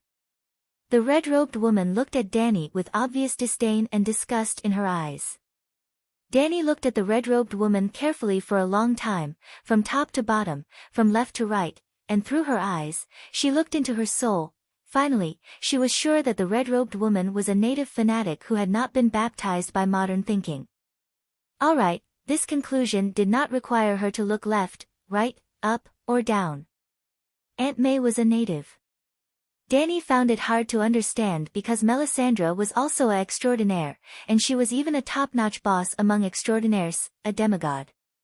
You have such great power, and you are no different from a god in the eyes of mortals. Why are you so obsessed with faith? She asked curiously. Melisandre showed an intelligent and elegant smile, and asked in return, "One day, a nobleman who was born a slave will be promoted to a duke of a country. A duke is no different from a king in the eyes of ordinary people, so can he look down on you and betray you?" Dany did not know how to answer that. "All right, you have a point. I can't use my own beliefs to ask you. You can choose to believe in the Light King, but you can't ask me to sacrifice everything to him." Melisandre clasped her hands and hung them on her abdomen, her wide sleeves covering them. She walked gracefully to the window, looked at Erlu who was busy downstairs, and said calmly, "If you are willing to sacrifice yourself, countless people will be spared. You don't understand. This is the era of human civilization.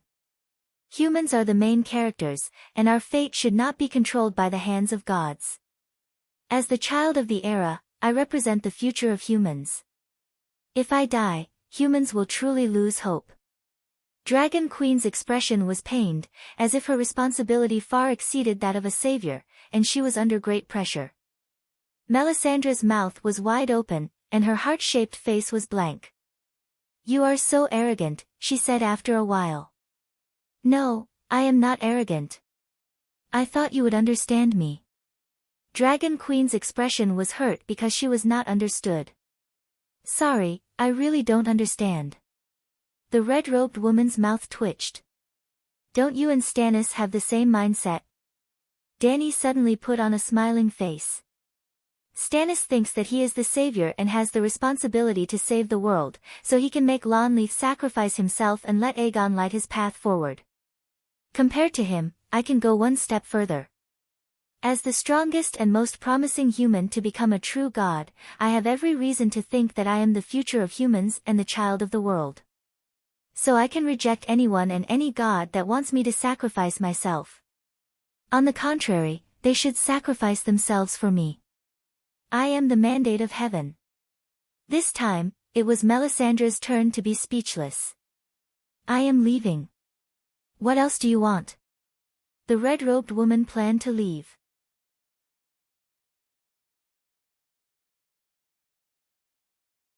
Stannis, try to persuade Stannis.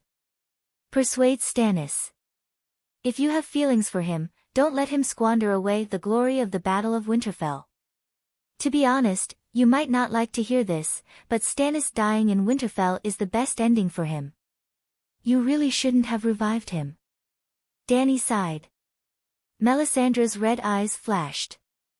She turned her head and said firmly, "Under the guidance of the great Lalo, he and I are walking on the path of glory.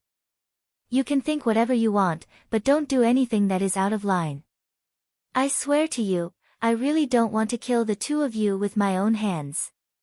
I have to admit, in the mud pit that is the Westeros, you and he are the least annoying." Dany smiled bitterly. Melisandre's face was full of anger. Her body trembled slightly. "You know, it is not difficult for me to kill the two of you." Dany sighed. "That is not certain," the red-robed woman said coldly. Dany shook her head. "I reminded you, and I am not letting down our previous friendship. As for what you choose, that is your business. Let's skip this topic and talk about one last thing." At this point, Dany's face became unnatural. During the Battle of Winterfell, the strange Ghost King had a fire-forbidden realm. You also created a fire-forbidden realm. Can you teach me that technique? Melisandre's eyes widened. She looked at her as if she was looking at a little mouse that stole cat food. "Is there something wrong with your memory? Did you forget the threat you made to me?" Dany's pretty face scrunched up. She said helplessly, "You should know how helpful the realm is to me. If the Light King decided to stand by and do nothing, the next person to fight against the Frost God can only be me. The reason why I made this request after revealing my relationship with you, Stannis, and Lalo is simple. I don't want to lie to you. You want to use sincerity to move me. Unfortunately, you failed." The red-robed woman sneered. Dany shook her head and said, "I just want to live with a clear conscience." Melisandre looked at her deeply and turned to leave. Dany shrugged and opened the window.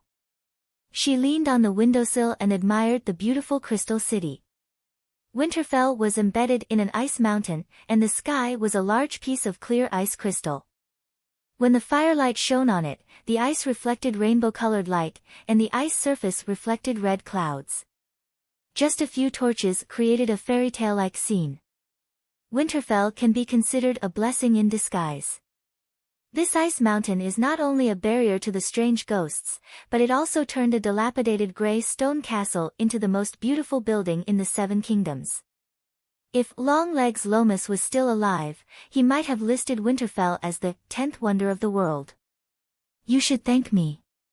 It's a pity that I don't know the technique of the fire elemental domain. As for the wind elemental domain, the wind elemental domain isn't urgent. I suggest you spend some time to understand it yourself through the wind of a world. The Green Prophet is not on the same path as you. The big crow stepped into the window and cawed. I have to leave Winterfell too. A week ago, there was an urgent report from Slaves Bay. A few dragon worms burned the manor and barns south of Meereen City. Perhaps, I have to make a trip to the Smoke Sea. Tap, tap, tap.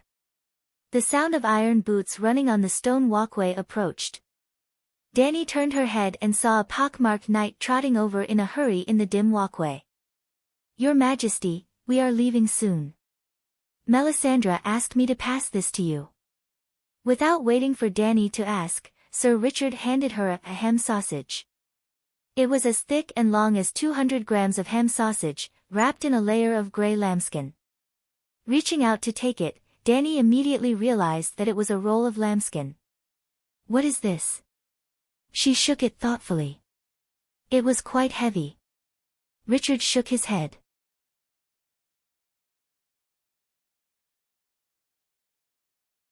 She only asked me to tell you that you have the right to ask for responsibilities and missions that don't belong to you.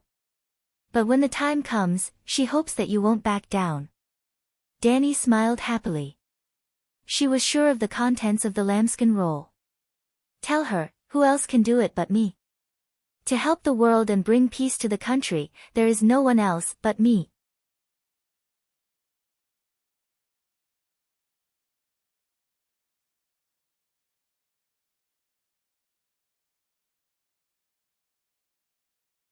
Chapter 831.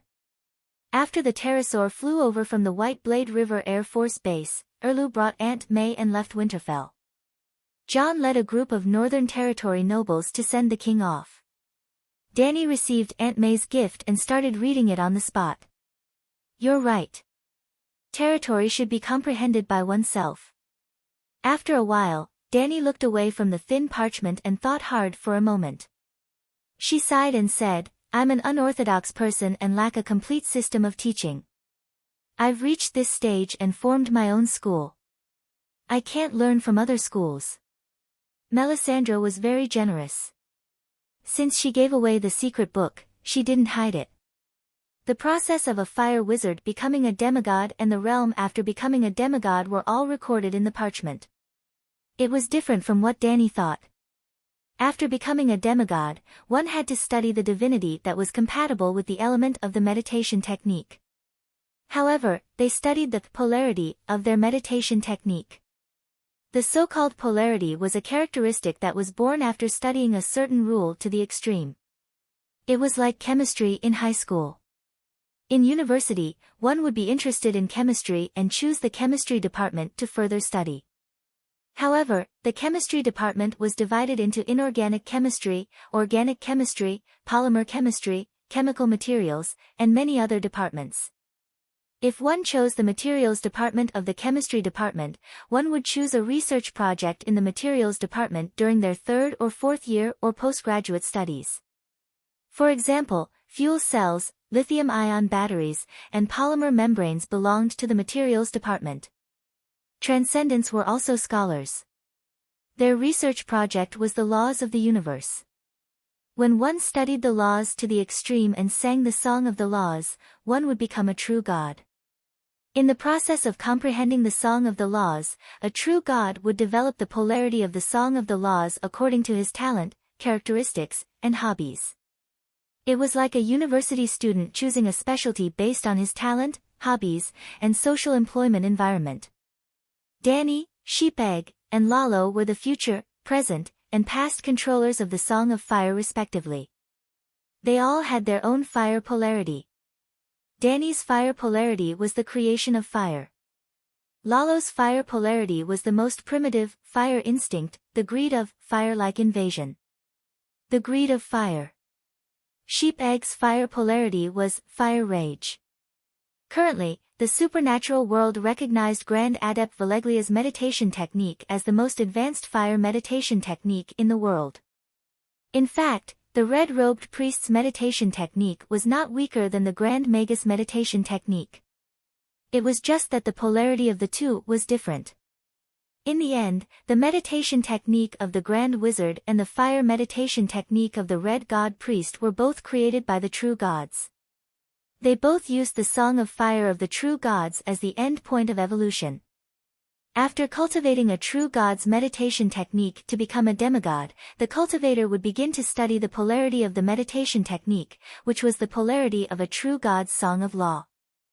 With the polarity of a true divinity's laws, simulating a true divinity's divine kingdom was a domain. To put it bluntly, the true god that sang the song of laws represented a law of the world. Wherever a true god was, it would naturally cause the elements of their laws to become active, just like their own kingdom. For example, the fire god's surroundings were filled with fire elements, and all the fire elements were under the fire god's control. The scope of the fire god's control was his divine kingdom.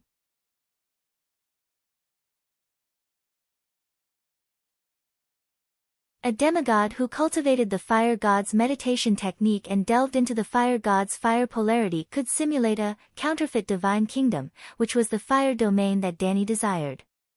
If the Song of Law's chanter was a towering tree, then the transcendents who cultivated the true god's meditation technique were the vines on the tree. I can't walk on Lalo's path, I've also walked on another path for Sheep Egg's Grand Wizard meditation technique. If I don't study their fire mastery, their divine kingdoms will naturally not be able to be simulated. Dany said helplessly. Actually, a person can't only master one type of mastery. Mastery is both talent and knowledge.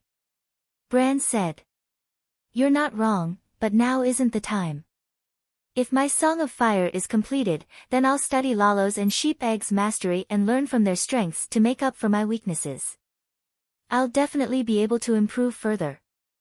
But right now, I haven't even fully grasped my own talent. Where would I have the time and energy to learn from others' strengths?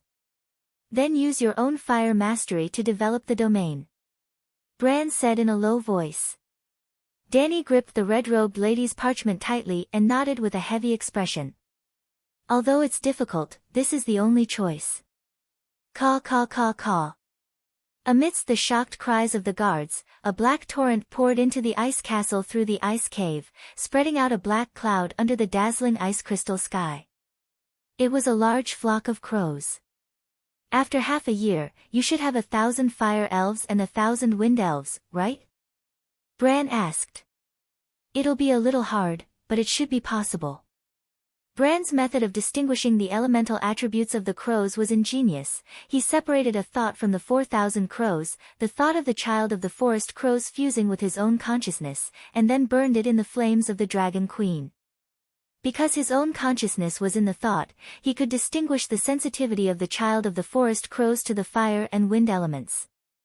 In just half an hour, 2,000 large crows with blinking red and golden eyes appeared around Dany.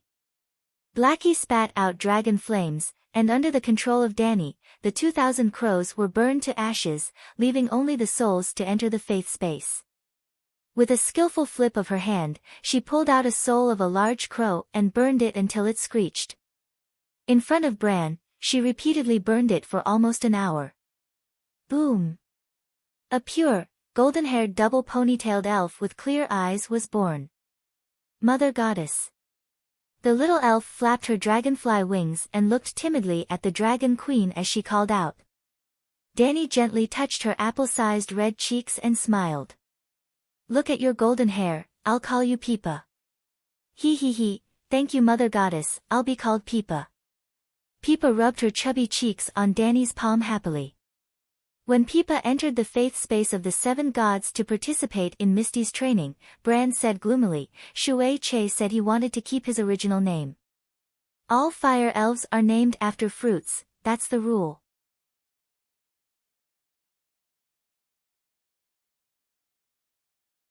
Let's go to the Great Wall and heal your spine, then I'll return to Slaver's Bay. With the red-robed lady's secret manual and the 2,000 large crows, the Dragon Queen was in a good mood. After hesitating for a moment, Bran said with difficulty, Do you understand Sansa's thoughts? The change of topic was too fast, and Dany was stunned for a moment before saying, What plans does she have now? She. Bran's mouth was filled with bitterness and helplessness. She's different from the other Stark. Her personality, her experience after leaving Winterfell, and the teachings of Cersei and Littlefinger have filled her heart with a desire for power. Dany glanced at the large crow on the windowsill and sneered in her heart.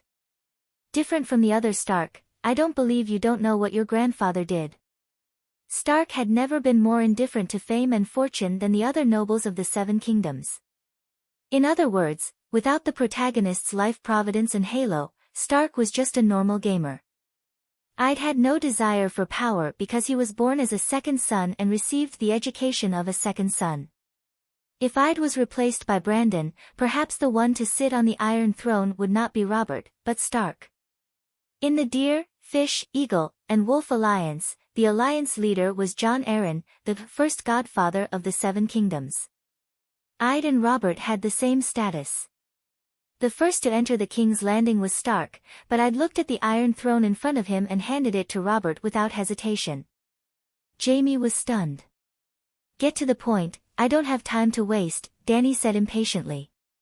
Sansa is interested in the Iron Throne, Bran sighed. So? She once made Arya swear loyalty to her, Bran said softly. Dany suddenly understood. You mean, she thinks Arya killed King Foreign Ghost, so the Iron Throne should belong to her? Why didn't she tell me herself? If she was still the innocent Princess Stark, she would definitely say it. Now, she hasn't even told anyone about this idea, but I know what she's thinking. Bran was like a useless father worrying about his daughter.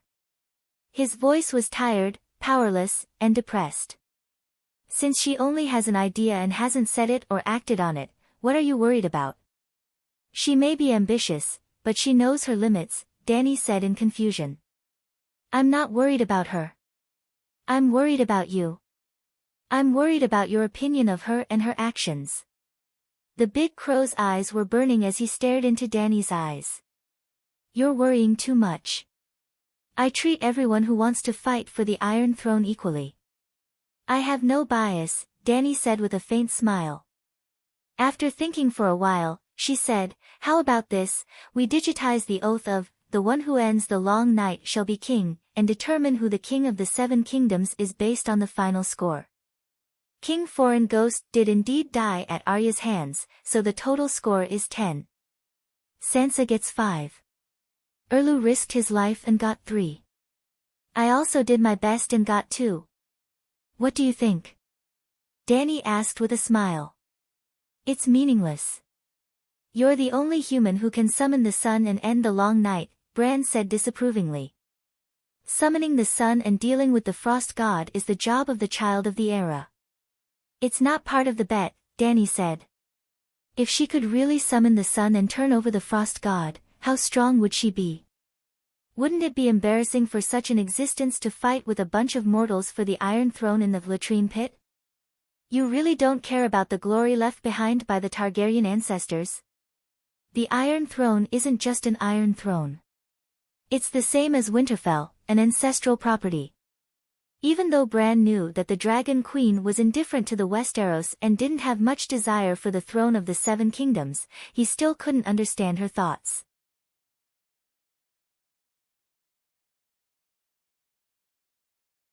Jon broke the oath for the House of Stark, Tyrion schemed for Lannister, and Stannis unswervingly pursued the legitimacy of the Baratheon dynasty. This was the normal behavior that was in line with Bran's worldview and values. You're right. The King's Landing and the surrounding royal lands were all developed by the Targaryens. They belong to the ancestral property of the Targaryens, just like the Northern Territory is the land of the Stark family. Dany lamented, I don't care about the ancestral property, but I don't want to be a prodigal either. In the future, no matter who becomes the king of the Seven Kingdoms, they will have to find a new capital. The King's Landing will be like Winterfell and Storm's End Castle, becoming a Targaryen family castle. That's not what I meant. Bran mumbled. The two of them were talking by the stables in the corner of the training ground. Jon led a group of soldiers towards the city gate. Every 2 soldiers were carrying a corpse, and there were also wailing Northern Region civilians and soldiers on the side. I want to hold a mass funeral and cremation for the soldiers and civilians who died in Winterfell. Seeing the Dragon Queen's gaze, John explained. Danny nodded. I'll get Blackie to light the fire for you. And absorb a wave of soul essence. Just as she was thinking, she suddenly caught a glimpse of the unusually conspicuous blazing red heart cloak.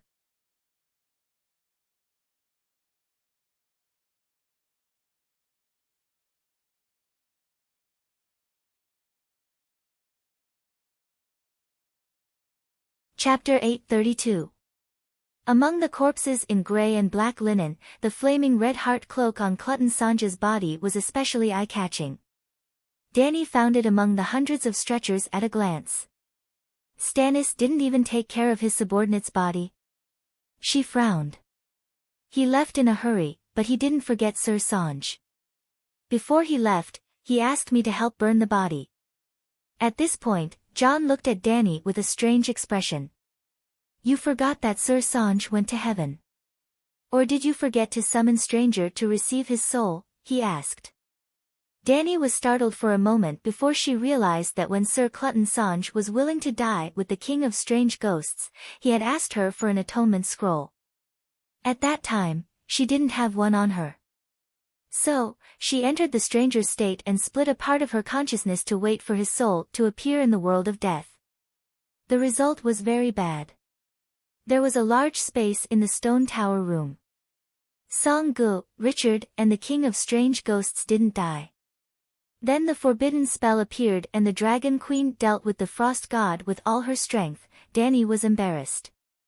John had been paying attention to her expression and immediately understood that Sir Clutton Sanj had died for nothing. This is really... He looked back at the stretcher covered with the flaming red heart cloak, his eyes full of pity and sympathy. Stannis and the red-robed woman refused to hold a funeral for him because he was going to heaven. When his soul really goes to Lalo, I'm afraid, Danny was full of guilt. She decided that no matter where she went, she would carry a few atonement scrolls with her like a golden dragon. Don't worry, he won't go to Lalo's hell, the big crow on top of the stable's wooden door said calmly. Danny looked at the crow expectantly. Did you interfere? I didn't know about this at all. And I was busy suppressing the Frost God's will. How could I have time? The big crow shook its head and reminded her. Sir Sanj doesn't believe in Lalo. He's the flaming red heart knight. How could... Danny's words stopped abruptly. She suddenly understood what Bran meant. Back then, when Song Gu saw that the child of prophecy and Aunt May had died in battle and that the first divine king had been defeated, Lalo had fled and the sun had been covered by darkness, he felt that the King of Light was unreliable and believed that the local Holy Mother of the Seven Kingdoms was more real and stronger. What did this mean? That guy no longer had any faith in Lalo. It really is. Danny walked over to Song Ji's corpse with a strange expression. She pressed her hand on his chest and entered stranger mode. The colors disappeared, and the grey Winterfell was as quiet as a ghost town. A figure walked around the Winterfell gate like a demented old man. Fight deviant ghosts, go to heaven, fight deviant ghosts, go to heaven. The undead's eyes were dull, and he kept muttering the same sentence. A short and stocky figure, a bald head, and a blazing red heart cape. It was Sir Clutton Sanj. As Bran expected, he lost his faith in Lalo, but his devotion to the seven gods was not enough to go to heaven, so he could only dissipate between heaven and earth. However, Sir Sanj died with a deep obsession. If the obsession could not be fulfilled, it would turn into resentment, and resentment was the nourishment of the vengeful spirit. If Danny left him alone, Winterfell would be haunted in a few years. Of course, being an undead in Winterfell was very dangerous. It was not the people who were in danger, but the undead was in danger. Jon, Bran, Arya, and Sansa could all take care of him. What is she doing? She has been pressing her hand on the corpse for almost half an hour. Ygritte stomped her feet and complained, "It's so cold, let's finish cremating the corpse and go back to sleep. I didn't have a good rest last night."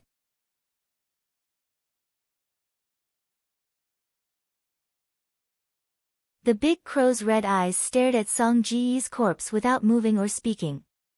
John looked around. The people carrying the corpse were all squeezed in the training ground behind the city gate.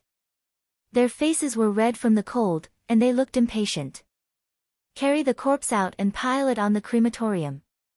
When the megalosaurus, Wang. Before John could finish his sentence, a golden light broke through the dark night and descended from the sky. Within the holy light, there were specks of fog. A golden armored general slowly descended from the light. Everyone widened their eyes. The golden armored general's face and attire were too familiar. They could not help but exclaim, "Sir Richard, it's Sir Richard. He has descended from heaven." Swoosh! The holy golden light descended from the sky onto Sir Sanja's corpse. The moment the golden armored general touched the corpse, the golden light was injected into it. Ah! Under everyone's shocked but reasonable gazes, Sir Sanj on the stretcher moved a few times and groaned as he slowly woke up. Is this heaven? It's so beautiful. Sanggu looked at the dazzling ice crystal dome and was mesmerized. Ah! He could not help but scream. Suddenly, a big hairy face leaned over. The face was too close and the face was too ugly. It woke him up from his fantasy of heaven. Tormund touched Song Ji's face that was gradually warming up. You're really alive. How magical. Knight of Hearts, this is Winterfell. Didn't you go to heaven? The savage asked curiously. Winterfell? Sanggu looked around and asked curiously, I'm not dead. Suddenly, his face was filled with fear. I'm dead. I died a terrible death. I froze to death in the ice. I went to a terrifying world. It's not heaven. It's Lalo's hell. Why didn't I go to heaven? Your Majesty, Danny quickly interrupted his nonsense and said sternly, after you died, you went to the stranger's kingdom of the dead. It's not Lalo's hell. As for why you didn't go to heaven. Sigh, I haven't achieved my goal. How can I be happy? What do you mean? Sir Sanggu was confused. The king of the deviant ghosts is not dead. Your mission is not complete. Then, the Dragon Queen explained the second half of the Battle of Winterfell to Sanggu with a serious expression. She also let Sanggu understand the current situation. Finally, she comforted him. Although you didn't go to heaven, you received a silver sacred garment from the 7 gods, just like Sir Richard. Sanggu felt better, but he still muttered, the silver sacred garment sounds inferior to the gold sacred garment. Pope Danny said sternly, the power of the sacred garment comes from the faith of the 7 gods. As long as you're devout enough, it's normal for the bronze sacred garment to defeat the gold sacred garment. Moreover, yours is silver. There were only 12 gold sacred garments. Of course, they could not be given out randomly. Besides, she was right.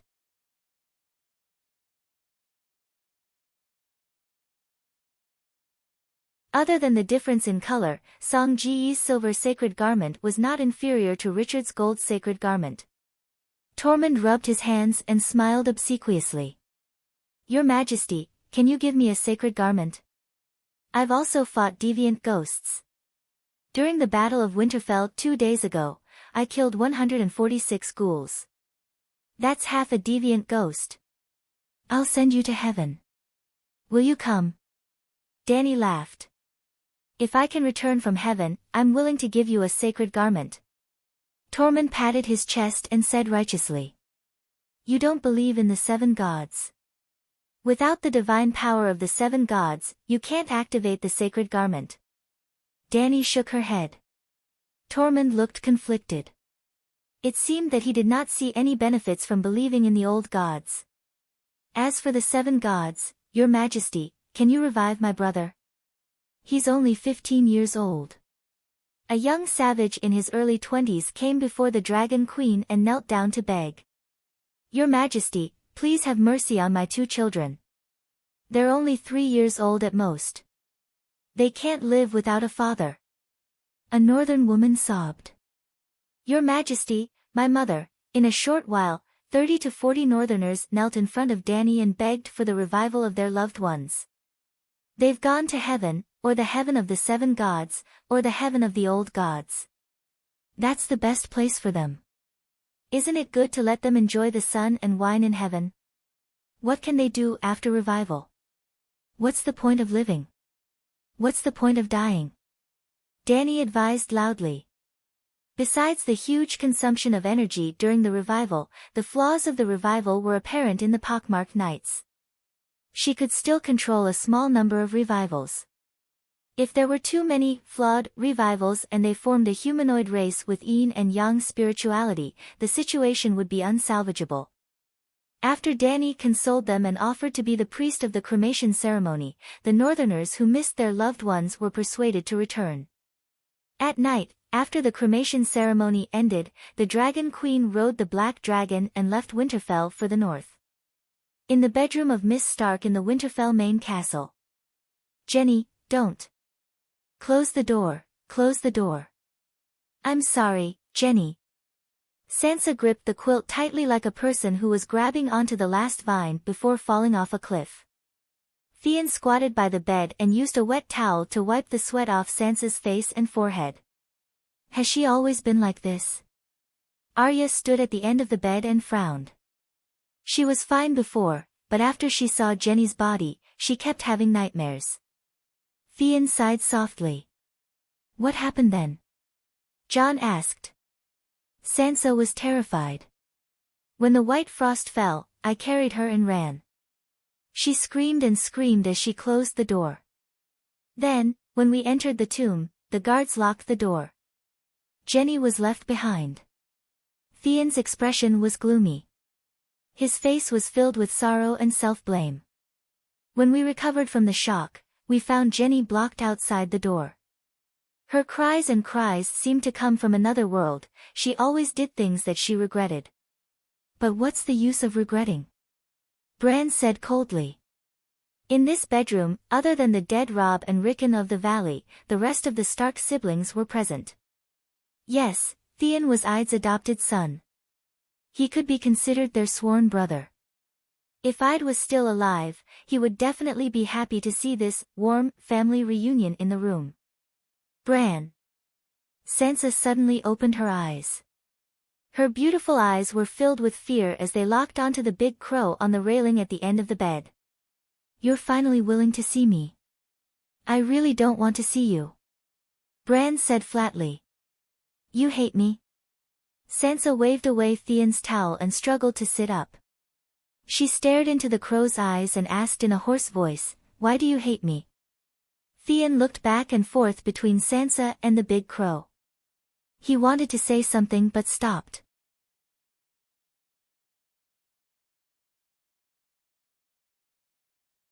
Arya's expression was blank.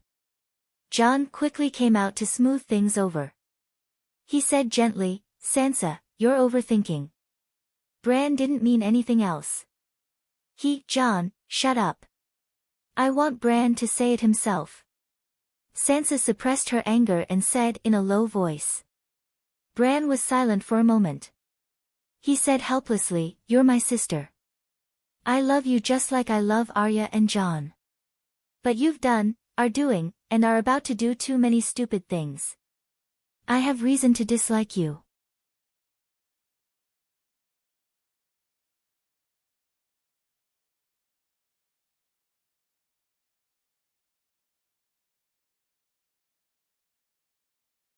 Chapter 833. What stupid thing have I done? Sansa questioned. The past cannot be chased. The future is still uncertain.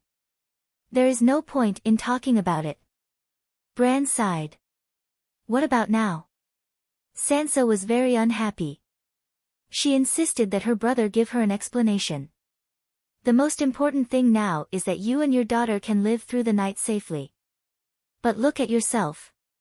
What have you been doing recently? Mother and daughter. She is a girl. Sansa stroked her belly. The anger on her face turned into a motherly gentleness. Then, she raised her voice and roared at the crow, What am I doing now? If you had helped me a little, I would be lying in my husband's arms right now and singing a lullaby for my unborn daughter. If Aegon was still alive, I would not have to worry about anything right now. I could be a mother and wife in peace. Do you think I am not tired of scheming and plotting? But I am a widow. My daughter lost her father before she was even born. Who is the reason for all of this? Tell me, Bran. Who is the reason for all of this? Are you saying that you have made a choice and that I will bear all the responsibility? Bran said coldly, this is why I did not want to see you. I knew that you would think and say this. Yes, you are the three-eyed crow. You know everything you want to know. Sansa's pretty face twisted slightly. Since you know everything, why don't you help me once? Just once is enough. It is meaningless, Bran said sadly. It is meaningless to you, but it can change my life. Sansa roared angrily.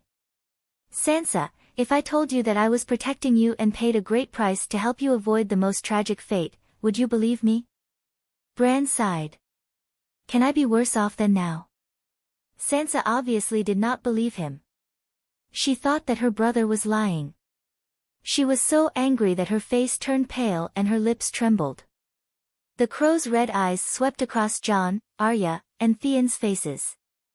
Then, it asked, if I helped Sansa once, do you think she would ask me to help her a second time or a third time?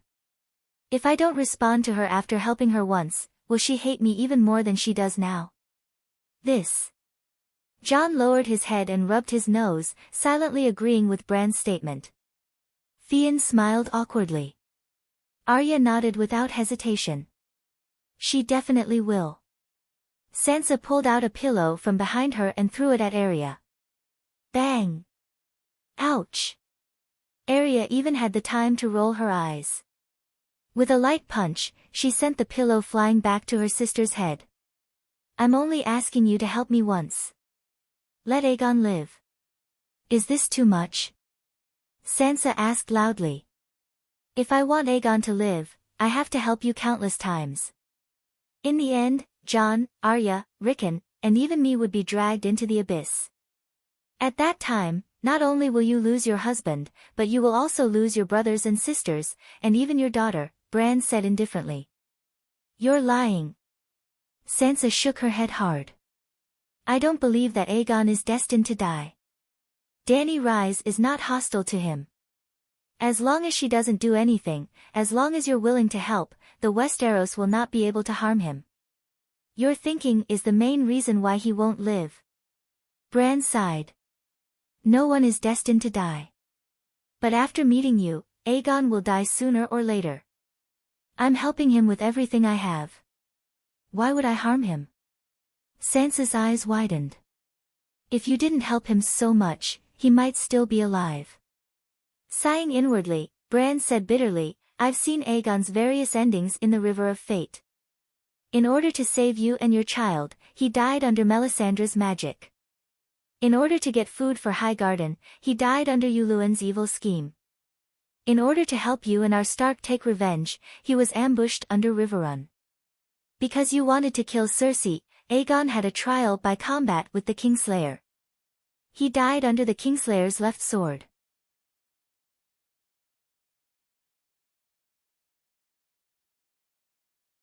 You thought that wearing the Val's steel armor would guarantee victory and wanted to kill the Ghoul King before Stannis did. In the end, Aegon became a member of the Ghoul army. There are many more. Compared to those endings, losing at Winterfell was the best ending. He would be spared a lot of suffering. You wouldn't have to worry about losing your child. Jon was stunned. Arya's mouth was agape. Theon was in a daze. Sansa, I don't believe it. I don't believe I'm that stupid. She was stunned for a moment and immediately shook her head in denial. The Sansa that Bran mentioned was not even as smart as Cersei. It was too fake. He must be spouting nonsense in order to shirk responsibility. Bran seemed to have guessed her thoughts and said, Sansa, you've been with Cersei for a long time. You should know her fatal flaw: she can't recognize herself. To put it bluntly, Cersei always thinks she's the smartest. I'm not Circe. I know my limits. Sansa said angrily. You know your limits. You're even good at learning from experience. This is a good point. But you're used to making stupid mistakes before realizing your mistakes. Then, you learn from your previous mistakes. I can tell you clearly that if I don't help you, it will be the greatest help I can give you. Your current fate is the best of countless possibilities, Bran said in a low voice. If you don't do anything, doesn't that mean your powerful abilities are useless to me? I don't believe that the omniscient three-eyed crow can't help me. Sansa's face was full of doubt. You don't understand. Three-eyed crows are Westeros, not Stark. Bran sighed. For example, the previous three-eyed crow, Blynden Riverdale. He was the noble illegitimate son of the Targaryens, but he witnessed the destruction of the Targaryen dynasty, and even the extinction of his race. You're questioning me now, just like how Dany and Rhys questioned him back then. If I can help Stark change his fate in the Seven Kingdoms War, Blynden can do the same. Blynden's previous three-eyed crows and the one before him. If all three-eyed crows plan for their families and the Westeros will not benefit in the end.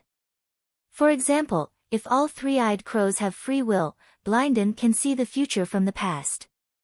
I can help you, and I can wipe out your birth. The big crow's cold red eyes made Sansa tremble.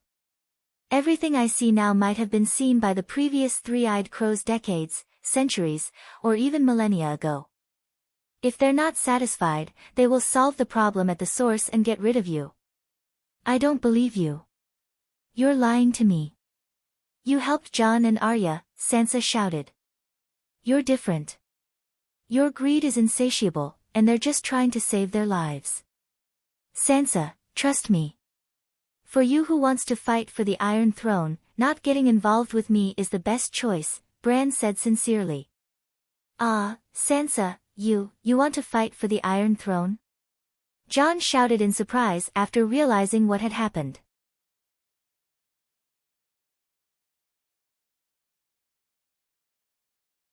When Sansa saw her brothers and sisters' unfamiliar gazes, she explained awkwardly, I don't have to. It's just like when I'm walking by a river and suddenly see a big fat sheep floating down from upstream. Isn't it normal to spend some effort to fish it up? If I really can't get it, I won't go into the river and wet my shoes. Ah, you're so small.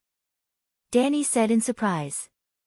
The next morning, in the forest 50 kilometers south of Long Night Castle, she saw Bran wrapped in fur. He was really small. He was a little over 1.4 meters tall and weighed no more than 60 pounds. He was small and skinny, like a stunted child. Alright, he was a child to begin with. His actual age was only 12 years old. Because he broke his spine and lacked exercise for many years, his muscles had atrophied. Also, because life beyond the Great Wall was tough, his nutrition couldn't keep up. If I cure his disability, I'm afraid his nutrition won't be able to keep up. Dany glanced at Mara Lyde, who was smiling bashfully. She thought unkindly. However, when she looked at the two of them carefully, they were both small and skinny. They did look like husband and wife. Like Sansa, Mara had a big belly. With the help of the Child of the Forest, she followed Bran out of the cave. They leaned against an iron tree and welcomed the Dragon Queen who had come from afar. Ah, it really looks like a pine tree. The two centaur maids, Jichi and Iri, stared at the Child of the Forest and clicked their tongues in wonder. Can my spine be cured? Bran was small, but his eyes were deep and weathered. He looked like a wise man who had lived for hundreds of years. Leaf glanced at the centaur maids and frowned. Let's talk inside the cave. This squirrel man was still wearing clothes made of dried vines.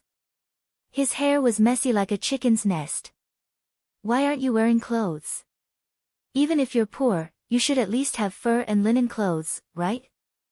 Savages have clothes too, Jichi said curiously. We're people who sing praises to the earth. We're the spirits of nature, Leaf said with a straight face. It's already a long night. Aren't you cold? Danny asked. You don't have thick winter clothing under your armor, do you? Leaf asked in return. The cave was much simpler than the shelter beyond the Great Wall. It wasn't furnished with simple decorations or furniture. The child of the forest didn't have much furniture either. The shelter was very spacious. There were many stone rooms with different functions in the tunnel. There was a sheep pen, a pasture, a mushroom garden, a fishing ground. This was an ordinary cave that used to belong to Black Bear. There was a gap in the cave that connected to the underground tunnel. It was cold and damp. How have you been living these days? Danny asked curiously. There's an underground river where we can fish. There's a forest nearby where we can cut wood for fire. There was only peace and contentment in Leaf's large golden cat eyes. How is it? By the fire, Bran had already taken off his shirt and was lying on a thick fur blanket. The skin on his back was as pale as paper. Because he was too thin, the contorted bones were clearly visible. Above his pelvis, there was a lump of grayish-blue sarcoma the size of a melon. It was a mixture of broken bones, tendons, nerves, and blood vessels. Ah, so disgusting. Eerie covered her mouth and whispered. Do you want some poppy milk? Danny signaled the two maids to prepare the surgical tools. Ji-Chi opened her backpack and skillfully took out bottles and jars. She prepared to concoct an anesthetic unique to the world of ice and fire for Bran. No need. I'll transfer all my consciousness into the crow's body, Bran said. Under the gaze of Bran and a dozen children of the forest, Dragon Queen first used high-concentration alcohol to clean the corpse's back. Then, she separated wisps of red flames from the dragon fireball above her head and burned the surrounding air.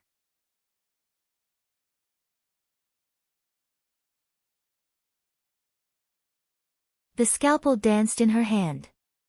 The deformed broken bones were removed, the sarcoma was cut, the nerves and blood vessels were adjusted, and the white light of Saint Healing swept across like a laser beam. This is amazing. Saint Healing combined with pharmaceutics and anatomy can be so powerful.